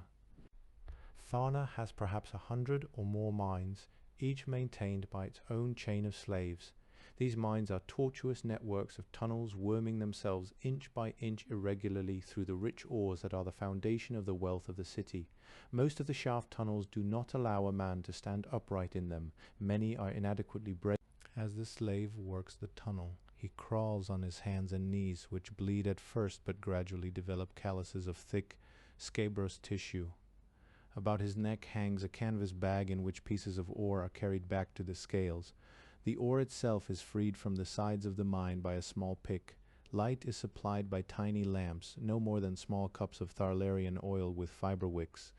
The working day is 15 Gorean hours, or an, which, allowing for the slight difference in the period of the planet's rotation, would be approximately 18 Earth hours. The slaves are never brought to the surface, and once plunged into the cold darkness of the mines never again see the sun.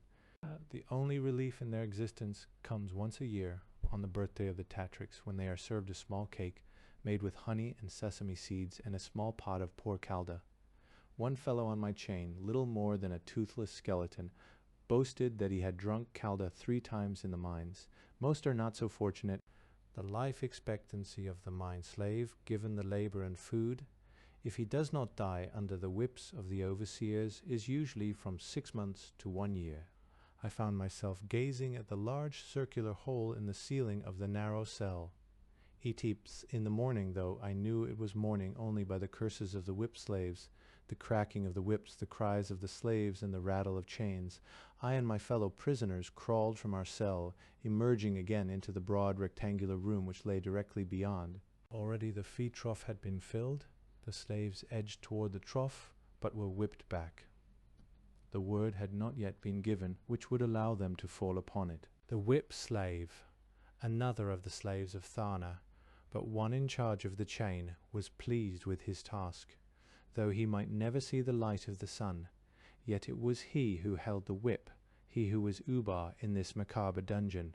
The slaves tensed, their eyes fixed on the trough.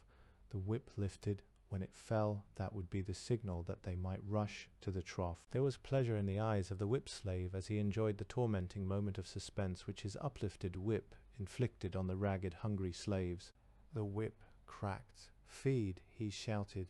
The slaves lunged forward. No, I cried, my voice checking them.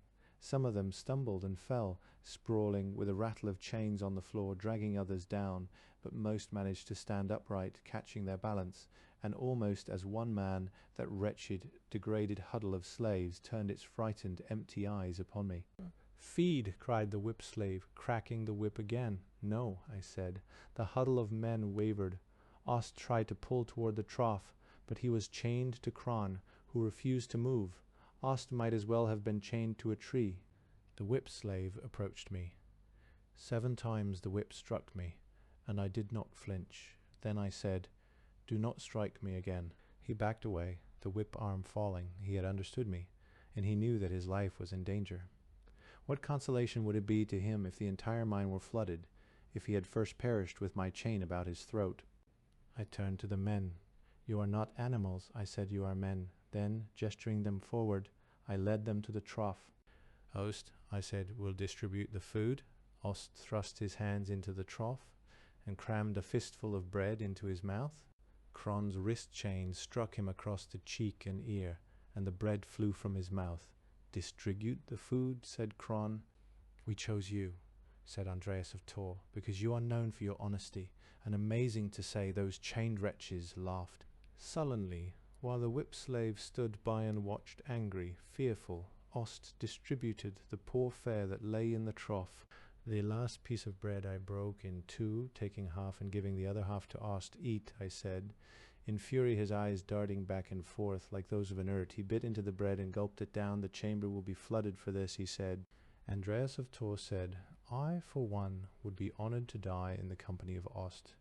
And again the men laughed, and I thought that even Ost smiled. The whip slave watched while we filed up the long incline to the shafts, his whip arm limp. Wondering, he watched us, for one of the men of the caste of peasants had begun to hum a ploughing song, and one by one the others joined him. The quota was well met that day and the day following. We are of the same chain. Occasionally a bit of news filtered down into the mines, brought by the slaves who filled the feeding trough.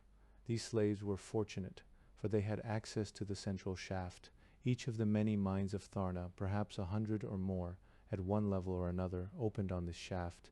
It is to be distinguished from the much smaller ore shafts, which are individual to each mine. The ore shafts are like narrow wells sunk in the stone, and their platforms can scarcely accommodate a slave sack of ore. It is through the central shaft that the mines of Tharna are supplied. Down that shaft comes not only food, but when needed, canvas, tools and chains. Drinking water, of course, is supplied by the natural sumps in each mine. I myself and my fellow slaves had descended the central shaft. Only dead slaves made the ascent. Beginning with the slaves who worked the pulleys that controlled the supply platform in the central shaft, the news had spread from one mine to another, until at last it had reached even ours, which was the deepest on the shaft. There was a new Tatrix in Tharna. "Who is the new Tatrix?" I asked. "Dorna the Proud," said the slave, who tumbled onions, turnips, radishes, potatoes, and bread into the feed trough. "What happened to Lara?" I asked.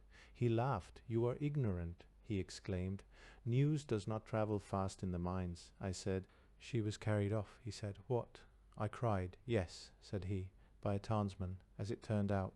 "What is his name?" I asked. "Tarl," said he, and his voice fell to a whisper, "of Korobar."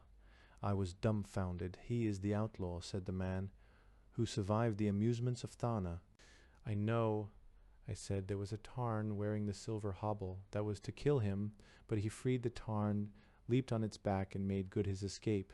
The slave put down the tub of vegetables and bread. His eyes were wet with amusement, and he slapped his thigh. He returned only long enough to Tarn strike the Tatrix herself," he said. "The Tarn carried her off like a tabuk." His laughter, which spread to the other slaves in the room, those chained to me, was uproarious, and I understood better than I had understood before the affection with which the Tatrix of Tharna was held in the mines. But I alone did not laugh. "What of the Pillar of Exchanges?" I asked. Was the Tatrix not returned at the pillar, and freed? "Everyone thought she would be," said the slave, "but the Tarnsmen apparently wanted her more than the riches of Tharna." "What a man!" cried one of the slaves. "Perhaps she was very beautiful," said another. "She was not exchanged." I asked the slave with the food tub. "No," he said. "Two of those who are highest in Tharna, Dorna the Proud, and Thorn, a captain, went to the Pillar of Exchanges, but the Tatrix was never returned. Pursuit was launched, the hills and fields combed without success. Only her tattered robes and the mask of gold were found by Dorna the Proud and Thorn, captain of Tharna." The slave sat down on the tub. "Now," said he, "Dorna wears the mask." "What?" I asked. "Do you surmise to be the fate of Laura, who was Tatrix?" The slave laughed, and so too did some of the others. "Well," said he, "we know she no longer wears her golden robes." "Doubtless," said one of the slaves, "some more suitable raiment has replaced them." The slave laughed. "Yes," he roared, slapping his thigh. "Pleasure silk he rocked on the tub. Can you imagine?" He laughed. "Lara, the Tatrix of Tharna, in pleasure silk." The chain of slaves laughed, all except myself and Andreas of Tor, who regarded me questioningly. I smiled at him and shrugged. I did not have the answer to his question. Little by little, I tried to restore the self-respect of my fellow slaves. It began simply enough at the feeding trough. Then I began to encourage them to speak to one another, and to call one another by their names and their cities. And though there were men of different cities there, they shared the same chain and trough, and they accepted one another. When one man was ill, others saw that his ore-sack was filled. When one man was beaten, others would pass water from hand to hand that his wounds might be bathed, that he might drink, though the chain did not allow him to the water. And in time each of us knew the others who shared his chain. We were no longer dark, anonymous shapes to one another, huddling in the dampness of the mines of Tharna. In time only Ost remained frightened by this change, for he continually feared the flooding of the chamber. My chain of men worked well, and the quota was filled day after day, and when it was raised it was filled again. Sometimes even the men would hum as they worked, the strong sound resonant in the tunnels of the mine. The whip slaves wondered and began to fear us. News of the distribution of food at the feeding trough had spread by means of the slaves who carried the tubs of food from mine to mine. And too, they told of the strange new things that happened in the mine at the bottom of the central shaft, how men helped one another and could find the time and will to remember a tune.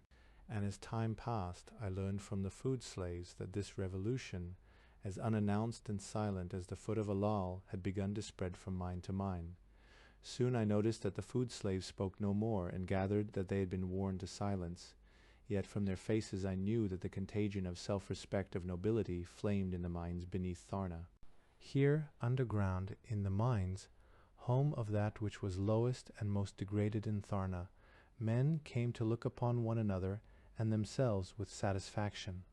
I decided it was time. That night, when we were herded into the long cell and the bolts were shoved in place, I spoke to the men. "Who among you," I asked, "would be free?" I said Andreas of Tor, and I growled Kron of Tharna, and I cried other voices. Only Ost demurred. "It is sedition to speak thus," he whimpered. "I have a plan," I said, "but it will require great courage, and you may all die." "There is no escape from the mines," whimpered Ost. "Lead us, warrior," said Andreas. "First," I said, "we must have the chamber flooded." Ost shrieked with terror, and Kron's great fist shut on his windpipe. Silencing him, Ost squirmed, scuffling in the dark, helpless. "Be quiet, serpent," said the bull-like Kron. He dropped Ost, and the conspirator crawled to the length of his chain and huddled against the wall, trembling with fear. Ost's shriek had told me what I wanted to know. I now knew how we could arrange to have the chamber flooded. Tomorrow night, I said simply, looking in Ost's direction, we will make our break for freedom. The next day, as I had expected, an accident befell Ost. He seemed to injure his foot with the pick, and he pleaded so earnestly with the whip slave that the fellow removed him from the chain, and putting a collar on his throat, led him limping away. This would have been unusual solicitation on the part of a whip slave, but it was as obvious to him as to the rest of us that Ost wished to speak with him alone, to communicate information of extreme importance. "You should have killed him," said Cron of Tharna. "No," I said. The bull-like man of Tharna looked at me questioningly and shrugged. That night the slaves who brought the tub of food were accompanied by a dozen warriors. That night Ost was not returned to the chain. "His foot requires care," said the whip slave, gesturing us toward the long cell. When the iron door was shut and the bolts shot into place, I heard the whip slave laugh. The men were despondent. "Tonight," said Andreas of Tor, "you know the chamber will be flooded." "Yes," I said, and he looked at me in disbelief. I called to the man at the far end of the chamber. "Pass the lamp," I said.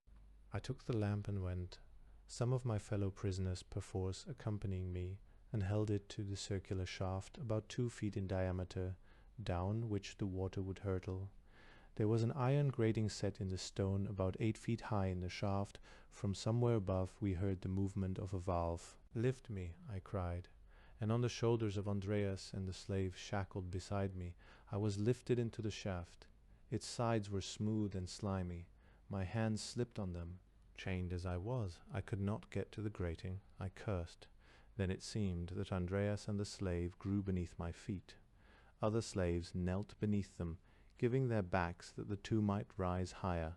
Standing side by side, they lifted me higher into the shaft. My shackled wrists seized the grating. "I have it," I cried. "Drag me down." Then Andreas and the slave fell in the shaft, and I felt the chains that fastened my wrists and ankles to theirs tearing at my limbs. "Pull," I cried, and the 100 slaves in the long room began to draw on the chains. My hands bled on the grating, the blood falling back in my upturned face, but I would not release the bars. "Pull," I cried. A trickle of water from above moved down the sides of the stones. The valve was opening. "Pull," I cried again. Suddenly the grating sprang free, and I and it fell clattering with a rattle of chains and metal to the floor. Now there was a stream of water flowing down the shaft. First on the chain, I called. With a rattle of chains, a small man with a wisp of straw-colored hair across his forehead snaked past the others and stood before me. "You must climb," I said. "How?" he asked, bewildered. "Brace your back against the wall of the shaft," I said. "Use your feet." "I can't," he said. "You will," I said. I and his fellow took him and thrust him bodily through the opening. We heard him in the shaft, grunting, gasping, the sounds of chains scraping on stones, as he began the tortuous inch-by-inch ascent. "I'm slipping," he cried, and rattled down the shaft, and fell to the cell floor weeping. "Again," I said. "I can't," he cried hysterically. I seized him by the shoulders and shook him. "You are of Tharna," I said. "Show us what a man of Tharna can do." It was a challenge which had been put to few men of Tharna. We lifted him again into the shaft. I set the second on the chain beneath him, and the third on the chain beneath the second.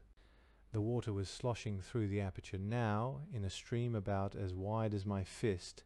In the tunnel it rose to our ankles. Then the first man on the chain supported his own weight, and the second, chains rattling, began to ascend the vertical tunnel, supported by he who was third, who now stood on the back of the fourth man, and so it continued. Once the second man slipped, dragging the first down with him, and causing the third to lose his grip. But by now there was a solid chain of men in the tunnel, and the fourth and the fifth man held.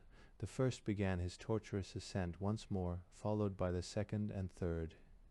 The water was perhaps 2 feet high in the cell, pressing upward toward the low ceiling. When I followed Andreas into the tunnel, Cron was the fourth man behind me. Andreas, Cron, and I were in the tunnel, but what of the poor wretches on the chain behind us? I looked up the long shaft at the line of slaves moving upward inch by inch. "Hurry!" I cried. The stream of water now seemed to press us down. to impede our progress. It was like a small waterfall. "Hurry, hurry!" cried the voice of a man, still below, a hoarse, terrified cry. The first man on the chain had now ascended the tunnel to the very source of the water, another tunnel. We heard a sudden, loud, swift rushing of water. He cried out in fear, "It's coming, all of it." "Brace yourselves," I shouted to those above and below me. "Drag the last men into the tunnel," I yelled. "Get them out of the cell." But my last words were drowned in a hurtling, plunging cataract of water that shattered on my body like a great fist, knocking my breath out.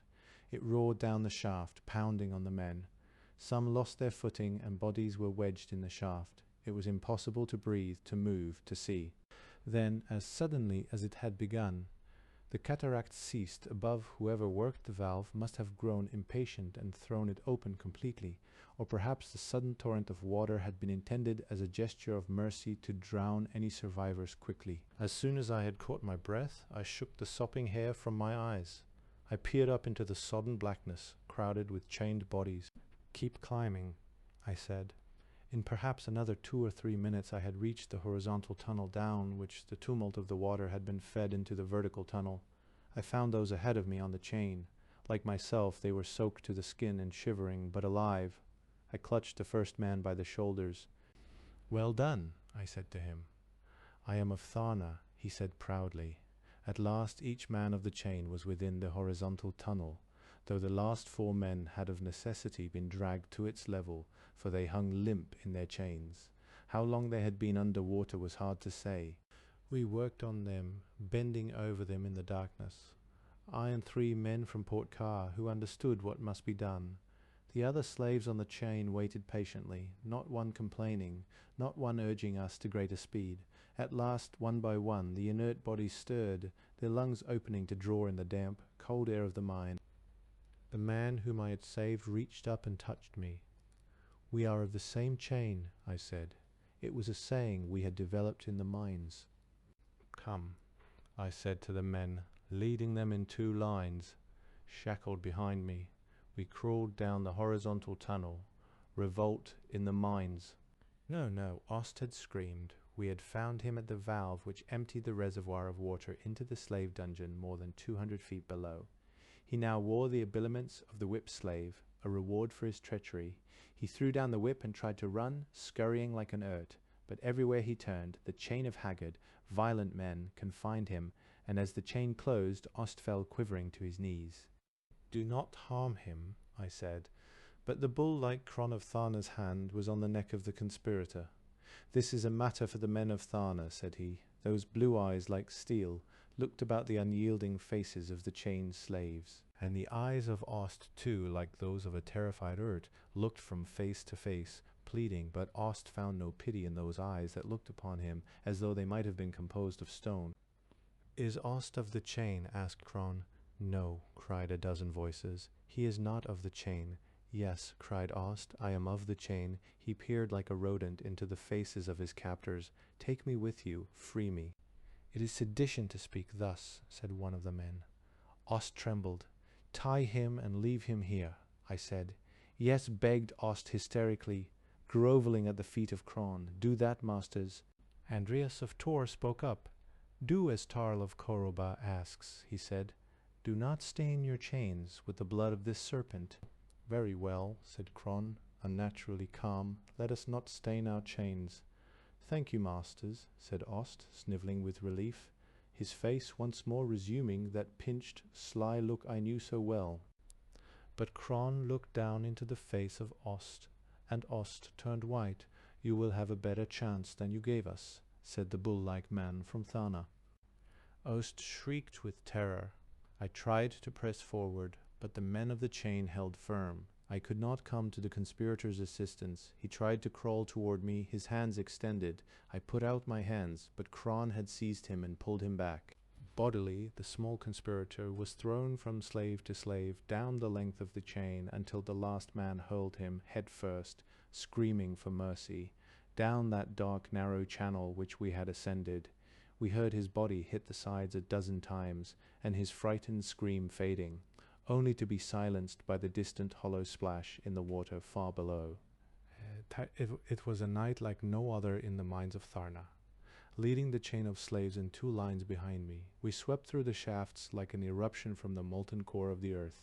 Armed only with ore and the picks that chipped the ore from the walls, we stormed into the quarters of whip slaves and guardsmen, who had scarcely time to seize their weapons. Those not killed in the savage fighting, much of it in the darkness of the shafts, were locked into leg shackles and herded into storage chambers, and the men of the chain did not treat their former oppressors gently. We had soon come on the hammers that would strike our chains from us, and one by one we filed past the great anvil where Cron of Tharna, of the caste of metal workers, with expert blows struck them from our wrists and ankles. To the central shaft I cried, holding a sword that had been taken from a guardsman now chained in the shafts behind.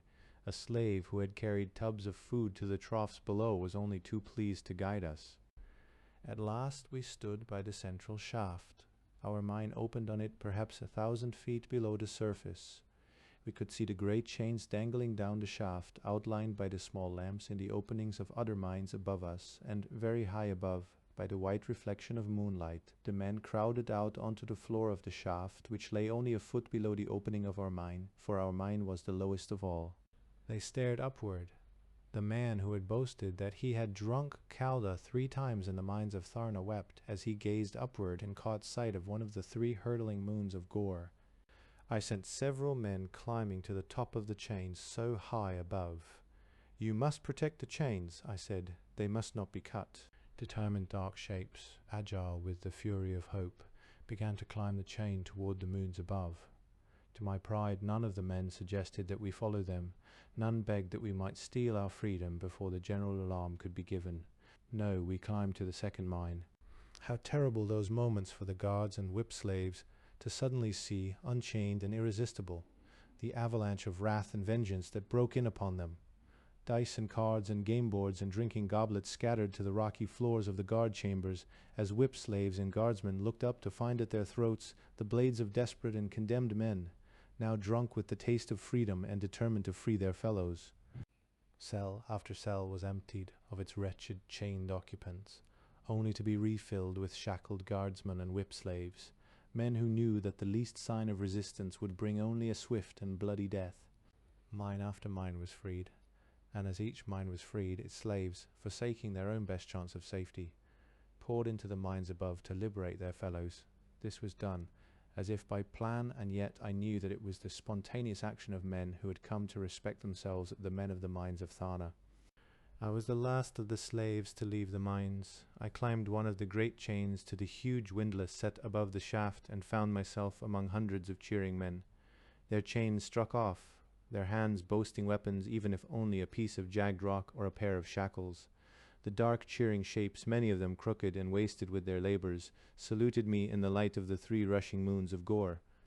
They shouted my name, and without fear that of my city, I stood upon the brink of the great shaft and felt the wind of the cold night upon me. I was happy, and I was proud.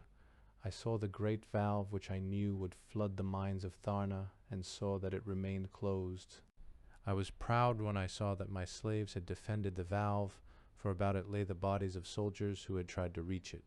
But I was most proud when I realized that the slaves had not now opened the valve, when they knew that below, in the confines of those dismal shafts and cells, chained and helpless, were their oppressors and mortal enemies. I could imagine the terror of those poor creatures, cringing in those traps beneath the ground, waiting to hear the distant rush of water through the tunnels, yet it would not come. I wondered if they would understand that such an action was beneath the hand of a truly free man, and that the men who fought them, who had conquered on this windy and cold night, who had fought like laurels in the darkness of the tunnels below, who had not sought their own safety but the liberation of their fellows, were such men. I leaped to the windlass and raised my arms, the darkness of the central shaft looming beneath me. There was silence. "Men of Tharna," I cried, "and of the cities of Gor, you are free." There was a great cheer. "Word of our deeds even now hurries to the palace of the Tetrix." I cried, "Let her tremble," cried Cron of Tharna in a terrible voice. "Think, Cron of Tharna," I cried, "soon Tarnsmen will fly from the walls of Tharna and the infantry will move against us." There was a mutter of apprehension from the masses of freed slaves. "Speak Tarl of Cabot," said Cron, using the name of my city as easily as he might have said the name of any other. "We do not have the weapons or the training or the beasts we would need to stand against the soldiers of Tharna," I said. "We would be destroyed, trampled like earths underfoot." I paused. "Therefore we must scatter to the forests and the mountains, taking cover where we can. We must live off the land. We will be sought by all the soldiers and guardsmen Tharna can set upon our trail. We will be pursued and ridden down by the lancers who ride the high Tharlarians. We will be hunted and slain from the air by the bolts of Tarnsmen. But we will die free," cried Andreas of Tor, and his cry was echoed by hundreds of voices. "And so must others," I cried. "You must hide by day and move by night. You must elude your pursuers. You must carry your freedom to others." "Are you asking us to become warriors?" cried a voice. "Yes," I cried, and such words had never before been spoken on Gor. "In this cause," I said, "whether you are of the caste of peasants, or poets, or metal workers, or saddle makers, you must be warriors." "We shall," said Cron of Tharna, his fist holding the great hammer with which he had struck off our shackles. "Is this the will of the priest-kings?" asked a voice. "If it is the will of the priest-kings," I said, "let it be done." And then I raised my hands again, and standing on the windlass over the shaft, blown by the wind with the moons of Gor above me, I cried, "And if it be not the will of the priest-kings, still let it be done." "Let it be done," said the heavy voice of Cron. "Let it be done," said the men, first one and then another, until there was a sober chorus of assent, quiet but powerful, and I knew that never before in this harsh world had men spoken thus. And it seemed strange to me that this rebellion, this willingness to pursue the right as they saw it independently of the will of the priest-kings, had come not first from the proud warriors of Gor, nor the scribes, nor the builders, nor physicians, nor any of the high castes of the many cities of Gor, but had come from the most degraded and despised of men, wretched slaves from the mines of Tharna. I stood there and watched the slaves depart, silently now like shadows, forsaking the precincts of the mines to seek their outlaw fortunes, their destinies beyond the laws and traditions of their cities. The Gorean phrase of farewell came silently to my lips. "I wish you well." Cron stopped by the shaft. I walked across the bar of the windlass and dropped to his side. The squat giant of the caste of metal workers stood with his feet planted wide. He held that great hammer in his massive fists like a lance across his body. I saw that the once close-cropped hair was now a shaggy yellow. I saw that those eyes, usually like blue steel, seemed softer than I remembered them. "I wish you well, Tarl of Cabot," he said. "I wish you well, Cron of Tharna," I said. "We are of the same chain," he said. "Yes," I said. Then he turned away, abruptly, I thought, and moved rapidly into the shadows. Now only Andreas of Tor remained at my side. He mopped back that mane of black hair like a laurel's and grinned at me. "Well," said he, "I have tried the mines of Tharna, and now I think I shall try the great farms." "Good luck," I said. I fervently hoped that he would find the auburn-haired girl in the Kamisk, gentle Lina of Tharna. "And where are you off to?" asked Andreas lightly. "I have business with the priest-kings," I said. "Ah," said Andreas, and was silent. We faced one another under the 3 moons. He seemed sad, one of the few times I had seen him so. "I'm coming with you," he said. I smiled. Andreas knew as well as I that men did not return from the Sardar Mountains. "No," I said. "I think you would find few songs in the mountains." "A poet," said he, "will look for songs anywhere." "I'm sorry," I said, "but I cannot allow you to accompany me." Andreas clapped his hands on my shoulders. "Hear, dull-witted scion of the caste of warriors," he said. "My friends are more important to me than even my songs." I tried to be light. I feigned skepticism. "Are you truly of the caste of poets?" "Never more truly than now," said Andreas. "For how could my songs be more important than the things they celebrate?" I marveled that he had said this, for I knew that the young Andreas of Tor might have given his arm or years of his life for what might be a true song, one worthy of what he had seen and felt and cared for. "Lina needs you," I said. "Seek her out." Andreas of the caste of poets stood in torment before me, agony in his eyes. "I wish you well," I said, "poet." He nodded. "I wish you well," he said, "warrior. Perhaps both of us wondered that friendship should exist between members of such different castes, but perhaps both of us knew, though we did not say so, that in the hearts of men arms and song are never far distant. Andreas had turned to go, but he hesitated and faced me once more. "The priest kings," he said, "will be expecting you." "Of course," I said. Andreas lifted his arm. "Tarl," he said, sadly. I wondered why he had said this, for it is a word of greeting. "Tarl," I said, returning the salute. I think perhaps he had wanted to greet me once more, that he did not believe he would ever again have the opportunity. Andreas had turned and was gone. I must begin my journey to the Sardar Mountains. As Andreas had said, I would be expected. I knew that little past on Gor that was not somehow known in the Sardar Mountains. The power and knowledge of the priest kings is perhaps beyond the comprehension of mortal men, or as it is said on Gor, of the men below the mountains.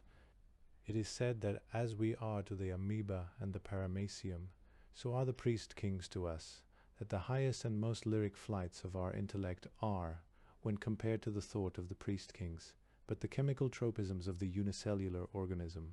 I thought of such an organism, blindly extending its pseudopodia to encircle a particle of food, an organism complacent in its world, perhaps only an agar plate on the desk of some higher being.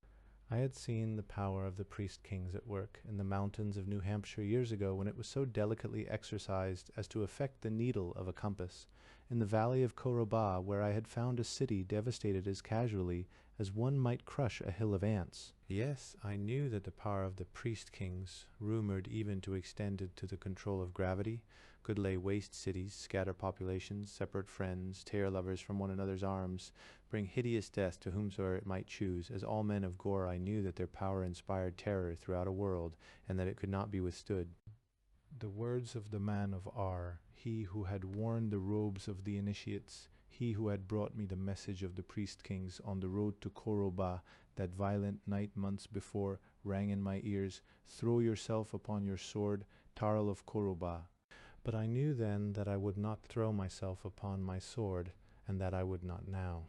I knew then, as I knew now, that I would go instead to the Sardar Mountains, that I would enter them and seek the priest kings themselves. I would find them somewhere in the midst of those icy escarpments, inaccessible even to the wild Tarn. They waited for me, those fit gods of this harsh world.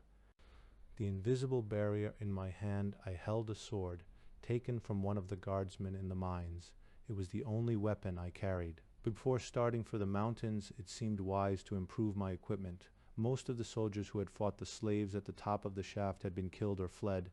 Those who had been killed had been stripped of clothing and weapons, both of which the ill-clad, unarmed slaves required desperately.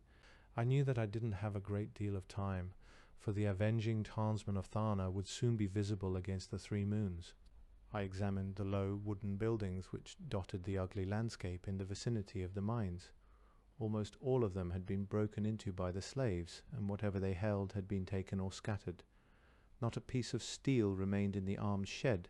Not a crust of bread remained in the tubs in the commissary huts. In the office of the administrator of the mines, he who once had given the command drowned them all. I found a stripped body slashed almost beyond recognition. Yet I had seen it once before, when I had been turned over by the soldier to his gentle care. It was the administrator of the mines himself. The corpulent, cruel body was now rent in 100 places. On the wall there was an empty scabbard.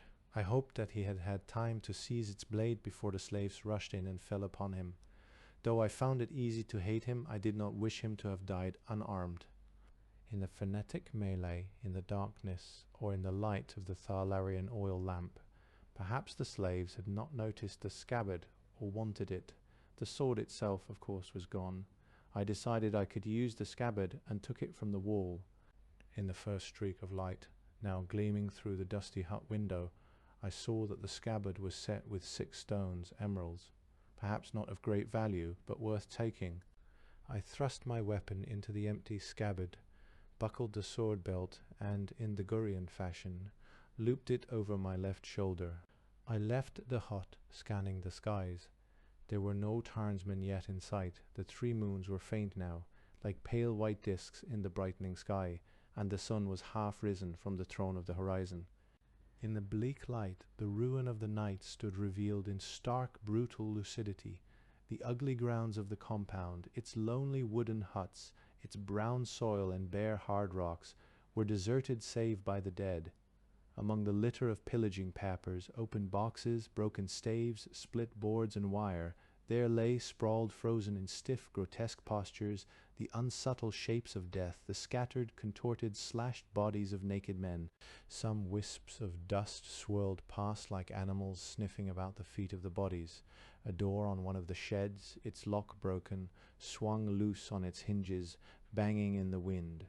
I walked across the compound and picked up a helmet which lay half hidden in the litter. Its straps were broken, but they could be knotted together. I wondered if it had been noticed by the slaves. I had sought equipment, but I had found only a scabbard and a damaged helmet, and soon the Tarnsman of Gor would arrive. Using the warrior's pace, a slow jog that can be prolonged for hours, I left the compound of the mines. I had only reached the shelter of a line of trees when I saw, some 1,000 yards behind me, descending on the compound of the mines like clouds of wasps, the Tarnsman of Gor. It was in the vicinity of the Pillar of Exchanges, 3 days later, that I found the Tarn. I had seen its shadow and feared it was wild, and had prepared to sell my life dearly, but the great beast, my own plumed giant, who may have haunted the Pillar of Exchanges for weeks, settled on the plains no more than 30 yards from me, its great wings shaking, and stalked to my side. It was for this reason that I had returned to the Pillar, hoping that perhaps the monster might linger in its vicinity. There was good hunting nearby, and the ridges where I had carried the tatrix afforded shelter for its nest. When it approached me and extended its head, I wondered if what I had dared not hope might be true, that the bird might have been waiting for me to return. He offered no resistance. He showed no anger when I leaped to his back and cried as before, one strap at which signal, with a shrill cry and a mighty spring, those gigantic wings cracked like whips and beat their way aloft in the glory of flight. As we passed over the Pillar of Exchanges, I remembered that it was there I had been betrayed by she who was once Tatrix of Gor. I wondered what had been her fate. I wondered too at her treachery, her strange hatred of me, for somehow it seemed not to fit well with the lonely girl on the ledge who had stood quietly gazing at the field of Talanders, while a warrior had gorged himself on the kill of his Tarn. Then, again, my memory blackened with fury at the thought of her imperious gesture, that insolent command, "Seize him." Whatever her fate, I insisted to myself that it would have been richly deserved, yet I found myself hoping that perhaps she had not been destroyed. I wondered what vengeance would have satisfied the hatred borne to Lara, the Tatrix by Dorna the Proud. I guessed unhappily that she might have had Lara hurled into a pit of osts or watched her boil alive in the foul oil of Tharlarians. Perhaps she would have had her thrown naked into the clutches of the insidious leech plants of Gor, or have had her fed to the giant urts in the dungeons beneath her own palace. I knew the hatred of men is but a feeble thing compared to the hatred of women, and I wondered how much it would take to slake the thirst for vengeance of such a woman as Dorna the Proud, what would have been enough to satisfy her. Though it was now the month of the vernal equinox on Gor, called Enkara, or the first Kara. The full expression is Enkara Lar Torvis, which means rather literally the first turning of the central fire. Lar Torvis is a Gorean expression for the sun. More commonly, though never in the context of time, the sun is referred to as Tor Tugor, or light upon the home stone. The month of the autumnal equinox is called fully Sekara Lar Torvis, but usually simply Sekara, the second Kara, or the second turning. As might be expected, there are related expressions for the months of the solstices, Envar La Torvis and Siva La Torvis, or again, rather literally, the first resting and the second resting of the central fire. These, however, like the other expressions, usually occur in speech only as Envar and Siva, or the first resting and the second resting. Chronology, incidentally, is the despair of scholars on Gor, for each city keeps track of time by virtue of its own administrator lists.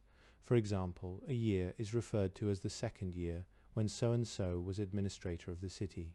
One might think that some stability would be provided by the initiates, who must keep a calendar of their feasts and observances. but the initiates of one city do not always celebrate the same feast on the same date as do those of another city. If the High Initiate of R should ever succeed in extending his hegemony over the High Initiates of rival cities, a hegemony which he claims he possesses already incidentally, a unified calendar might be introduced, but so far there has been no military victory of R over other cities, and accordingly, free of the sword, the initiates of each city regard themselves as supreme within their own walls. There are, however, some factors which tend to reduce the hopelessness of the situation. One is the fairs at the Sardar Mountains, which occur 4 times a year and are numbered chronologically. The other is that sometimes cities are willing to add in their records beside their own dating, the dating of R, which is Gor's greatest city. Chronology in R is figured, happily enough, not from its administrator lists, but from its mythical founding by the first man on Gor, a hero whom the priest kings are said to have formed from the mud of the earth and the blood of Tarns. Time is reckoned Contasta R, or from the founding of R, the current year, according to the calendar of R, if it is of interest, is 1011. Actually, I would suppose that R may not be a third of that age. Its home stone, however, which I have seen, attests to a considerable antiquity. Some 4 days after I had recovered the Tarn, we sighted in the distance the Sardar Mountains. Had I possessed a Gorean compass, its needle would have pointed invariably to those mountains, as though to indicate the home of the priest kings. Before the mountains, in a panorama of silken flags, I saw the pavilions of the Fair of Ankara, or the Fair of the First Turning. I wheeled the Tarn in the sky, not wanting to approach more closely yet. I looked upon those mountains which I now saw for the first time. A chill, not of the high winds which buffeted me on Tarnback, now crept into my body. The mountains of the Sardar were not such a vast magnificent range as the rugged scarlet crags of the Voltai, that almost impenetrable mountain vastness in which I had once been the prisoner of the outlaw Ubar, Marlenus of Ar, ambitious and warlike father of the fierce and beautiful Talina, she whom I loved, whom I had carried on Tarnback to Kuroba years before to be my free companion. No, the Sardar range was not the superb natural wilderness that was the Voltai. Its peaks did not scorn the plains below, its heights did not taunt the sky, nor in the cold of the night defy the stars. In it would not be heard the cry of tarns and the roar of laurels. It was inferior to the Voltai in both dimension and grandeur, yet when I looked upon it, more than the gloriously savage, laurel-haunted Voltai, I feared it. I took the Tarn closer. The mountains before me were black except for the high peaks and passes, which showed white patches and threads of cold gleaming snow. I looked for the green of vegetation on the lower slopes and saw none. In the Sardar range nothing grew. There seemed to be a menace, an intangible, fearful effect about those angular shapes in the distance. I took the Tarn as high as I could, until his wings beat frantically against the thin air, but could see nothing in the Sardar mountains that might be the habitation of priest kings. I wondered, an eerie suspicion that suddenly swept through me. If the Sardar mountains might actually be empty, if there might be nothing, simply nothing, but the wind and the snow in those gloomy mountains, and if men worshipped, unknowingly, nothing, what of the interminable prayers of the initiates, the sacrifices, the observances, the rituals, the innumerable shrines, altars, and temples to the priest kings? Could it be that the smoke of the burning sacrifices, the fragrance of the incense, the mumblings of the initiates, their prostrations and grovellings were all addressed to nothing but the empty peaks of the Sardar, to the snow and the cold and the wind that howled among those black crags? Suddenly the Tarn screamed and shuddered in the air. The thought of the emptiness of the Sardar range was banished from my mind, for here was evidence of the priest kings. It was almost as if the bird had been seized by an invisible fist. I could sense nothing.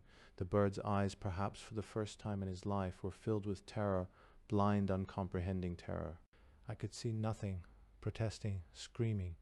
The great bird began to reel helplessly downward. Its vast wings, futilely, wildly, struck out, uncoordinated and frenetic, like the limbs of a drowning swimmer. It seemed the very air itself refused any longer to bear his weight. In drunken, dizzy circles, screaming, bewildered, helpless, the bird fell, while I, for my life, desperately clung to the thick quills of his neck. When we had reached an altitude of perhaps 100 yards from the ground, as suddenly as it had come, the strange effect passed. The bird regained his strength and senses, except for the fact that it remained agitated, almost unmanageable. Then, to my wonder, the valiant creature began once more to climb, determined to regain the altitude he had lost. Again and again he tried to rise, and again he was forced down. Through the beast's back I could feel the straining of his muscles, sense the mad pounding of that unconquerable heart. But each time we attained a certain altitude, the eyes of the Tarn would seem to lose their focus, and the unerring balance and coordination of the sable monster would be disrupted. It was no longer frightened, only angry. Once again it would attempt to climb ever faster, ever more fiercely. Then mercifully I called Forstrap. I feared the courageous beast would kill himself before surrendering to the unseen force that blocked his path. Unwillingly the bird alighted on the grassy plains about a league from the fair of Ankara. I slipped from his back. I thought those great eyes looked at me reproachfully. Why did I not leap again to his back and once more cry, "One strap"? Why did we not try once more? I slapped his beak affectionately, and digging among his neck feathers with my fingers, scratched out some of the lice about the size of marbles that infest wild tarns. I slapped them on his long tongue. After a moment of impatient, feather-ruffling protest, the tarn succumbed, if reluctantly, to this delicacy, and the parasites disappeared into that curved scimitar of a beak. What had happened would have been regarded by the untrained Gorean mind, particularly that of a low-caste individual, as evidence of some supernatural force, as some magical effect of the will of the priest-kings. I myself did not willingly entertain such hypotheses. The Tarn had struck a field of some sort, which perhaps acted on the mechanism of his inner ear, resulting in the loss of balance and coordination. A similar device, I supposed, might prevent the entry of high Tharlarians, the saddle lizards of Gor, into the mountains. In spite of myself, I admired the priest-kings. I knew now that it was true, what I had been told, that those who entered the mountains would do so on foot. I regretted having to leave the Tarn, but he could not accompany me. I talked to him for perhaps an hour, a foolish thing to do perhaps, and then gave his beak a hearty slap and shoved it from me. I pointed out over the fields, away from the mountains. "Tabuk," I said. The beast did not stir. "Tabuk," I repeated. I think, though it may be absurd, that the beast felt that he might have failed me, that he had not carried me into the mountains. I think, too, though, it is perhaps still more absurd, that he knew that I would not be waiting for him when he returned from his hunt. The great head moved quizzically and dipped to the ground, rubbing against my leg. Had it failed me? Was I now rejecting it? "Go, Ubar of the skies," I said. "Go." When I had said Ubar of the skies, the bird had lifted its head, now more than a yard above my own. I had called him that when I had recognized him in the arena of Tarna, when we had been aloft as one creature in the sky. The great bird stalked away from me about 15 yards, and then turned, looking at me again. I gestured to the fields away from the mountains. It shook its wings and screamed and hurled itself against the wind. I watched it until, a tiny speck against the blue sky, it disappeared in the distance. I felt unaccountably sad and turned to face the mountains of the Sardar. Before them, resting on the grassy plains beneath, was the fair of Ankara. I had not walked more than a pasang when, from a cluster of trees to my right, on the other side of a thin, swift stream that flowed from the Sardar, I heard the terrified scream of a girl. I buy a girl out from my scabbard, leaped the sword, and I splashed across the cold stream, making for the grove of trees across the way. Once more the terrified scream rang out. Now I was among the trees, moving rapidly but cautiously. Then the smell of a cooking fire came to my nostrils. I heard the hum of unhurried conversation. Through the trees I could see tent canvas, a Tharlarian wagon, the strap masters unharnessing a brace of low Tharlarians, the huge herbivorous draft lizards of Gor. For all I could tell, neither of them had heard the scream or paid it any attention. I slowed to a walk and entered the clearing among the tents. 1 or 2 guardsmen eyed me curiously. One arose and went to check the woods behind me to see if I were alone. I glanced about myself. It was a peaceful scene, the cooking fires, the domed tents, the unharnessing of the animals, when I remembered from the caravan of Mintar, of the merchant. But this was a small camp, not like the pasangs of wagons that constituted the entourage of the wealthy Mintar. I heard the scream once again. I saw that the cover of the Tharlarian wagon, which had been rolled back, was of blue and yellow silk. It was the camp of a slaver. I thrust my sword back in the scabbard and took off my helmet. Tal, I said to two guardsmen who crouched at the side of a fire, playing stones, a guessing game in which one person must guess whether the number of stones held in the fist of another is odd or even. Tal, said one guardsman. The other, attempting to guess the stones, did not even look up. I walked between the tents and saw the girl. She was a blonde girl with golden hair that fell behind her to the small of her back. Her eyes were blue. She was of dazzling beauty. She trembled like a frantic animal. She knelt, her back against a slender white birch-like tree to which she was chained naked.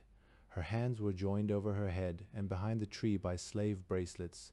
Her ankles were similarly fastened by a short slave chain which encircled the tree. Her eyes had turned to me, begging, pleading, as though I might deliver her from her predicament. But when she looked upon me, those fear-glazed eyes, if possible, seemed even more terrified. She uttered a hopeless cry. She began to shake uncontrollably, and her head fell forward in despair. I gathered she had taken me for another slaver. There was an iron brazier near the tree, which was filled with glowing coals. I could feel its heat 10 yards away. From the brazier protruded the handles of 3 irons. There was a man beside the irons, stripped to the waist, wearing thick leather gloves, one of the minions of the slaver. He was a grizzled man, rather heavy, sweating, blind in one eye. He regarded me without too much interest as he waited for the irons to heat. I noted the thigh of the girl. It had not yet been branded. When an individual captures a girl for his own uses, he does not always mark her, though it is commonly done. On the other hand, the professional slaver, as a business practice, almost always brands his chattels, and it is seldom that an unbranded girl ascends the block. The brand is to be distinguished from the collar, though both are a designation of slavery. The primary significance of the collar is that it identifies the master and his city. The collar of a given girl may be changed countless times, but the brand continues throughout to bespeak her status. The brand is normally concealed by the briefly skirted slave livery of Gor, but, of course, when the kamisk is worn, it is always clearly visible, reminding the girl and others of her station. The brand itself, in the case of girls, is a rather graceful mark, being the initial letter of the Gorean expression for slave in cursive script. If a male is branded, the same initial is used, but rendered in a block letter. Noting my interest in the girl, the man beside the irons went to her side and, taking her by the hair, threw back her face for my inspection. "She's a beauty, isn't she?" he said. I nodded agreement. I wondered why those piteous eyes looked upon me with such fear. "Perhaps you want to buy her?" asked the man. "No," I said. The heavy-set man winked his sightless eye in my direction. His voice lowered to a conspiratorial whisper. "She's not trained," he said, "and she is as hard to manage as a sleen." I smiled. "But," said the man, "the iron will take that out of her." I wondered if it would. He withdrew one of the irons from the fire. It glowed a fiery red. At the sight of the glowing metal, the girl uncontrollably screamed, pulling at the slave bracelets, at the shackles that held her to the tree. The heavy-set man thrust the iron back into the brazier. "She's a loud one," he said. Shamefacedly, then, with a shrug in my direction, as if to ask my pardon, he went to the girl and took a handful of her long hair. He wadded it into a small, tight ball and suddenly shoved it in her mouth. It immediately expanded, and before she could spit the hair out, he had looped more of her hair about her head and tied it in such a way as to keep the expanded ball of hair in her mouth. The girl choked silently, trying to spit the ball of hair from her mouth, but of course she could not. It was an old slaver's trick. I knew Tarnsmen sometimes silenced their captives in the same way. "Sorry, sweet wench," said the grizzled man, giving the girl's head a friendly shake. "But we don't want Targo coming over here with his whip and beating the Tharlarian oil out of us both, do we?" Sobbing silently, the girl's head fell down again on her breast. The grizzled man absent-mindedly hummed a caravan tune while waiting for the irons to heat. My emotions were mixed. I had rushed to the scene to free the girl, to protect her, yet when I arrived I found that she was merely a slave, and that her owner, quite properly from Gor's point of view, was attending to the routine business of marking his property. Had I attempted to free her, it would have been as much an act of theft as if I had driven off the Tharlarian wagon. Moreover, these men bore the girl no animosity. To them she was just another wench on their chain, perhaps more poorly trained and less docile than most. If anything, they were merely impatient with her, and thought she made too much of a fuss about things. They would not comprehend her feelings, her humiliation, her shame, her terror. I supposed even the other girls, the other freight of the caravan, might think she made a bit too much of things. After all, did a slave not expect the iron and the whip? I saw the other girls some 30 yards away, in camisks, the cheapest of slave garments, laughing and talking to one another, disporting themselves as pleasurably as free maidens might have. I almost did not notice the chain that lay hidden in the grass. It passed through the ankle ring of each, and at each end encircled a tree to which it was padlocked. The irons would soon be hot. The girl before me, so helpless in her chains, would soon be marked. I have wondered upon occasion why brands are used on Gorean slaves. Surely Goreans have at their disposal means for indelibly but painlessly marking the human body. My conjecture confirmed to some extent by the speculations of the older Tarl, who had taught me the craft of arms in Kurabar years ago, is that the brand is used primarily, oddly enough, because of its reputed psychological effect. In theory, if not in practice, when the girl finds herself branded like an animal, finds her fair skin marked by the iron of a master, she cannot fail, somehow, in the deepest levels of her thought, to regard herself as something which is owned, as mere property, as something belonging to the brute who has put the burning iron to her thigh. Most simply, the brand is supposed to convince the girl that she is truly owned. It is supposed to make her feel owned. When the iron is pulled away and she knows the pain and degradation and smells the odor of her burned flesh, she is supposed to tell herself, understanding its full and terrible import, I am his. Actually, I suppose the effect of the brand depends greatly on the girl. In many girls I would suppose the brand has little effect besides contributing to their shame, their misery and humiliation. With other girls it might well increase their intractability, their hostility. On the other hand, I have known of several cases in which a proud, insolent woman, even one of great intelligence, who resisted a master to the very touch of the iron, once branded, became instantly a passionate and obedient pleasure slave.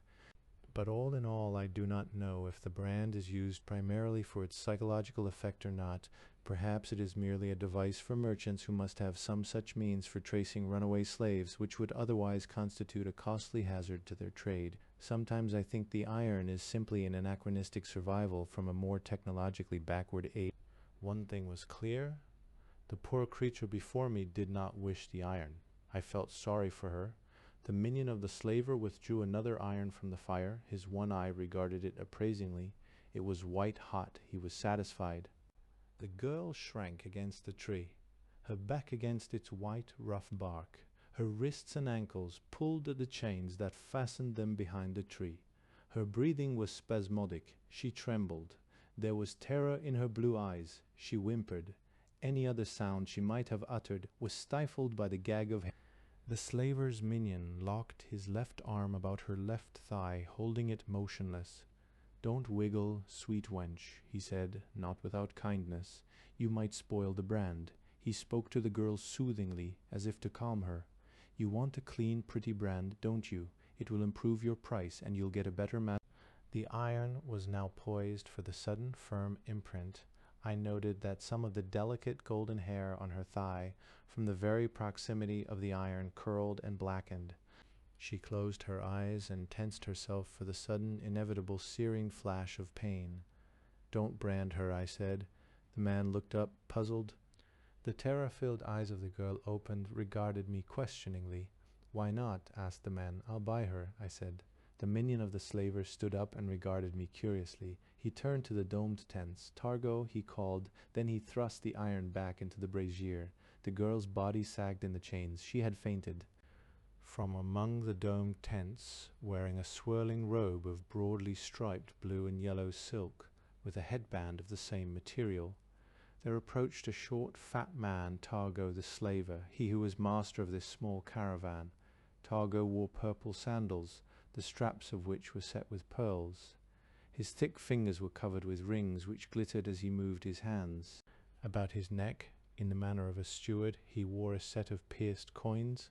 threaded on a silver wire. From the lobe of each small round ear there hung an enormous earring, a sapphire pendant on a golden stalk. His body had been recently oiled, and I gathered he may have been washed in his tent but moments ago, a pleasure of which caravan masters are fond at the end of a day's hot, dusty trek. His hair, long and black beneath a band of blue and yellow silk, was combed and glossy. It reminded me of the groomed, shining pelt of a pet urt. "Good day, master," smiled Targo, bowing as well as he could from the waist, hastily taking account of the unlikely stranger who stood before him. Then he turned to the man who watched the irons. His voice was now sharp and unpleasant. "What's going on here?" The grizzled fellow pointed to me. "He doesn't want me to mark the girl," he said. Targo looked at me, not quite understanding. "But why?" he asked. I felt foolish. What could I tell this merchant, this specialist in the traffic of flesh, this businessman who stood well within the ancient traditions and practices of his trade? Could I tell him that I did not wish the girl to be hurt? He would have thought me a madman, yet what other reason was there? Feeling stupid, I told him the truth. I do not wish to see her hurt. Targo and the grizzled master of the irons exchanged glances. "But she is only a slave," said Targo. "I know," I said. The grizzled man spoke up. He said he'd buy her. "Ah," said Targo, and his tiny eyes gleamed. "That's different." Then an expression of great sadness transformed his fat ball of a face. "But it is sad that she is so expensive." "I have no money," I said. Targo stared at me uncomprehendingly. His fat small body contracted like a pudgy fist. He was angry. He turned to the grizzled man and looked no more at me.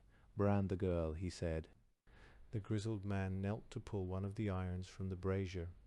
My sword pushed a quarter of an inch into the belly of the merchant. "Don't brand the girl," said Targo.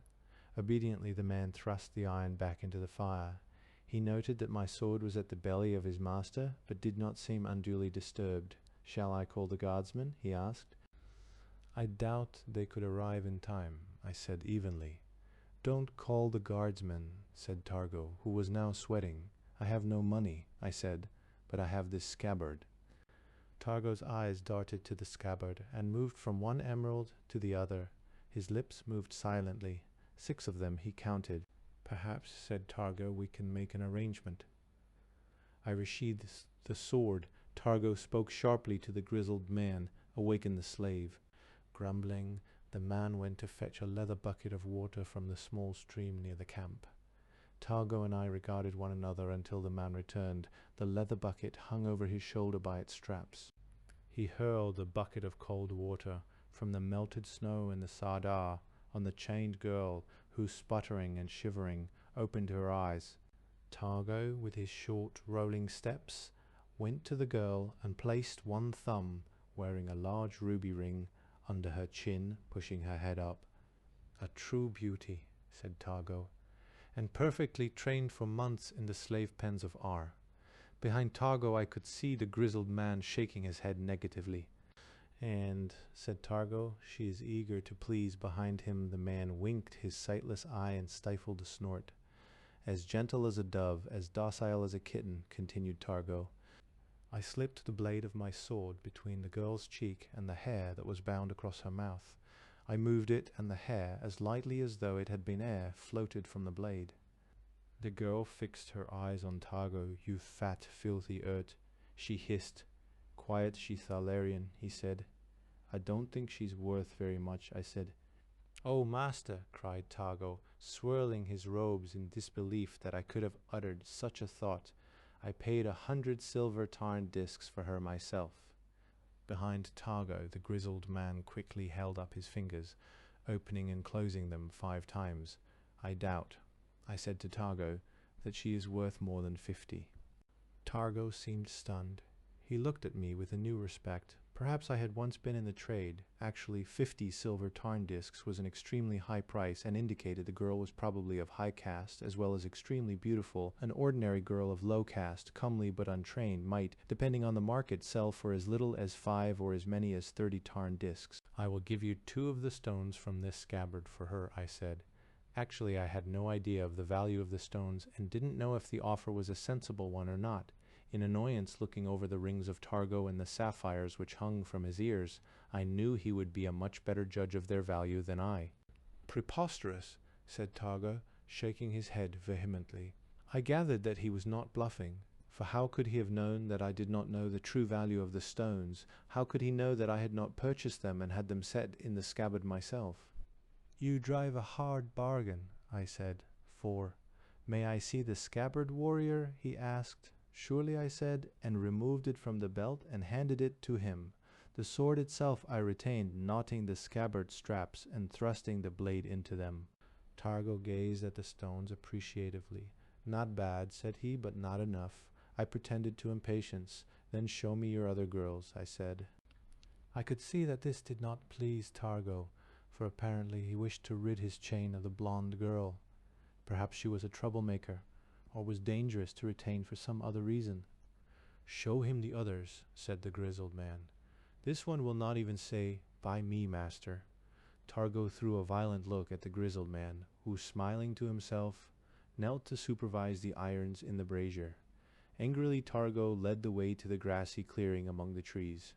He clapped his hands sharply twice, and there was a scurrying and tumbling of bodies and the sound of the long chain slipping through the ankle rings. The girls now knelt, each in the position of the pleasure slave, in their camisks on the grass, in a line between the two trees to which their chain was fastened. As I passed each, she boldly raised her eyes to mine and said, "Buy me, master." Many of them were beauties, and I thought that the chain, though small, was a rich one, and that almost any man might find thereon a woman to his taste. They were vital, splendid creatures, many of them undoubtedly exquisitely trained to delight the senses of a master, and many of the cities of Gor were represented on that chain, sometimes spoken of as the slaver's necklace. There was a blonde girl from lofty Thentis, a dark-skinned girl with black hair that fell to her ankles from the desert city of Tor, girls from the miserable streets of Port Kar in the delta of the Vosk, girls even from the high cylinders of Gradar itself. I wondered how many of them were bred slaves, and how many had once been free. And as I paused before each beauty in that chain and met her eyes and heard her words, "Buy me, master," I asked myself why I should not buy her, why I should not free her instead of the other girl. Were these marvelous creatures, each of whom already wore the graceful brand of the slave girl, any the less worthy than she? "No," I said to Targo, "I will not buy any of these." To my surprise, a sigh of disappointment, even of keen frustration, coursed down the chain. Two of the girls, she from Tor and one of the girls from Ar, wept, their heads buried in their hands. I wished I had not looked at them.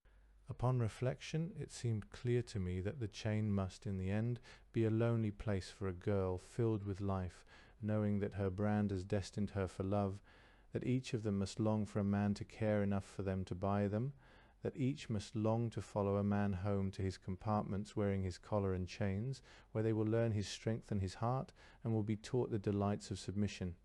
Better the arms of a master than the cold steel of the ankle ring. When they had said to me, "Buy me, master," it had not been simply a ritual phrase. They had wanted to be sold to me, or I suppose to any man who would take them from the hated chain of Targo. Targo seemed relieved. Clutching me by the elbow, he guided me back to the tree where the blonde girl knelt chained. As I looked at her, I asked myself why she and why not another, or why any? What would it matter if her thigh too should wear that graceful brand?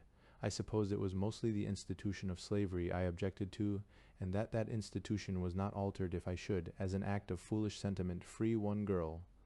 She could not go with me into the Sardar, of course, and when I abandoned her, she, alone and unprotected, would soon fall prey to a beast or find herself on yet another slaver's chain. Yes, I told myself it was foolish. "I have decided not to buy her," I said.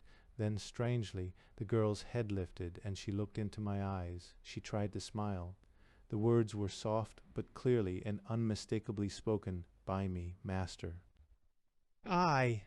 cried the grizzled man, and even Targo the slaver looked baffled. It had been the first time the girl had uttered the ritual phrase. I looked upon her, and saw that she was indeed beautiful, but mostly I saw that her eyes pleaded with mine, as I saw that my rational resolve to abandon her dissipated, and I yielded, as I sometimes had in the past, to an act of sentiment. "Take the scabbard. I said to Targo. I will buy her. And the helmet, said Targo. Agreed, I said. He seized the scabbard, and the delight with which he clutched it told me that I had been in his mind sorely bested in the bargaining. Almost as an afterthought, he plucked the helmet from my grasp. Both he and I knew it was almost worthless. I smiled ruefully to myself. I was not much good in such matters, I supposed, but perhaps if I had better known the value of the stones. The girl's eyes looked into mine, perhaps trying to read in my eyes what would be her fate. For her fate was now in my hands, for I was her master.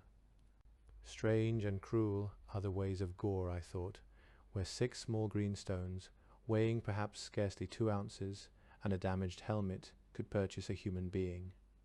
Targo and the grizzled man had gone to the domed tent to fetch the keys to the girl's chains. "What is your name?" I asked the girl.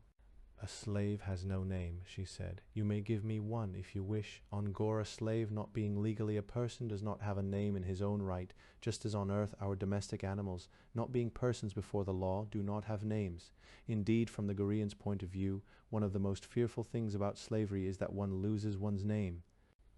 That name which he has had from birth, by which he has called himself and knows himself. That name which is so much a part of his own conception of himself, of his own true and most intimate identity, is suddenly gone." "I gather you are not a bred slave," I said. She smiled and shook her head. "No," she said. "I am content," I said, "to call you by the name you bore when you were free." "You are kind," she said. "What was your name when you were free?" I asked. "Lara," she said. "Lara," I asked. "Yes, warrior," she said. "Do you not recognize me? I was Tatrix of Tharna." Yellow cords. When the girl had been unchained, I lifted her in my arms and carried her into one of the domed tents that had been indicated to me. There we would wait until her collar had been engraved. The floor of the tent was covered with thick, colorful rugs, and the inside was decorated with numerous silken hangings. The light was furnished by a brass Thalarian oil lamp which swung on 3 chains. Cushions were scattered about on the rugs. On one side of the tent there stood, with its straps, a pleasure rack. I set the girl gently down. She looked at the rack. First she said, "You will use me, will you not?" "No," I said. Then she knelt at my feet and put her head to the rug, throwing her hair over her head, exposing her neck. "Strike," she said. I lifted her to her feet. "Didn't you buy me to destroy me?" she asked, bewildered. "No," I said. "Is that why you said to me, 'By me, master'?" "I think so," she said. "I think I wanted you to kill me." Then she looked at me. "But I'm not sure." "Why did you want to die?" I asked. "I, who was Tatrix of Tharna," she said, her eyes downcast, "did not wish to live as a slave. I will not kill you," I said. "Give me your sword, warrior," said she, "and I will throw myself upon it." "No," I said. "Ah, yes," she said. "A warrior is unwilling to have the blood of a woman on his sword." "You are young," I said, "beautiful and much alive. Put the cities of dust from your mind." She laughed bitterly. "Why did you buy me?" she asked. "Surely you wish to exact your vengeance. Have you forgotten it was I who put you in a yoke, who whipped you, who condemned you to the amusements, who would have given you to the Tarn, that it was I who betrayed you and sent you to the mines of Tharna?" "No," I said. "My eyes hard. I have not forgotten." "Nor have I," she said proudly, making it clear that she would ask me for nothing and expect nothing of me, not even her life. She stood bravely before me, yet so helpless, so much at my mercy. She might have stood thus before a laurel in the Voltaille. It was important to her to die well. I admired her for this, and found her in her hopelessness and defiance very beautiful. Her lower lip trembled ever so slightly, almost imperceptibly. She bit it to control its movement, lest I should see. I found her magnificent. There was a tiny drop of blood on her lips.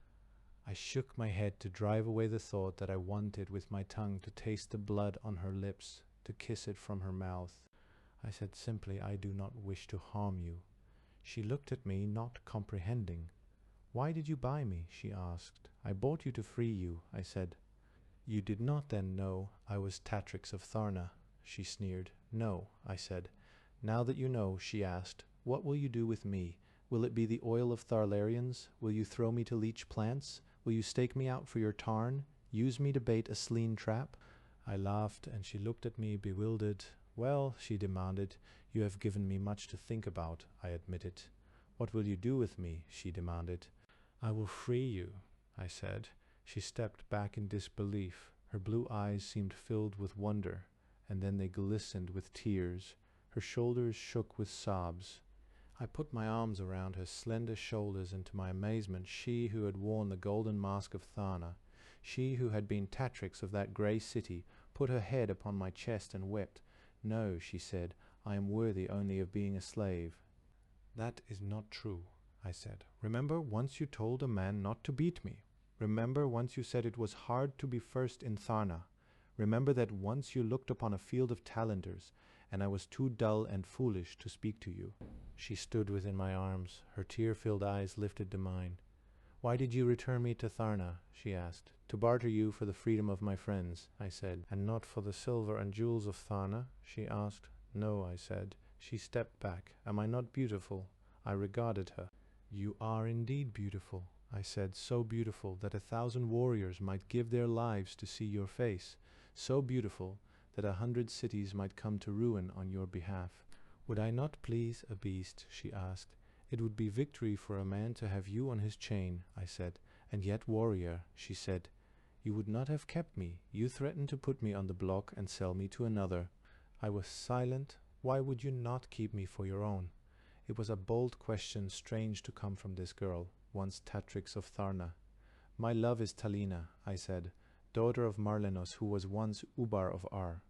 "A man may have many slave girls," she sniffed. "Surely in your pleasure gardens, wherever they may be many beautiful captives, wear your collar." "No," I said, "you are a strange warrior." I shrugged. She stood boldly before me. "Do you not want me?" "To see you is to want you," I admitted. "Then take me," she challenged. "I am yours." I looked down at the rug, wondering how to speak to her. "I don't understand," I said. "Beasts are fools," she exclaimed. After this incredible outburst she went to the side of the tent and held one of the hangings with her fist, thrusting her face against it. She turned, still clutching the hanging in her fist. Her eyes were filled with tears, but angry. "You returned me to Tharna," she said, almost as if making an accusation. "For the love of my friends," I said. "And honor," she said. "Perhaps honor too," I admitted. "I hate your honor," she cried. "Some things," I said, "are more compelling than even the beauty of a woman." "I hate you," she said. "I'm sorry." Lara laughed a small, sad laugh and sat down on the rug at the side of the tent, tucking her knees under her chin. "I don't hate you. You know," she said. "I know, but I did hate you. When I was Tatrix of Tharna, I hated you. I hated you so. I was silent. I knew she had spoken the truth. I had sensed those virulent feelings with which she had unaccountably to my mind regarded me. "Do you know, warrior," she asked, "why I now, only a miserable slave, hated you so?" "No," I said, "because when I first saw you I knew you from 1,000 forbidden dreams." Her eyes sought me out. She spoke softly. "In these dreams I had been proud in my palace, surrounded by my council and warriors, and then, shattering the roof like glass, a great Tarn descended bearing a helmeted warrior. He scattered my council and defeated my armies, and took me, and stripped me, and bound me naked across the saddle of his bird.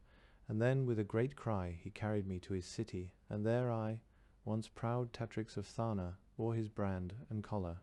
"Do not fear these dreams," I said. "And in his city," said the girl, her eyes bright, "he put bells upon my ankles and dressed me in dancing silk. I had no choice, you understand. I must do as he wished. And when I could dance no more, he took me in his arms and like a beast forced me to serve his pleasure." "It was a cruel dream," I said. She laughed and her face burned with shame. "No," she said, "it was not a cruel dream." "I don't understand," I said. "In his arms I learned what Tharna could not teach. In his arms I learned to share the flaming splendor of his passion. In his arms I learned mountains and flowers, and the cry of wild tarns, and the touch of a laurel's claw. For the first time in my life my senses were kindled. For the first time I could feel the movements of clothing on my body. For the first time I noticed how an eye opens and what, truly, is the feel of a hand's touch. And I knew then that I was no more nor less than he or any other living creature, and I loved him." I said nothing. I would not, she said, have given up his collar for all the gold and silver in Tharna, not for all the stones of her grey walls. "But you are not free in this dream," I said. "Was I free in Tharna?" she asked. I stared down at the intricate pattern on the rug, not speaking. Of course, she said, as one who wore the mask of Tharna, I put this dream from me. I hated it. It terrified me. It suggested to me that I, even the Tatrix, might share the unworthy nature of the beast. She smiled. When I saw you, warrior, I thought that you might be the warrior of this dream. So it was, I hated you and wanted to destroy you because you threatened me and all that I was. And at the same time I hated you, I feared you, and I desired you. I looked up, surprised. Yes, she said. I desired you. Her head fell and her voice became almost inaudible. Though I was Tatrix of Tharna, she said, I wanted to lie at your feet on the scarlet rug. I wanted to be bound with yellow cords.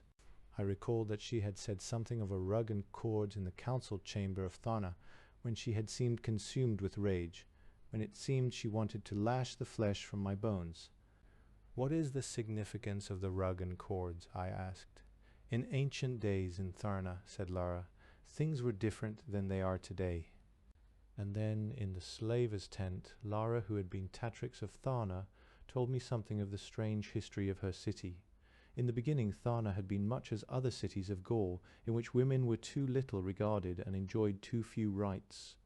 In those days it had been a portion of the rites of submission as practiced in Tharna, to strip and bind the captive with yellow cords and place her on a scarlet rug, the yellow of the cord being symbolic of talenders, a flower often associated with feminine love and beauty, the scarlet of the rug being symbolic of blood, and perhaps of passion. He who had captured the girl would place his sword to her breast and utter the ritual phrases of enslavement. They were the last words she would hear as a free woman. Weep, free maiden. Remember your pride and weep. Remember your laughter and weep. Remember you were my enemy and weep. Now you are my helpless captive. Remember you stood against me. Now you lie at my feet. I have bound you with yellow cords. I have placed you on the scarlet rug. Thus by the laws of Tharna do I claim you. Remember you were free. Know now you are my slave. Weep, slave girl. At this point the captor would untie the girl's ankles and complete the rite. When she rose from the rug to follow him, she was in his eyes and hers a slave. Over a period of time this cruel practice fell into disuse, and the women of Tharna came to be more reasonably and humanely regarded. Indeed, through their love and tenderness, they taught their captors that they too were worthy of respect and affection. And of course, as the captors came gradually to care for their slaves, the desire to subjugate them became less, for few men long desire to subjugate a creature for whom they genuinely care, unless perhaps it be they fear to lose her should she be free. Yet as the status of these women became more ennobled and less clearly defined, the subtle tensions of dominance and submission, instinctual throughout the animal world, tended to assert themselves. The balance of mutual regard is always delicate, and statistically it is improbable that it can long be maintained throughout an entire population. Accordingly, gradually exploiting, perhaps unconsciously, the opportunities afforded by the training of children and the affections of their men, the women of Tharna improved their position considerably over the generations, also adding to their social power the economic largesse of various funds and inheritances, eventually largely via the conditioning of the young and the control of education. Those superiorities which the female naturally possesses came to be enlarged on at the expense of those possessed by the male. And just as in our own world it is possible to condition entire populations to believe what is, from the standpoint of another population, incomprehensible and absurd, so in Tharna both the men and the women came eventually to believe the myths or the distortions advantageous to female dominance. Thus it was, gradually and unnoticed, that the gynocracy of Tharna came to be established, and honored with the full weight of tradition and custom, those invisible bonds heavier than chains because they are not understood to exist. Yet this situation, socially viable though it might be for generations, is not one truly productive of human happiness. Indeed, it is not altogether clear that it is preferable to the male-dominated ethos of most Gorean cities, which too surely has its unfortunate side. In a city such as Tharna, the men, taught to regard themselves as beasts, as inferior beings, seldom develop the full respect for themselves essential to true manhood. But even more strangely, the women of Tharna do not seem content under the gynocracy. although they despise men and congratulate themselves on their more lofty status. It seems to me that they too fail to respect themselves. Hating their men, they hate themselves. I have wondered sometimes if a man to be a man must not master a woman, and if a woman to be a woman must not know herself mastered. I have wondered how long nature's laws, if laws they are, can be subverted in Tharna. I have sensed how a man in Tharna longs to take the mask from a woman, and I have suspected how much a woman longs for her mask to be taken. Should there ever be a revolution in the ways of Tharna, I would pity her women, at least at first, for they would be the object of the pent-up frustrations of generations. If the pendulum should swing in Tharna, it would swing far, perhaps even to the scarlet rug and yellow cords. Outside the tent, we heard Targo's voice. To my surprise, Lara dropped to her knees, placing them in the position of a pleasure slave, and dropped her head submissively. Targo burst into the tent carrying a small bundle and approvingly noted the girl's posture. "Well, master," he said, "it seems with you she learns quickly." He beamed up at me. "I have cleared my records. She is yours." He thrust the bundle into my hands. It was a folded camask, and in its folds was a collar, "a token of my appreciation of your business," said Targo. "There will be no extra charge." I smiled to myself. Most professional slavers would have furnished far more.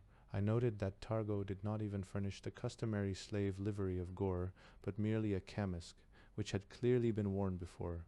Targo then dug into the pouch which he wore at his side and held out 2 yellow cords about 18 inches apiece. "I noted by the blue helmet," he said, "that you were of Tharna." "No," I said, "I am not of Tharna." "Ah, well," said Targo, "how is one to know?" He tossed the cords to the rug before the girl. "I have no more slave whips," said Targo, shrugging his shoulders sadly, "but your sword belt will do as well." "I'm sure it will," I said, handing back the collar and camask. Targo looked puzzled. "Bring her the clothing of a free woman," I said. Targo's mouth dropped open. "Of a free woman," I repeated. Targo squinted at the pleasure rack at the side of the tent, perhaps looking for perspiration stains on the straps. "Are you sure?" he asked.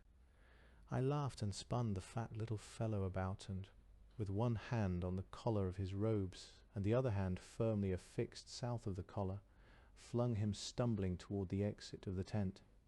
He caught his balance there, and earrings swinging, turned to regard me as though I might have lost my senses. "Perhaps master is making a mistake," he suggested. "Perhaps," I admitted. "Where?" asked Targo. "In the camp of a legitimate slaver. Do you expect me to find clothing suitable to a free woman?" I laughed, and Targo smiled and left. I wondered on how many nights free women, bound captives, had been thrown to his feet to be assessed and purchased. How many free women had in his camp exchanged their rich garments for a camask and an ankle ring on his chain.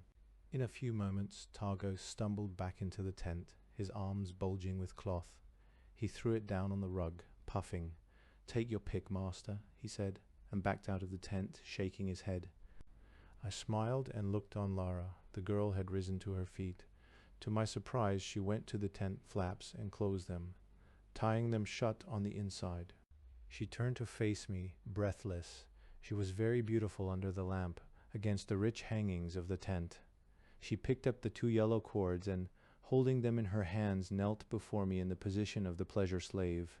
"I am going to free you," I said. Humbly, she held the cords up for me to accept, her eyes bright, entreating, raised to mine. "I am not of Tharna," I said. "But I am," she said. I saw that she knelt upon a scarlet rug. "I am going to free you," I said. "I am not yet free," she said. I was silent. "Please," she begged, "master." And so it was that I took the cords from her hand. And in the same night Lara, who had once been the proud Tatrix of Tharna, became, according to the ancient rites of her city, my slave girl and a free woman. Returned to Tharna outside the camp of Targo, Lara and I climbed a small hill and stood on its crest. I could see before me, some pasangs away, the pavilions of the fair of Ankara, and beyond those the looming ridges of the Sardar, ominous black sheer beyond the fair and before the mountains, which rose suddenly from the plains. I could see the timber wall of black logs sharpened at the top, which separated the fair from the mountains. Men seeking the mountains, men tired of life, young idealists, opportunists eager to learn the secret of immortality in its recesses, would use the gate at the end of the central avenue of the fair, a double gate of black logs mounted on giant wooden hinges, a gate that would swing open from the center, revealing the Sardar beyond. Even as we stood on the hill, I could hear the slow ringing of a heavy hollow tube of metal, which betokened that the black gate had opened. The sad, slow sound reached the hillock on which we stood. Lara stood beside me, clad as a free woman, but not in the robes of concealment. She had shortened and trimmed one of the gracious Gorean garments, cutting it to the length of her knees and cutting away the sleeves so that they fell only to her elbows. It was a bright yellow, and she had belted it with a scarlet sash.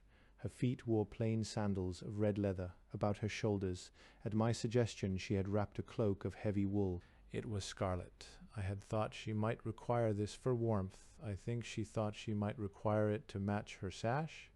I smiled to myself. She was free. I was pleased that she seemed happy. She had refused the customary robes of concealment. She maintained that she would be more of a hindrance to me so clad. I had not argued, for she was right. As I watched her yellow hair swept behind her in the wind, and regarded the joyful lineaments of her beauty, I was glad that she had not chosen, whatever might be her reason, to clothe herself in the traditional manner. Yet, though I could not repress my admiration of this girl and the transformation which had been wrought in her from the cold Tatrix of Tharna to the humiliated slave to the glorious creature who now stood beside me, my thoughts were mostly in the Sardar, for I knew that I had not yet kept my appointment with the priest-kings. I listened to the slow, gloomy tolling of the hollow bar. "Someone has entered the mountains," said Lara. "Yes," I said. "He will die," she said. I nodded. I had spoken to her of my work in the mountains, of my destiny which lay therein. She had said, simply, "I will go with you." She knew as well as I that those who entered the mountains did not return. She knew as well as I, perhaps better, the fearful power of the priest-kings. Yet she had said she would come with me. "You are free," I had said. "When I was your slave," she had said, "you could have ordered me to follow you. Now that I am free, I will accompany you of my own accord." I looked at the girl. How proudly and yet how marvelously she stood beside me. I saw that she had picked a talander on the hill, and that she had placed it in her hair. I shook my head, though the full force of my will drove me to the mountains. Though in the mountains the priest-kings waited for me, I could not yet go. It was unthinkable that I should take this girl into the Sardar to be destroyed as I would be destroyed, that I should devastate this young life so recently initiated into the glories of the senses, which had just awakened into the victories of life and feeling. What could I balance against her? My honor, my thirst for vengeance, my curiosity, my frustration, my fury. I put my arm about her shoulder and led her down from the hillock. She looked at me questioningly. "The priest-kings must wait," I said. "What are you going to do?" she asked. "Return you to the throne of Tharna," I said. She pulled away from me, her eyes clouding with tears. I gathered her to my arms and kissed her gently. She looked up at me, her eyes wet with tears. "Yes," I said, "I wish it." She put her head against my shoulder. "Beautiful Lara," I said, "forgive me." I held her more closely. "I cannot take you to the Sardar. I cannot leave you here. You would be destroyed by beasts or returned to slavery." "Must you return me to Tharna?" she asked. "I hate Tharna." "I have no city to which I might take you," I said, "and I believe you can make Tharna such that you will hate it no longer." "What must I do?" she asked. "That you must decide yourself," I said. I kissed her. Holding her head in my hands, I looked into her eyes. "Yes," I said proudly, "you are fit to rule." I wiped the tears from her eyes. "No tears," I said, "for you are Tatrix of Tharna." She looked up at me and smiled, a sad smile. "Of course, warrior," she said, "there must be no tears, for I am Tatrix of Tharna, and a Tatrix does not cry." She pulled the talander from her hair. I reached to her feet and replaced it. "I love you," she said. "It is hard to be first in Tharna," I said, and led her down the hillock away from the Sardar mountains. The fires which had begun to burn in the mines of Tharna had not been quenched. The revolt of the slaves had spread from the mines to the great farms. Shackles had been struck off and weapons seized. Angry men, armed with whatever tools of destruction they might find, prowled the land, evading the sorties of Tharna's soldiers, hunting for granaries to rob, for buildings to burn, for slaves to free. From farm to farm spread the rebellion. and the shipments to the city from the farms became sporadic and then ceased. What the slaves could not use or hide, they cut down or burned. Not more than 2 hours from the hillock where I had made the decision to return Lara to her native city, the Tarn had found us as I had thought he would. As at the Pillar of Exchanges, the bird had haunted the vicinity, and now, for the second time, its patience was rewarded. It lit some 50 yards from us, and we ran to its side, I first and Lara after me, she still apprehensive of the beast. My pleasure was such that I hugged the neck of that sable monster. Those round, blazing eyes regarded me, those great wings lifted and shook, his beak was lifted to the sky, and he screamed the shrill cry of the Tarn. Lara cried out in terror as the monster reached for me with his beak. I did not move, and that great terrible beak closed gently on my arm. Had the Tarn wished with a wrench of its glorious head, it might have torn the limb from my body. Yet its touch was almost tender. I slapped its beak and tossed Lara to its broad back and leaped up beside her. Again the indescribable thrill possessed me, and I think this time that even Lara shared my feelings. "One strap," I cried, and the Tarn's monstrous frame addressed itself once more to the skies. As we flew, many were the fields of charred satana we saw below us. The Tarn's shadow glided over the blackened frames of buildings, over broken pens from which livestock had been driven, over orchards that were now no more than felled trees, their leaves and fruit brown and withered. On the back of the Tarn, Lara wept to see the desolation that had come to her country. "It is cruel what they have done," she said. "It is also cruel what has been done to them," I said. She was silent. The army of Tharna had struck here and there at reported hiding places of slaves, but almost invariably they had found nothing, perhaps some broken utensils, the ashes of campfires. The slaves, forewarned of their approach by other slaves or by impoverished peasants, supplanted by the great farms, would have made good their departure, only to strike when ready, when unexpected and in strength. The sorties of Tarnsmen were more successful, but on the whole the slave bands, now almost regiments, moved only at night and concealed themselves during the day. In time it became dangerous for the small cavalries of Tharna to assault them, to brave the storm of missile weapons which would seem to rise almost from the very ground itself.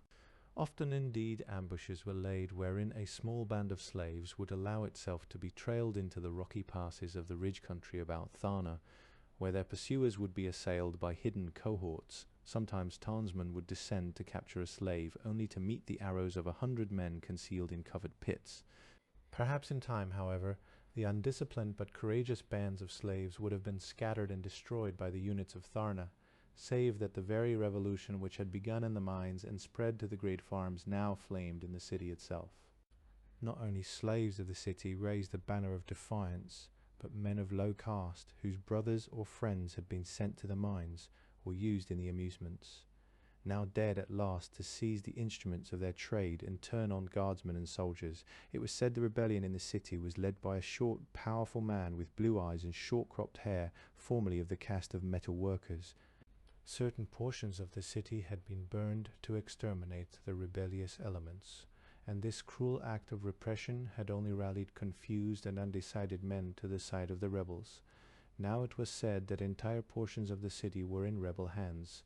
The silver masks of Tharna, when they were able, had escaped to the portions of the city still in the command of the soldiers. Many were reported to cower in the confines of the royal palace itself. The fate of those who had not escaped rebel hands was not clear. It was late in the afternoon of the 5th day that we saw in the distance the grey walls of Tharna. We were not threatened nor investigated by patrols. It was true that we could see Tarnsmen and their mounts here and there among the cylinders, but none came to challenge us. At several places in the city long ropes of smoke spiraled upward and then unraveled into vague dark strands. The main gate of Tharna hung open on its hinges, and small isolated figures scurried in and out. There were no Tharlarian wagons or lines of woodsmen or peddlers making their way to or from the city. Outside the walls, several small buildings had been burned. On the wall itself over the gate, in huge letters, there was scrawled the legend Sangfori, literally, without chains, but perhaps better translated simply as freedom or liberty. We brought the Tarn down on the walls near the gate. I freed the bird.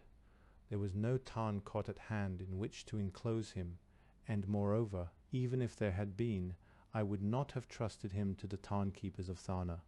I did not know who was and who was not in rebellion. Perhaps mostly I wanted the bird to be free in case my hopes met with disaster, in case the Tatrix and I were to perish in some back street of Tharna. On the summit of the wall we encountered the crumpled form of a fallen guardsman. It moved slightly. There was a small sound of pain. He had apparently been left for dead and was only now recovering consciousness. His grey garment with its scarlet strip of cloth on the shoulder was stained with blood. I unbuckled the helmet strap and gently removed the helmet. One side of the helmet had been cracked open, perhaps by the blow of an axe. The helmet straps, the leather inside, and the blonde hair of the soldier were soaked with his blood. He was not much more than a boy. As he felt the wind on the walls reach his head, he opened his grayish-blue eyes. One hand attempted to clutch his weapon, but the sheath had been emptied. "Don't struggle," I said to him, looking at the wound. The helmet had largely absorbed the blow, but the blade of the striking instrument had creased the skull, accounting for the flow of blood. Most likely the force of the blow had rendered him unconscious, and the blood had suggested to his assailant that the job was finished. His assailant had apparently not been a warrior. With a portion of Lara's cloak I bound the wound. It was clean and not deep. "You'll be all right," I said to him. His eyes looked from one of us to the other. "Are you for the Tatrix?" he asked. "Yes," I said. "I fought for her," said the boy, lying back against my arm. "I did my duty." I gathered that he had not enjoyed the performance of his duty, and that perhaps his heart lay with the rebels, but the pride of his caste had kept him at his post. Even in his youth he had the blind loyalty of the warrior, a loyalty which I respected and which was perhaps no more blind than some I myself had felt. Such men made fearsome antagonists, even though their swords might be pledged to the most despicable of causes. "You did not fight for your Tatrix," I said evenly. The young warrior started in my arms. "I did," he cried. "No," I said. "You fought for Dorna the Proud, pretender to the throne of Tharna, a usurper and traitress." The eyes of the warrior widened as they regarded us here. I said, gesturing to the beautiful girl at my side, "Is Lara the true Tatrix of Tharna?"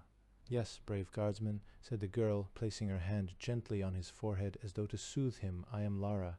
The guardsman struggled in my arms and then fell back, shutting his eyes with pain.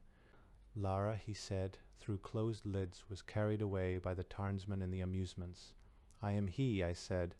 The grayish-blue eyes slowly opened and gazed at my face for a long time, and gradually recognition transformed the features of the young guardsman. "Yes," said he, "I remember." "The Tarnsman," said Lara, speaking softly, "returned me to the Pillar of Exchanges. There I was seized by Dorna the Proud and Thorn, her accomplice, and sold into slavery. The Tarnsman freed me and has now returned me to my people." "I fought for Dorna the Proud," said the boy, his greyish-blue eyes filled with tears. "Forgive me, true Tatrix of Tharna," he begged, "and had it not been forbidden that he, a man of Tharna, should touch her, a woman of Tharna, I think he would have reached his hand toward her." To his wonder, Lara took his hand in hers. "You did well," she said. "I am proud of you, my guardsman." The boy closed his eyes and his body relaxed in my arms. Lara looked at me, her eyes frightened. "No," I said, "he is not dead. He is just young and he has lost much blood." "Look!" cried the girl, pointing down the length of the wall. Some 6 shapes, grey, carrying spears and shields, were moving rapidly in our direction. "Guardsmen," I said, drawing my sword. Suddenly I saw the shields shift, facing us obliquely, and saw the right arms raise, spears high, with no change in the rapid pace of the men. In another dozen steps, the 6 spears would fly, hurled from that swift, even pace. Losing not a moment, I thrust my sword into my belt and seized Lara by the waist. As she protested, I turned and forced her to run at my side. "Wait," she pleaded. "I will speak to them." I swept her to my arms and ran. No sooner had we reached the spiraling stone stairwell which led down from the wall than the 6 spears, their points describing a circle of perhaps a yard in diameter, struck the wall over our head with a splintering of rock. Once we reached the bottom of the wall, we kept close to its base so as not to afford a target for further spear play. On the other hand, I did not believe the guardsmen would cast their weapons from the wall. If they missed, or if they did not, it would necessitate descending from the wall to retrieve the weapons. It was unlikely a small party like that above would freely lose the height of the wall to pursue two rebels. We began to work our tortuous way through the grim, blood-stained streets of Tharna. Some of the buildings had been destroyed. Shops had been boarded up. Litter was everywhere. Rubbish burned in the gutters. Largely the streets were deserted, save that here and there lay a body, sometimes that of a warrior of Tharna, more often one of its grey-clad citizens. On many of the walls the legend Sangfori could be read. On occasion terrified eyes scrutinized us fearfully from behind the shutters of windows. I suspected there was not a door in Tharna, but was not barred that day. "Halt!" cried a voice, and we stopped. From in front of us and behind us a group of men had seemed to materialize. Several of them held crossbows, at least 4 others had spears poised, some boasted swords, but many of them carried nothing more than a chain or sharpened pole. "Rebels," said Lara. Yes, I said. We could read the sullen defiance, the resolve, the capacity to kill in those eyes, bloodshot with loss of sleep, the desperate carriage of those grey-clad bodies, hungry and vicious with the strain of street fighting. There were wolves in the streets of Tharna. I slowly drew my sword and thrust the girl to the side of the street against the wall. One of the men laughed. I too smiled, for resistance was useless, yet I knew that I would resist, that I would not be disarmed until I lay dead on the stones of the street. What of Lara? What would be her fate at the hands of this pack of maddened, desperate men? I regarded my ragged foes, some of whom had been wounded. They were filthy, savage, exhausted, angry, perhaps starving. She would probably be slain against the wall by which she stood. It would be brutal but quick, on the whole merciful. The spear arms drew back, the crossbows leveled. Chains were grasped more firmly. The few swords lifted toward me. Even the sharpened poles inclined toward my breast. "Tarl of Gor," cried a voice, and I saw a small man, thin with a wisp of sandy hair across his forehead, press through the ragged band of rebels that confronted us. It was he who had been first on the chain in the mines, he who had of necessity been first to climb the shaft from the slave kennel to freedom. His face was transfigured with joy, and he rushed forward and embraced me. "This is he," the man cried, "Tarl of Gor." At that point, to my wonder, the ragged band lifted their weapons and uttered a wild cheer. I was swept from my feet and thrown to their shoulders. I was carried through the streets, and others of the rebels, appearing from doorways and windows, almost from the very stones of the street, joined what turned into a procession of triumph. The voices of these haggard but transformed men began to sing. I recognized the tune. It was the ploughing song I had first heard from the peasant in the mines. It had become the anthem of the revolution. Lara, as mystified as I, ran along with the men, staying as close to me as the jostling crowds permitted. Thus borne aloft from street to street, in the midst of joyous shouting, weapons raised on all sides in salute, my ears ringing with the ploughing song, once a song of the freeholds of Tharna, long since supplanted by the great farms, I found myself brought to that fateful Kalda shop I remembered so well, where I had dined in Tharna and had awakened to the treachery of Ost. It had become a headquarters of the revolution, perhaps because men of Tharna recalled that it was there they had learned to sing. There, standing before the low doorway, I looked once more upon the squat, powerful figure of Kron, of the caste of metal workers. His great hammer was slung from his belt, and his blue eyes glistened with happiness. The huge scarred hands of a metal worker were held out to me. Beside him, to my joy, I saw the impudent features of Andreas, that sweep of black hair almost obliterating his forehead. Behind Andreas, in the dress of a free woman unveiled, her throat no longer encircled by the collar of a state slave, I saw the breathless, radiant Lina of Tharna.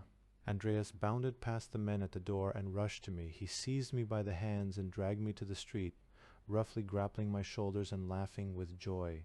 "Welcome to Tharna," said he. "Welcome to Tharna." "Yes," said Kron, only a step behind him, seizing my arm. "Welcome to Tharna." The barricade, I ducked my head and shoved open the heavy wooden door of the Kalda shop. The sign "Kalda sold here" had been repainted in bright letters. Also, smeared across the letters, written with a finger, was the defiant rallying call of the rebellion, Sangfori. I descended the low, wide steps to the interior.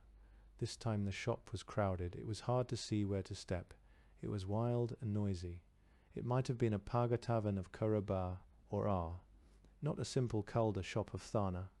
My ears were assailed by the din, the jovial uproar of men no longer afraid to laugh or shout. The shop itself was now hung with perhaps 100 lamps, and the walls were bright with the cast colours of the men who drank there. Thick rugs had been thrown under the low tables and was stained in innumerable places with spilled calder. Behind the counter the thin bald-headed proprietor, his forehead glistening, his slick black apron stained with spices, juices and wine, busily worked his long mixing paddle in a vast pot of bubbling calda. My nose wrinkled. There was no mistaking the smell of brewing calda. From behind 3 or 4 of the low tables, to the left of the counter, a band of sweating musicians sat happily cross-legged on the rug, somehow producing from those unlikely pipes and strings and drums and discs and wires the ever-intriguing, wild, enchanting, beautiful, barbaric melodies of Gor. I wondered at this, for the cast of musicians had been like the cast of poets, exiled from Tharna.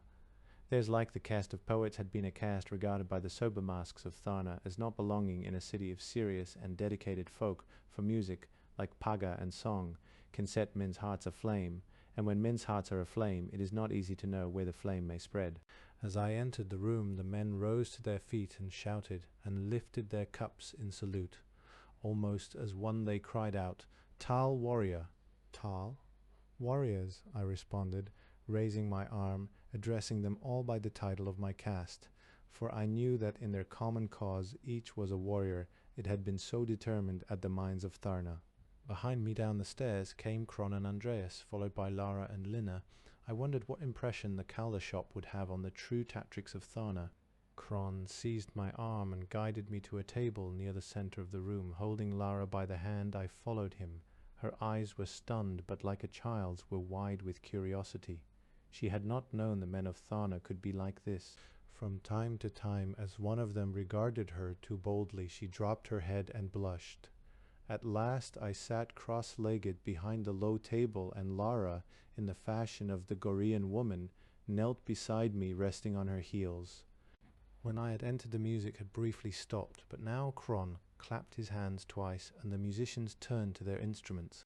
"Free Calda for all," cried Cron, and when the proprietor, who knew the codes of his caste, tried to object, Cron flung a golden tarn disc at him. Delightedly the man ducked and scrambled to pick it up from the floor.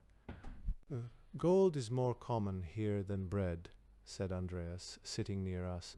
To be sure, the food on the low tables was not plentiful and was coarse, but one could not have known this from the good cheer of the men in the room. It might have been to them food from the tables of the priest-kings themselves. Even the foul Calda to them, reveling in the first intoxication of their freedom, was the rarest and most potent of beverages. Cron clapped his hands again, and to my surprise there was a sudden sound of bells, and 4 terrified girls, obviously chosen for their beauty and grace, stood before our table clad only in the scarlet dancing silks of Gor. They threw back their heads and lifted their arms, and to the barbaric cadence set by the musicians danced before us. Lara, to my surprise, watched them with delight. "Where in Tharna," I asked, "did you find pleasure slaves?" I had noted that the throats of the girls were encircled by silver collars. Andreas, who was stuffing a piece of bread in his mouth, responded his words a cheery mumble. Beneath every silver mask, he averred sententiously, there is a potential pleasure slave. "Andreas," cried Lina, and she made as if to slap him for his insolence, but he quieted her with a kiss, and she playfully began to nibble at the bread clenched between his teeth. "Are these truly silver masks of Tharna?" I asked Cron skeptically. "Yes," said he. "Good, aren't they?" "How did they learn this?" I asked. He shrugged. "It is instinctive in a woman," he said, "but they are untrained, of course." I laughed to myself. Cron of Tharna spoke as might any man of any city of Gor, other than a man of Tharna. "Why are they dancing for you?" asked Lara. "They will be whipped if they do not," said Cron. Lara's eyes dropped. "You see the collars," said Cron, pointing to the slender, graceful bands of silver each girl wore at her throat. "We melted the masks and used the silver for the collar." Other girls now appeared among the tables, clad only in a camisk and a silver collar, and sullenly, silently, began to serve the kalda which Kron had ordered. Each carried a heavy pot of the foul, boiling brew, and cup by cup replenished the cups of the men. Some of them looked enviously at Laura, others with hatred. Their look said to her, "Why are you not clad as we are? Why do you not wear a collar and serve as we serve?" To my surprise, Lara removed her cloak and took the pot of kalda from one of the girls and began to serve the men. Some of the girls looked at her in gratitude, for she was free, and in doing this she showed them that she did not regard herself as above them. "That," I said to Kron, pointing out Lara, "is the Tatrix of Tharna." As Andreas looked upon her, he said softly, "She is truly a Tatrix." Lina arose and now began to help with the serving.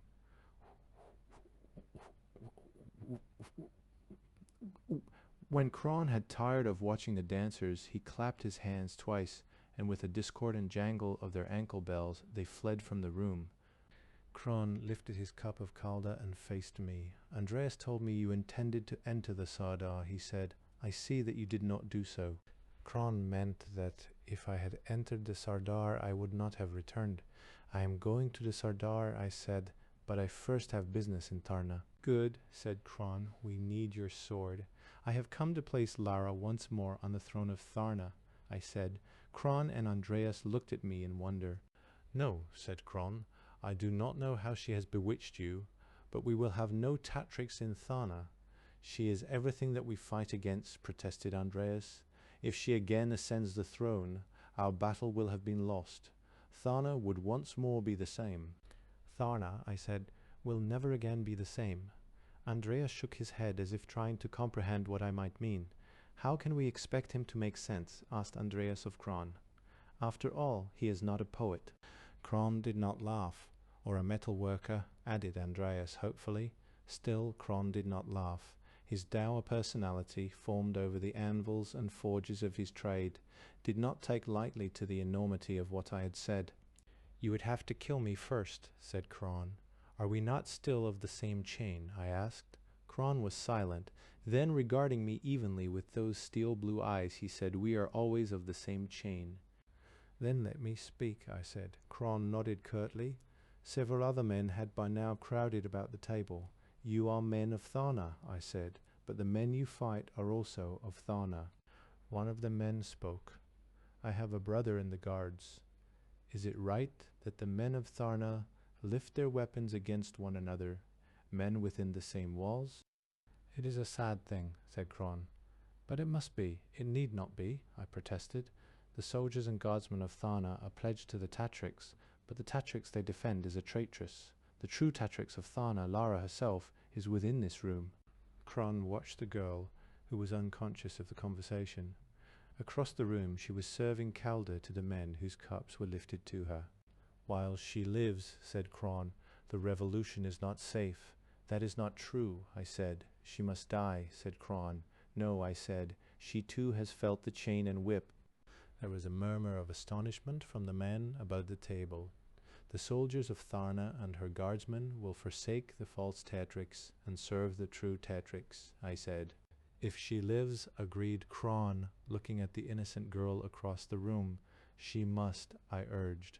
"She will bring a new day to Tharna. She can unite both the rebels and the men who oppose you. She has learned how cruel and miserable are the ways of Tharna.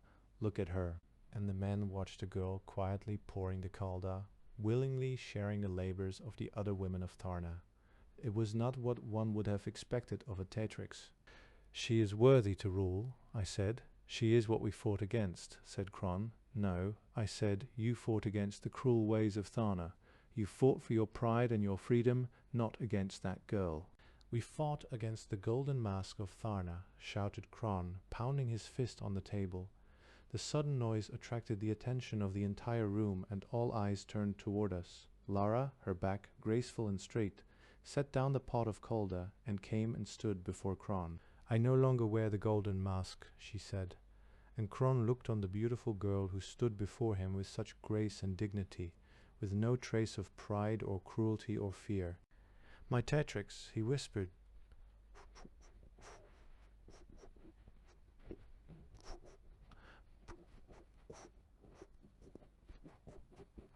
We marched through the city, the streets behind us filled like grey rivers with the rebels, each man with his own weapon, yet the sound of those rivers converging on the palace of the Tatrix was anything but grey.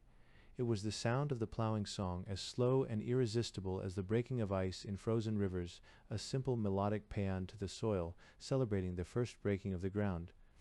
At the head of that splendid, ragged procession 5 marched. Kron, chief of the rebels, Andreas, a poet, his woman, Linna of Tharna, unveiled. I, a warrior of a city devastated and cursed of the priest-kings, and a girl with golden hair, a girl who wore no mask, who had known both the whip and love, fearless and magnificent Lara, she who was true Tatrix of Tharna.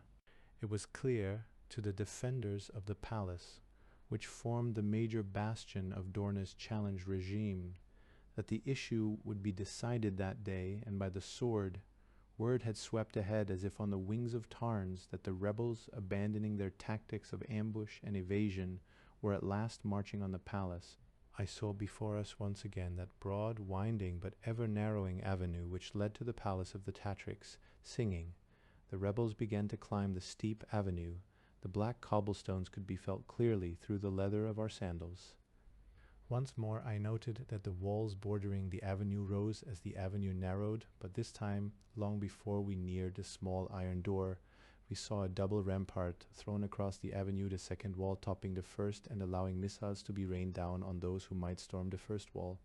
The rampart was thrown between the walls where they stood at perhaps 50 yards from each other. The first rampart was perhaps 12 feet high, the second perhaps 20. Behind the ramparts I could see the blaze of weaponry and the movement of blue helmets. We were within crossbow range. I motioned to the others to remain back, and carrying a shield and spear, in addition to my sword, approached the rampart. On the roof of the palace beyond the double rampart I could occasionally see the head of a Tarn, and I heard their screams. Tarns, however, would not be too effective against the rebels in the city. Many of them had cut longbows, and many of them were armed with the spears and crossbows of fallen warriors. It would be risky business coming close enough to bring talons into play. And should the warriors have attempted to use the Tarns merely to fire down on the crowd, they would suddenly have found the streets deserted until the shadow of the bird had passed, and the rebels could move another 100 yards closer to the palace. Trained infantry, incidentally, might move rapidly through the streets of a city with shields locked over their heads, much in the fashion of the Roman testudo. But this formation requires discipline and precision, martial virtues not to be expected in high degree of the rebels of Tharna. About 100 yards from the rampart, I put down the shield and spear, signifying a temporary truce. A tall figure appeared on the rampart and did as I had done. Though he wore the blue helmet of Tharna, I knew that it was Thorn. Once again I began to approach the rampart. It seemed a long walk.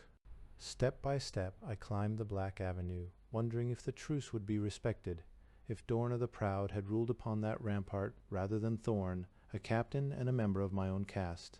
I was certain that a bolt from some crossbow would have pierced my body without warning. When at last I stood unslain on the black cobblestones at the foot of the double rampart, I knew that though Dorna the Proud might rule in Tharna, though it might be she who sat upon the golden throne of the city, that it was the word of a warrior that ruled on those ramparts above me. Tarl warrior, said Thorn, removing his helmet. Tarl warrior, I said. Thorn's eyes were clearer now than I remembered them, and the large body which had been tending to corpulence had, in the stress of the fighting, hardened into muscular vigor. The purplish patches that marked his yellowish face seemed less pronounced now than before. 2 strands of hair still marked his chin in parallel streaks, and on the back of his head his long hair was still bound in a Mongol knot. The now clear, bleak eyes regarded me. "I should have killed you on the Pillar of Exchanges," said Thorn. "I spoke loudly so that my voice might carry to all who manned the double rampart. I come on behalf of Lara, who is true Tatrix of Tharna. Sheath your weapons. No more shed the blood of men of your own city. I ask this in the name of Lara and of the city of Tharna and its people, and I ask it in the name of the codes of your own caste, for your swords are pledged to the true Tatrix, Lara, not Dorna the Proud." I could sense the reaction of the men behind the rampart. Thorn, too, now spoke loudly for the benefit of the warriors. "Lara is dead. Dorna is Tatrix of Tharna." "I live," cried a voice behind me, and I turned, and to my dismay I saw that Lara had followed me to the rampart. If she were killed, the hopes of the rebels might well be blasted, and the city plunged interminably into civil strife. Thorn looked at the girl, and I admired the coolness with which he regarded her. His mind must have been in tumult, for he could not have expected that the girl produced by the rebels as the true Tatrix would actually be Lara. "She is not Lara," he said coldly. "I am," she cried. "The Tatrix of Tharna," sneered Thorn, looking on the unconcealed features of Lara, "wears a golden mask." "The Tatrix of Tharna," said Lara, "no longer chooses to wear a mask of gold." "Where did you get this camp wench, this impostor?" asked Thorn. "I purchased her from a slaver," I said. Thorn laughed, and his men behind the barricade laughed too. "The slaver to whom you sold her," I added. Thorn laughed no longer. I called out to the men behind the barricade, "I returned this girl, your Tatrix, to the Pillar of Exchanges, where I gave her into the hands of Thorn, this captain, and Dorna the Proud. Then treacherously I was set upon and sent to the mines of Tharna, and Dorna the Proud and Thorn. This captain seized Lara, your Tatrix, and sold her into slavery, sold her to the slaver Targo, whose camp is now at the fair of Ankara, sold her for the sum of 50 silver tarn discs." "What he says is false," shouted Thorn. I heard a voice from behind the barricade, a young voice. "Dorna the Proud wears a necklace of 50 silver tarn discs." "Dorna the Proud is bold indeed," I cried, "to flaunt the very coins whereby her rival, your true Tatrix, was delivered into the chains of a slave girl." There was a mutter of indignation, some angry shouts from the barricade. "He lies," said Thorn. "You heard him," I cried, "say to me that he should have killed me on the Pillar of Exchanges. You know that it was I who stole your Tatrix at the amusements of Tharna. Why would I have gone to the Pillar of Exchanges if not to surrender her to the envoys of Tharna?" A voice cried out from behind the barricade, "Why did you not take more men with you to the Pillar of Exchanges, Thorn of Tharna?" Thorn turned angrily in the direction of the voice. I responded to the question. "Is it not obvious?" I asked. "He wanted to protect the secret of his plan to abduct the Tatrix and put Dorna the Proud upon her throne." Another man appeared at the top of the barricade. He removed his helmet. I saw that it was the young warrior whose wound Lara and I had tended on the wall of Tharna. "I believe this warrior," he cried, pointing down at me. "It is a trick to divide us," cried Thorn. "Back to your post." Other warriors in the blue helmets and grey tunics of Tharna had climbed to the top of the barricade to see more clearly what befell. "Back to your posts," cried Thorn. "You are warriors." I cried. "Your swords are pledged to your city, to its walls, to your people and your Tatrix. Serve her." "I shall serve the true Tatrix of Tharna," cried the young warrior. He leaped down from the barricade and laid his sword on the stones at Lara's feet. "Take up your sword," she said, "in the name of Lara." "True Tatrix of Tharna, I do so," he said. He knelt on one knee before the girl and grasped the hilt of the weapon. "I take up my sword," he said, "in the name of Lara, who is true Tatrix of Tharna." He rose to his feet and saluted the girl with the weapon. "Who is true Tatrix of Tharna?" he cried. "That is not Lara," cried Thorn, pointing to the girl. "How can you be so certain?" asked one of the warriors on the wall. Thorn was silent, for how could he claim to know that the girl was not Lara, when presumably he had never looked upon the face of the true Tatrix? "I am she," cried the girl. "Are there none of you here who have served in the chamber of the Golden Mask? None of you who recognize my voice?" "It is she," cried one of the men. "I am sure he removed his helmet. You are Stam," she said, "first guardsman of the North Gate, and can cast your spear farther than any man of Tharna. You were first in the military games of Ankara in the 2nd year of my reign." Another warrior removed his helmet. "You are Tai," said she, "a Tarnsman, wounded in the war with Thentis in the year before I ascended the throne of Tharna." Yet another man took from his head the blue helmet. "I do not know you," she said. The men on the wall murmured. "You could not," said the man, "for I am a mercenary of Ar who took service in Tharna only within the time of the revolt." "She is Lara," cried another man. He leaped down from the wall and placed his sword also on the stones at her feet. Once again she graciously requested that the weapon be lifted in her name, and it was. One of the blocks of the barricade tumbled into the street. The warriors were dismantling it. Thorn had disappeared from the wall. Slowly the rebels, waved ahead by me, approached the wall. They had cast down their weapons, and singing, they marched to the palace. The soldiers streamed over the barricade and met them in the avenue with joy. The men of Tharna seized one another in their arms and clasped their hands in concord. Rebels and defenders mingled gladly in the street, and brother sought brother among those who had minutes before been mortal foes. My arm about Lara, I walked through the barricade, and behind us came the young warrior, others of the defenders of the barricade, and Kron, Andreas, Lina, and many of the rebels. Andreas had brought with him the shield and spear which I had put down in token of truce, and I took these weapons from him. We approached the small iron door that gave access to the palace, I in the lead. I called for a torch. The door was loose, and I kicked it open, covering myself with the shield. Within there was only silence and darkness. The rebel who had been first on the chain in the mines thrust a torch in my hands. I held this in the opening. The floor seemed solid, but this time I knew the dangers it concealed. A long plank from the scaffolding of the barricade was brought, and we laid this from the threshold across the floor. The torch lifted high. I entered, careful to stay on the plank. This time the trap did not open, and I found myself in a narrow, unlit hallway opposite the door to the palace. "Wait here," I commanded the others. I did not listen to their protests, but saying no more, began my torchlit journey through the now darkened labyrinth of the palace corridors.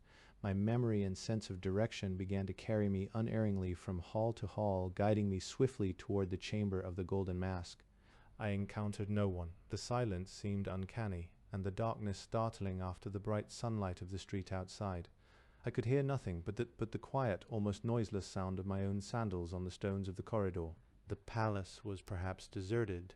At last I came to the chamber of the Golden Mask. I leaned against the heavy doors and swung them open. Inside there was light. The torches on the walls still burned. Behind the golden throne of the Tatrix loomed the dull gold mask, fashioned in the image of a cold and beautiful woman, the reflection of the torches set in the walls flickering hideously on its polished surface.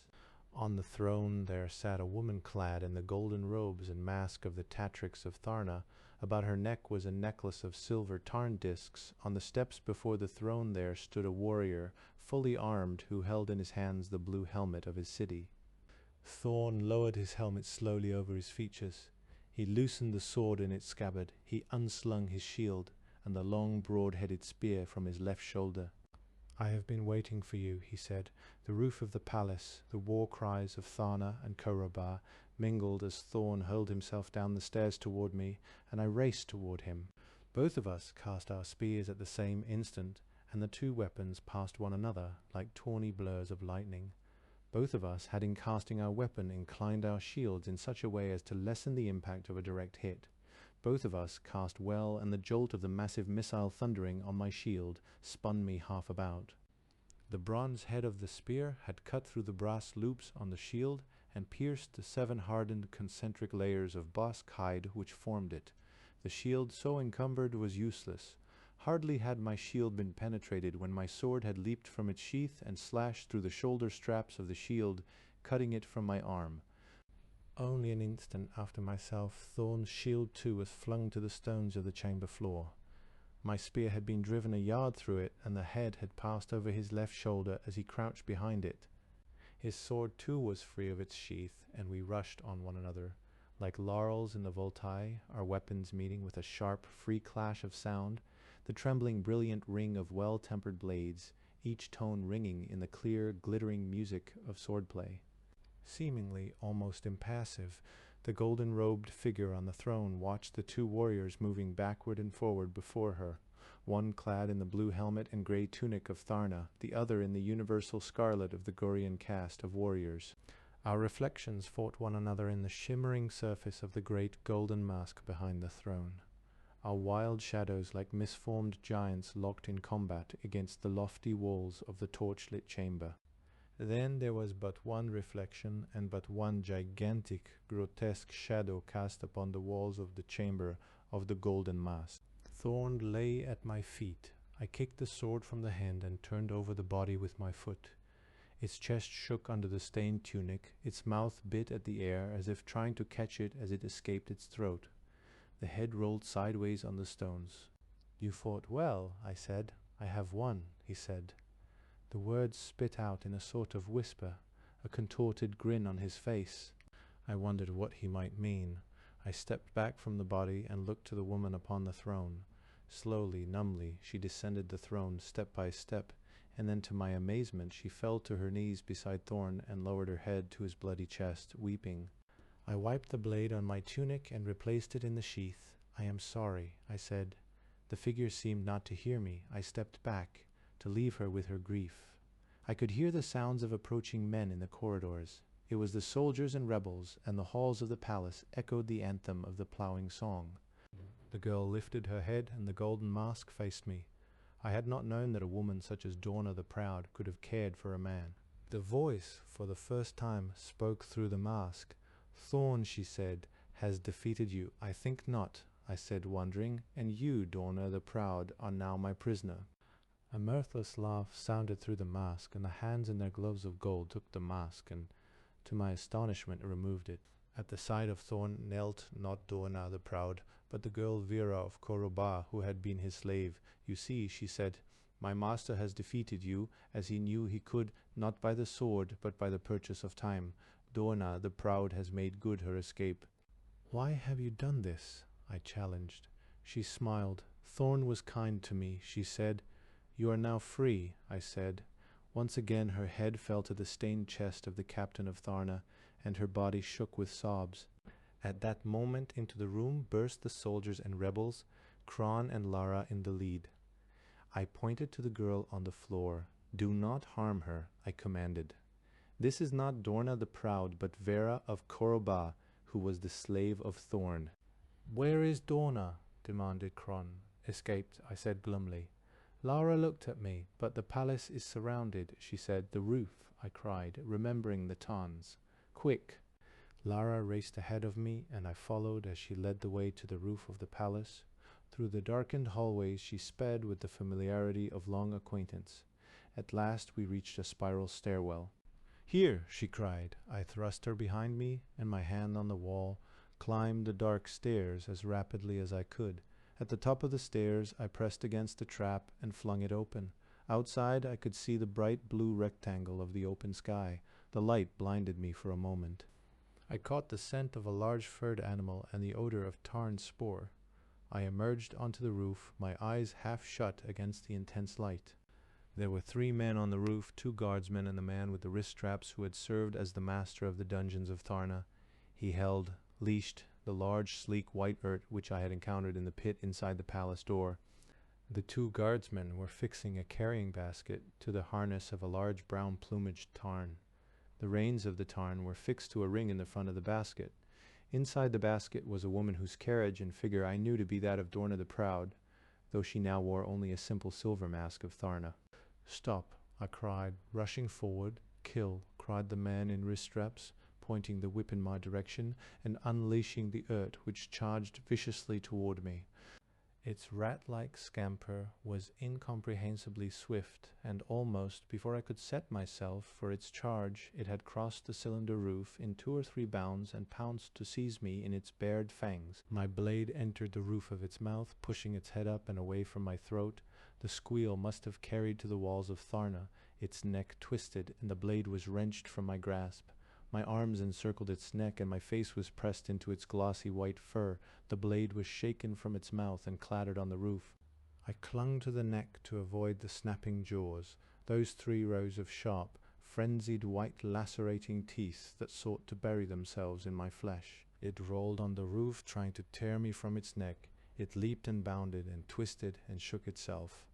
The man with wrist straps had picked up the sword, and with this and his whip circled us, waiting for an opportunity to strike. I tried to turn the animal as well as I could, to keep its scrambling body between myself and the man with wrist straps. Blood from the animal's mouth ran down its fur and my arm. I could feel it splattered on the side of my face and in my hair. Then I turned so that it was my body that was exposed to the blow of the sword carried by the man in wrist straps. I heard his grunt of satisfaction as he rushed forward. An instant before I knew the blade must fall, I released my grip on the animal's neck and slipped under its belly. It reached for me with a whip-like motion of its furred neck, and I felt the long, sharp white teeth rake my arm, but at the same time I heard another squeal of pain and the grunt of horror from the man in wrist straps. I rolled from under the animal and turned to see it facing the man with wrist straps. One ear had been slashed away from its head, and fur on its left side was soaked with spurting blood. It now had its eyes fixed on the man with the sword, he who had struck this new blow. I heard his terrified command, the feeble cracking of that whip held in an arm, almost paralyzed with fear, his abrupt, almost noiseless scream. The earth was over him, its haunches high, its shoulders almost level with the roof, gnawing. I shook the sight from my eyes and turned to the others on the roof. The carrying basket had been attached, and the woman stood in the basket, the reins in her hands. The impassive silver mask was fastened on me, and I sensed that the dark eyes behind it blazed with indescribable hatred. A voice spoke to the two guardsmen. Destroy him. I had no weapons. To my surprise, the men did not raise their arms against me. One of them responded to her. You choose to abandon your city, he said. Henceforth you have no city, for you have chosen to forsake it. Insolent beast. She screamed at him. Then she ordered the other warrior to slay the first. You no longer rule in Tharna, said the other warrior simply. Beasts, she screamed, were you to stay and die at the foot of your throne, we would follow you and die by your side, said the first warrior. That is true, said the second. Stay as a tatrix, and our swords are bound in your service. Flee as a slave, and you give up your right to command our metal. Fools, she cried. Then Dorna the Proud looked at me those yards across the roof. The hatred she bore me, her cruelty, her pride, were as tangible as some physical phenomenon, like waves of heat or the forming of ice. Thorn died for you, I said. She laughed. He too was a fool, like all beasts. I wondered how it was that Thorn had given his life for this woman. It did not seem it could have been a matter of caste obligation, for this obligation had been owed not to Dorna but to Lara. He had broken the codes of his caste to support the treachery of Dorna the Proud. I suddenly knew the answer, that Thorn somehow had loved this cruel woman, that his warrior's heart had been turned to her though he had never looked upon her face, though she had never given him a smile or the touch of her hand. And I knew then that Thorn, henchman though he might have been, dissolute and savage antagonist, had yet been greater than she who had been the object of his hopeless, tragic affection. It had been his doom to care for a silver mask. Surrender, I called to Dorna the Proud. Never, she responded haughtily. Where will you go and what will you do? I asked. I knew that Dorna would have little chance alone on Gor. Resourceful as she was, even carrying riches as she must be, she was still only a woman, and on Gor even a silver mask needs the sword of a man to protect her. She might fall prey to beasts, perhaps even to her own Tarn, or be captured by a roving Tarnsman or a band of slavers. Stay to face the justice of Tharna, I said. Dorna threw back her head and laughed. You too, she said, are a fool. Her hand was wrapped in the one strap. The Tarn was moving uneasily. I looked behind me, and I could see that Lara now stood near, watching Dorna, and that behind her Kron and Andreas, followed by Lina, and rebels and soldiers had ascended to the roof. The silver mask of Dorna the Proud turned on Lara, who wore no mask, no veil. Shameless animal, she sneered, you are no better than they beasts. Yes, said Lara, that is true. I sensed this in you, said Dorna. You were never worthy to be Tatrix of Tharna. I alone was worthy to be true Tatrix of Tharna. The Tharna of which you speak, said Lara, no longer exists. Then, as if with one voice, soldiers, guardsmen and rebels lifted their weapons and saluted Lara as true Tatrix of Tharna. Hail, Lara, true Tatrix of Tharna, they cried, and as was the custom of the city, 5 times were those weapons brandished, and 5 times did that glad shout ring out. The body of Dorna the Proud recoiled as if struck by 5 blows. Her silver-gloved hands clenched in fury upon the one strap, and beneath those shimmering gauntlets I knew the knuckles, drained of blood, were white with rage. She looked once more at the rebels and soldiers and guardsmen and Lara, with a loathing I could sense behind the impassive mask, and then that metal image turned once more upon me. "Farewell, Tarl of Cabot," she said. "Do not forget Dorna the Proud, for we have an account to settle." The hands in their gloves of silver jerked back savagely on the one strap, and the wings of the Tarn burst into flight. The carrying basket remained a moment on the roof, and then, attached by its long ropes, interwoven with wire, it slid for a pace or two and lurched upward in the wake of the Tarn. I watched the basket swinging below the bird as it winged its way from the city. Once the sun flashed upon that silver mask, then the bird was only a speck in the blue sky over the free city of Tharna. Dorna the Proud, thanks to the sacrifice of Thorn, her captain, had made good her escape, though to what fate I dared not conjecture. She had spoken of settling an account with me. I smiled to myself, reasoning that she would have little opportunity for such matters. Indeed, if she managed to survive at all, she would be fortunate not to find herself wearing an ankle ring on some slaver's chain. Perhaps she would find herself confined within the walls of some warrior's pleasure gardens, to be dressed in silk of his choosing, to have bells locked on her ankles, and to know no will other than his. Perhaps she would be purchased by the master of a Paga tavern, or even of a lowly cowder shop, to dance for, and to serve and please his customers. Perhaps she might be purchased for the scullery in a Gorean cylinder, and discover her life to be bounded by the tile walls and the steam and soap of the cleaning tubs. She would be given a mat of damp straw and a camask, leavings from the tables of the dining rooms above, and lashings if she should dare to leave the room or shirk her work. Perhaps a peasant would buy her to help with the ploughing. I wondered, if this happened, if she would bitterly recall the amusements of Tharna. If this miserable fate were to be hers, the imperious Dorna the Proud, stripped and sweating, her back exposed to the ox whip, would learn in harness that a peasant is a hard master. But I put from my mind these thoughts as to what might be the fate of Dorna the Proud. I had other things with which to occupy my mind. Indeed, I myself had business to attend to, an account to settle. Only my affairs would lead me to the Sardar Mountains, for the business to which I must attend was with the priest-kings of Gor. A letter from Tarl Cabot inscribed in the city of Tharna, the 23rd day of Enkara, in the 4th year of the reign of Lara, Tatrix, of Tharna, the year 10,117, from the founding of Ar. Tal to the men of earth, in these past days, in Tharna, I have taken the time to write this story. Now that it is told, I must begin my journey to the Sardar Mountains.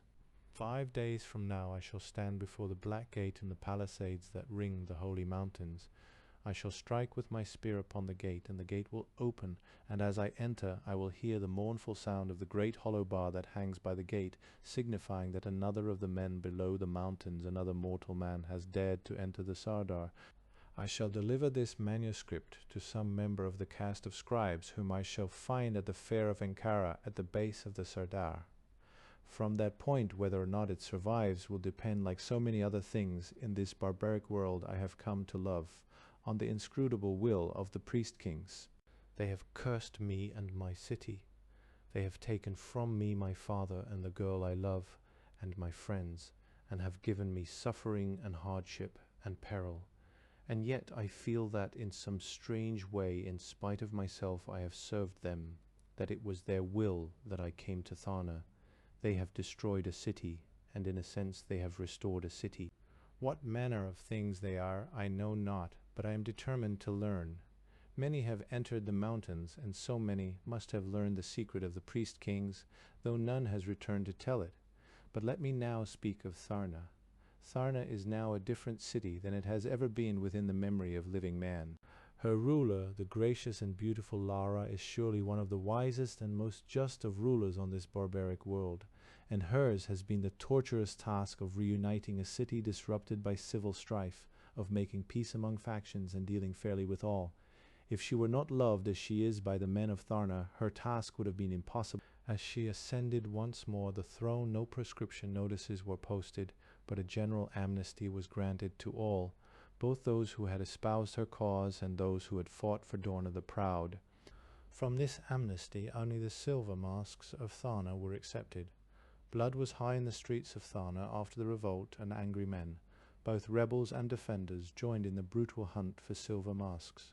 These poor creatures were hunted from cylinder to cylinder, from room to room. When found, they were dragged forth into the street, unmasked, cruelly bound together, and driven to the palace at the point of weapons, their masks hanging about their necks. Many silver masks were discovered hiding in obscure chambers in the palace itself, and the dungeons below the palace were soon filled with chains of fair, lamenting prisoners. Soon the animal cages beneath the arena of the amusements of Tharna had to be pressed into service, and then the arena itself. Some silver masks were discovered even in the sewers beneath the city, and these were driven by giant, lished urts through the long tubes until they crowded the wire capture nets set at the openings of the sewers.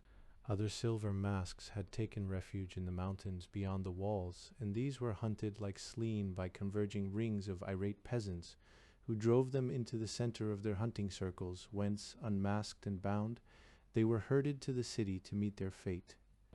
Most of the silver masks, however, when it was understood their battle had been lost, and the laws of Tharna were irrevocably shattered, came of their own free will into the streets, and submitted themselves in the traditional fashion of the captive Gorean female, kneeling, lowering the head, and lifting and raising the arms, wrists crossed for binding. The pendulum in Tharna had swung. I myself had stood at the foot of the steps to the golden throne, when Lara had commanded that the giant mask of gold which hung behind it be pried by spears from the wall and cast to the floor at our feet. No more would that cold, serene visage survey the throne room of Tharna. The men of Tharna watched almost in disbelief as the great mask loosened, bolt by bolt from the wall leaned forward, and at last, dragged down by its own weight, broke loose and plunged clattering down the steps of the throne, breaking into 100 pieces. "Let it be melted," Lara had said, "and cast into the golden tarn discs of Tharna, and let these be distributed to those who have suffered in our day of troubles." "And add to the golden tarn discs," she had exclaimed, "tarn discs of silver to be formed from the masks of our women, for henceforth in Tharna no woman may wear a mask of either gold or silver, not even though she be Tatrix of Tharna herself." And as she had spoken according to the customs of Tharna, her words had become the law, and from that day forth no woman of Tharna might wear a mask. In the streets of Tharna, shortly after the end of the revolt, the caste colors of Gor began to appear openly in the garments of the citizens. The marvelous glazing substances of the caste of builders, long prohibited as frivolous and expensive, began to appear on the walls of the cylinders, even on the walls of the city itself. Gravelled streets are now being paved with blocks of colored stone set in patterns to delight the eye. The wood of the great gate has been polished and its brass burnished. New paint blazes upon the bridges. The sound of caravan bells is no longer strange in Tharna, and strings of traders have found their way to her gates to exploit this most surprising of all markets. Here and there the mount of a Tarnsman boasts a golden harness. On market day I saw a peasant, his sack of satarna meal on his back, whose sandals were tied with silver straps. I have seen private apartments with tapestries from the mills of Ar upon the walls, and my sandals have sometimes found underfoot richly colored, deeply woven rugs from distant Tor.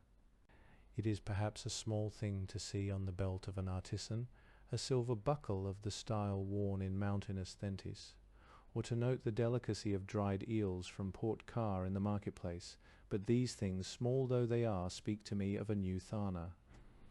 In the streets I hear the shouting, the song and clamour that is typically Gorean. The marketplace is no longer simply some acres of tile on which business must be dowily conducted.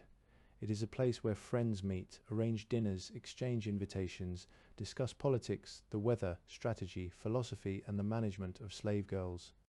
One change that I find of interest, though I cannot heartily approve, is that the rails have been removed from the high bridges of Tharna. I had thought this pointless, and perhaps dangerous, but Kron had said simply, "Let those who fear to walk the high bridges not walk the high bridges." One might also mention that the men of Tharna have formed the custom of wearing in the belt of their tunic 2 yellow cords, each about 18 inches in length. By this sign alone, men of other cities can now recognize a man of Tharna. On the 20th day following peace in Tharna, the fate of the silver masks was determined. They were herded, roped throat to throat, unveiled, wrists bound behind their backs, in long lines to the arena of the amusements of Tharna.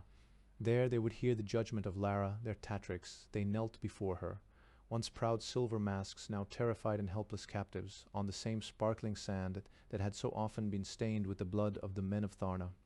Lara had thought long on these matters, and had discussed them with many, including myself. In the end, her decision was her own. I do not know that my own decision would have been so harsh, but I admit that Lara knew her city and its silver masks better than I. I recognized that it was not possible to restore the old order of Tharna, nor was it desirable. 2. I recognized that there was no longer any adequate provision, given the destruction of Tharna's institutions, for the indefinite shelter of large numbers of free women within her walls. The family, for example, had not existed in Tharna for generations, having been replaced by the division of the sexes and the segregated public nurseries. And 2, it must be remembered that the men of Tharna who had tasted her women in the revolt now demanded them as their right. No man who has seen a woman in pleasure silk, or watched her dance, or heard the sound of a belled ankle, or watched a woman's hair unbound fall to her waist, can long live without the possession of such a delicious creature. Also, it should be noted that it was not realistic to offer the silver masks the alternative of exile, for that would simply have been to condemn them to violent death or foreign enslavement. In its way, under the circumstances, the judgment of Lara was merciful, though it was greeted with wails of lamentation from the roped captives. Each silver mask would have 6 months in which she would be free to live within the city and be fed at the common tables, much as before the revolt. But within that 6 months she is expected to find a man of Tharna to whom she will propose herself as a free companion. If he does not accept her as a free companion, and few men of Tharna will be in a mood to extend the privileges of free companionship to a silver mask, he may then, without further ado, simply collar her as his slave, or if he wishes he may reject her completely. If she is rejected, she may propose herself similarly to yet another of the men of Tharna, and perhaps yet another and another. After the 6 months, however, perhaps she has been reluctant to seek a master. Her initiative in these matters is lost, and she belongs to the first man who encircles her throat with the graceful, gleaming badge of servitude. In such a case, she is considered no differently, and treated no differently than if she were a girl brought in on tarnback from a distant city. In effect, considering the temper of the men of Tharna, Lara's judgment gives the silver masks the opportunity for a time to choose a master, or after that time to be themselves chosen as a slave girl. Thus each silver mask will in time belong to a beast, though at first she is given some opportunity to determine whose yellow cords she will feel, on whose rug the ceremony of submission will take place. Perhaps Lara understood, as I did not, that women such as silver masks must be taught love, and can learn it only from a master. It was not her intention to condemn her sisters of Tharna into interminable and miserable bondage, but to force them to take this strange first step on the road she herself had traveled, one of the unusual roads that may lead to love. When I had questioned her, Lara had said to me that only when true love is learned is the free companionship possible, and that some women can learn love only in chains. I wondered at her words. There is little more to tell. Kron remains in Tharna, where he stands high in the council of the Tatrix. Lara, Andreas and Lina will leave the city, for he tells me there are many roads on Gor. He has not wandered, and thinks that on some of these he may find the song for which he has always searched.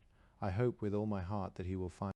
The girl Vera of Koroba, at least for the time, will reside in Tharna, where she will live as a free woman. Not being of the city, she is exempted from the strictures imposed on the silver masks. Whether or not she will choose to remain in the city, I do not know. She, like myself and all of Koroba, is an exile, and exiles sometimes find it hard to call a foreign city home. Sometimes they regard the risks of the wilderness as preferable to the shelter of alien walls. And too in Tharna would be found the memory of Thorn, a captain. This morning I said goodbye to the Tatrix, the noble and beautiful Lara. I know that we have cared for one another, but that our destinies are not the same. In parting we kissed. Rule well, I said. I shall try, she said. Her head was against my shoulder, and should I ever again be tempted to be proud or cruel, she said, a smile in her voice, I shall merely remind myself that I was once sold for 50 silver tarn discs, and that a warrior once purchased me for only a scabbard and a helmet. 6 emeralds, I corrected her, smiling, and a helmet. She laughed. I could feel the dampness of her tears through my tunic. I wish you well, beautiful Lara, I said, "And I wish you well, warrior," said the girl. She looked at me, her eyes filled with tears, yet smiling. She laughed a little. "And if the time should come, warrior, when you should desire a slave girl, some girl to wear your silk and your collar, your brand if you wish, remember Lara, who is Tetrix of Tharna." "I shall," I said, "I shall," and I kissed her and we parted. She will rule in Tharna and rule well, and I will begin the journey to the Sardar. What I shall find there I do not know. For more than 7 years I have wondered at the mysteries concealed in those dark recesses. I have wondered about the priest kings and their power, their ships and agents, their plans for their world and mine. But most importantly, I must learn why my city was destroyed and its people scattered, why it is that no stone may stand upon another stone, and I must learn the fate of my friends, my father, and of Talina, my love. But I go to the Sardar for more than truth. Foremost in my brain there burns, like an imperative of steel, the cry for blood vengeance, mine by sword right, mine by the affinities of blood and caste and city. Mine, for I am one pledged to avenge a vanished people, fallen walls and towers, a city frowned upon by priest kings, for I am a warrior of Koroba. I seek more than truth in the Sardar, I seek the blood of priest kings. But how foolish it is to speak thus. I speak as though my frail arm might avail against the power of priest kings. Who am I to challenge their power? I am nothing, not even a bit of dust, raised by the wind in a tiny fist of defiance, not even a blade of grass that cuts at the ankles of trampling gods. Yet I, Tarl Cabot, shall go to the Sardar, I shall meet with priest kings, and of them, though they be the gods of Gor, I shall demand an account. Outside on the bridges I hear the cry of the lighter of lanterns. "Light your lamps," he calls, "light the lamps of love." I wonder sometimes if I would have gone to the Sardar had not my city been destroyed. It now seems to me that if I had simply returned to Gor, and to my city, my father, my friends, and my beloved Talina, I might not have cared to enter the Sardar, that I would not have cared to relinquish the joys of life, to inquire into the secrets of those dark mountains. And I have wondered sometimes, and the thought awes and frightens me, if my city might not have been destroyed only to bring me to the mountains of the priest kings, for they would surely know that I would come to challenge them, that I would come to the Sardar, that I would climb to the moons of Gor itself to demand my satisfaction. Thus it is that I perhaps move in the patterns of priest kings, that perhaps I pledge my vengeance and set out for the Sardar as they knew that I would, as they had calculated and understood and planned. But even so, I tell myself that it is still I who move myself, and not priest kings, even though I might move in their patterns. If it is their intention that I should demand an accounting, it is my intention as well. If it is their game, it is also mine. But why would priest kings desire Tarl Cabot to come to their mountains? He is nothing to them, nothing to any man. He is only a warrior, a man with no city to call his own, thus an outlaw. Could priest kings with their knowledge and power have need of such a man? But priest kings need nothing from men, and once more my thoughts grow foolish. It is time to put aside the pen. I regret only that none return from the Sardar, for I have loved life, and on this barbaric world I have seen it in all its beauty and cruelty, in all its glory and sadness. I have learned that it is splendid and fearful and priceless. I have seen it in the vanished towers of Koroba and in the flight of a Tarn, in the movements of a beautiful woman, in the gleam of weaponry, in the sound of Tarn drums and the crash of thunder over green fields. I have found it at the tables of sword companions, and in the clash of the metals of war, in the touch of a girl's lips and hair, in the blood of a Selene, in the sands and chains of Tharna, in the scent of Talanders and the hiss of the whip. I am grateful to the immortal elements which have so conspired that I might once be. I was Tarl Cabot, warrior of Koroba, that not even the priest kings of Gor can change. It is toward evening now, and the lamps of love are lit in many of the windows of the cylinders of Tharna. The beacon fires are set upon her walls, and I can hear the cry of distant guardsmen that all is well in Tharna. The cylinders grow dark against the darkening sky. It will soon be night. There will be few to note the stranger who leaves the city, perhaps few to remember that he was once within their walls. My weapons and my shield and helmet are at hand. Outside I hear the cry of the Tarn. I am satisfied. I wish you well, Tarl Cabot.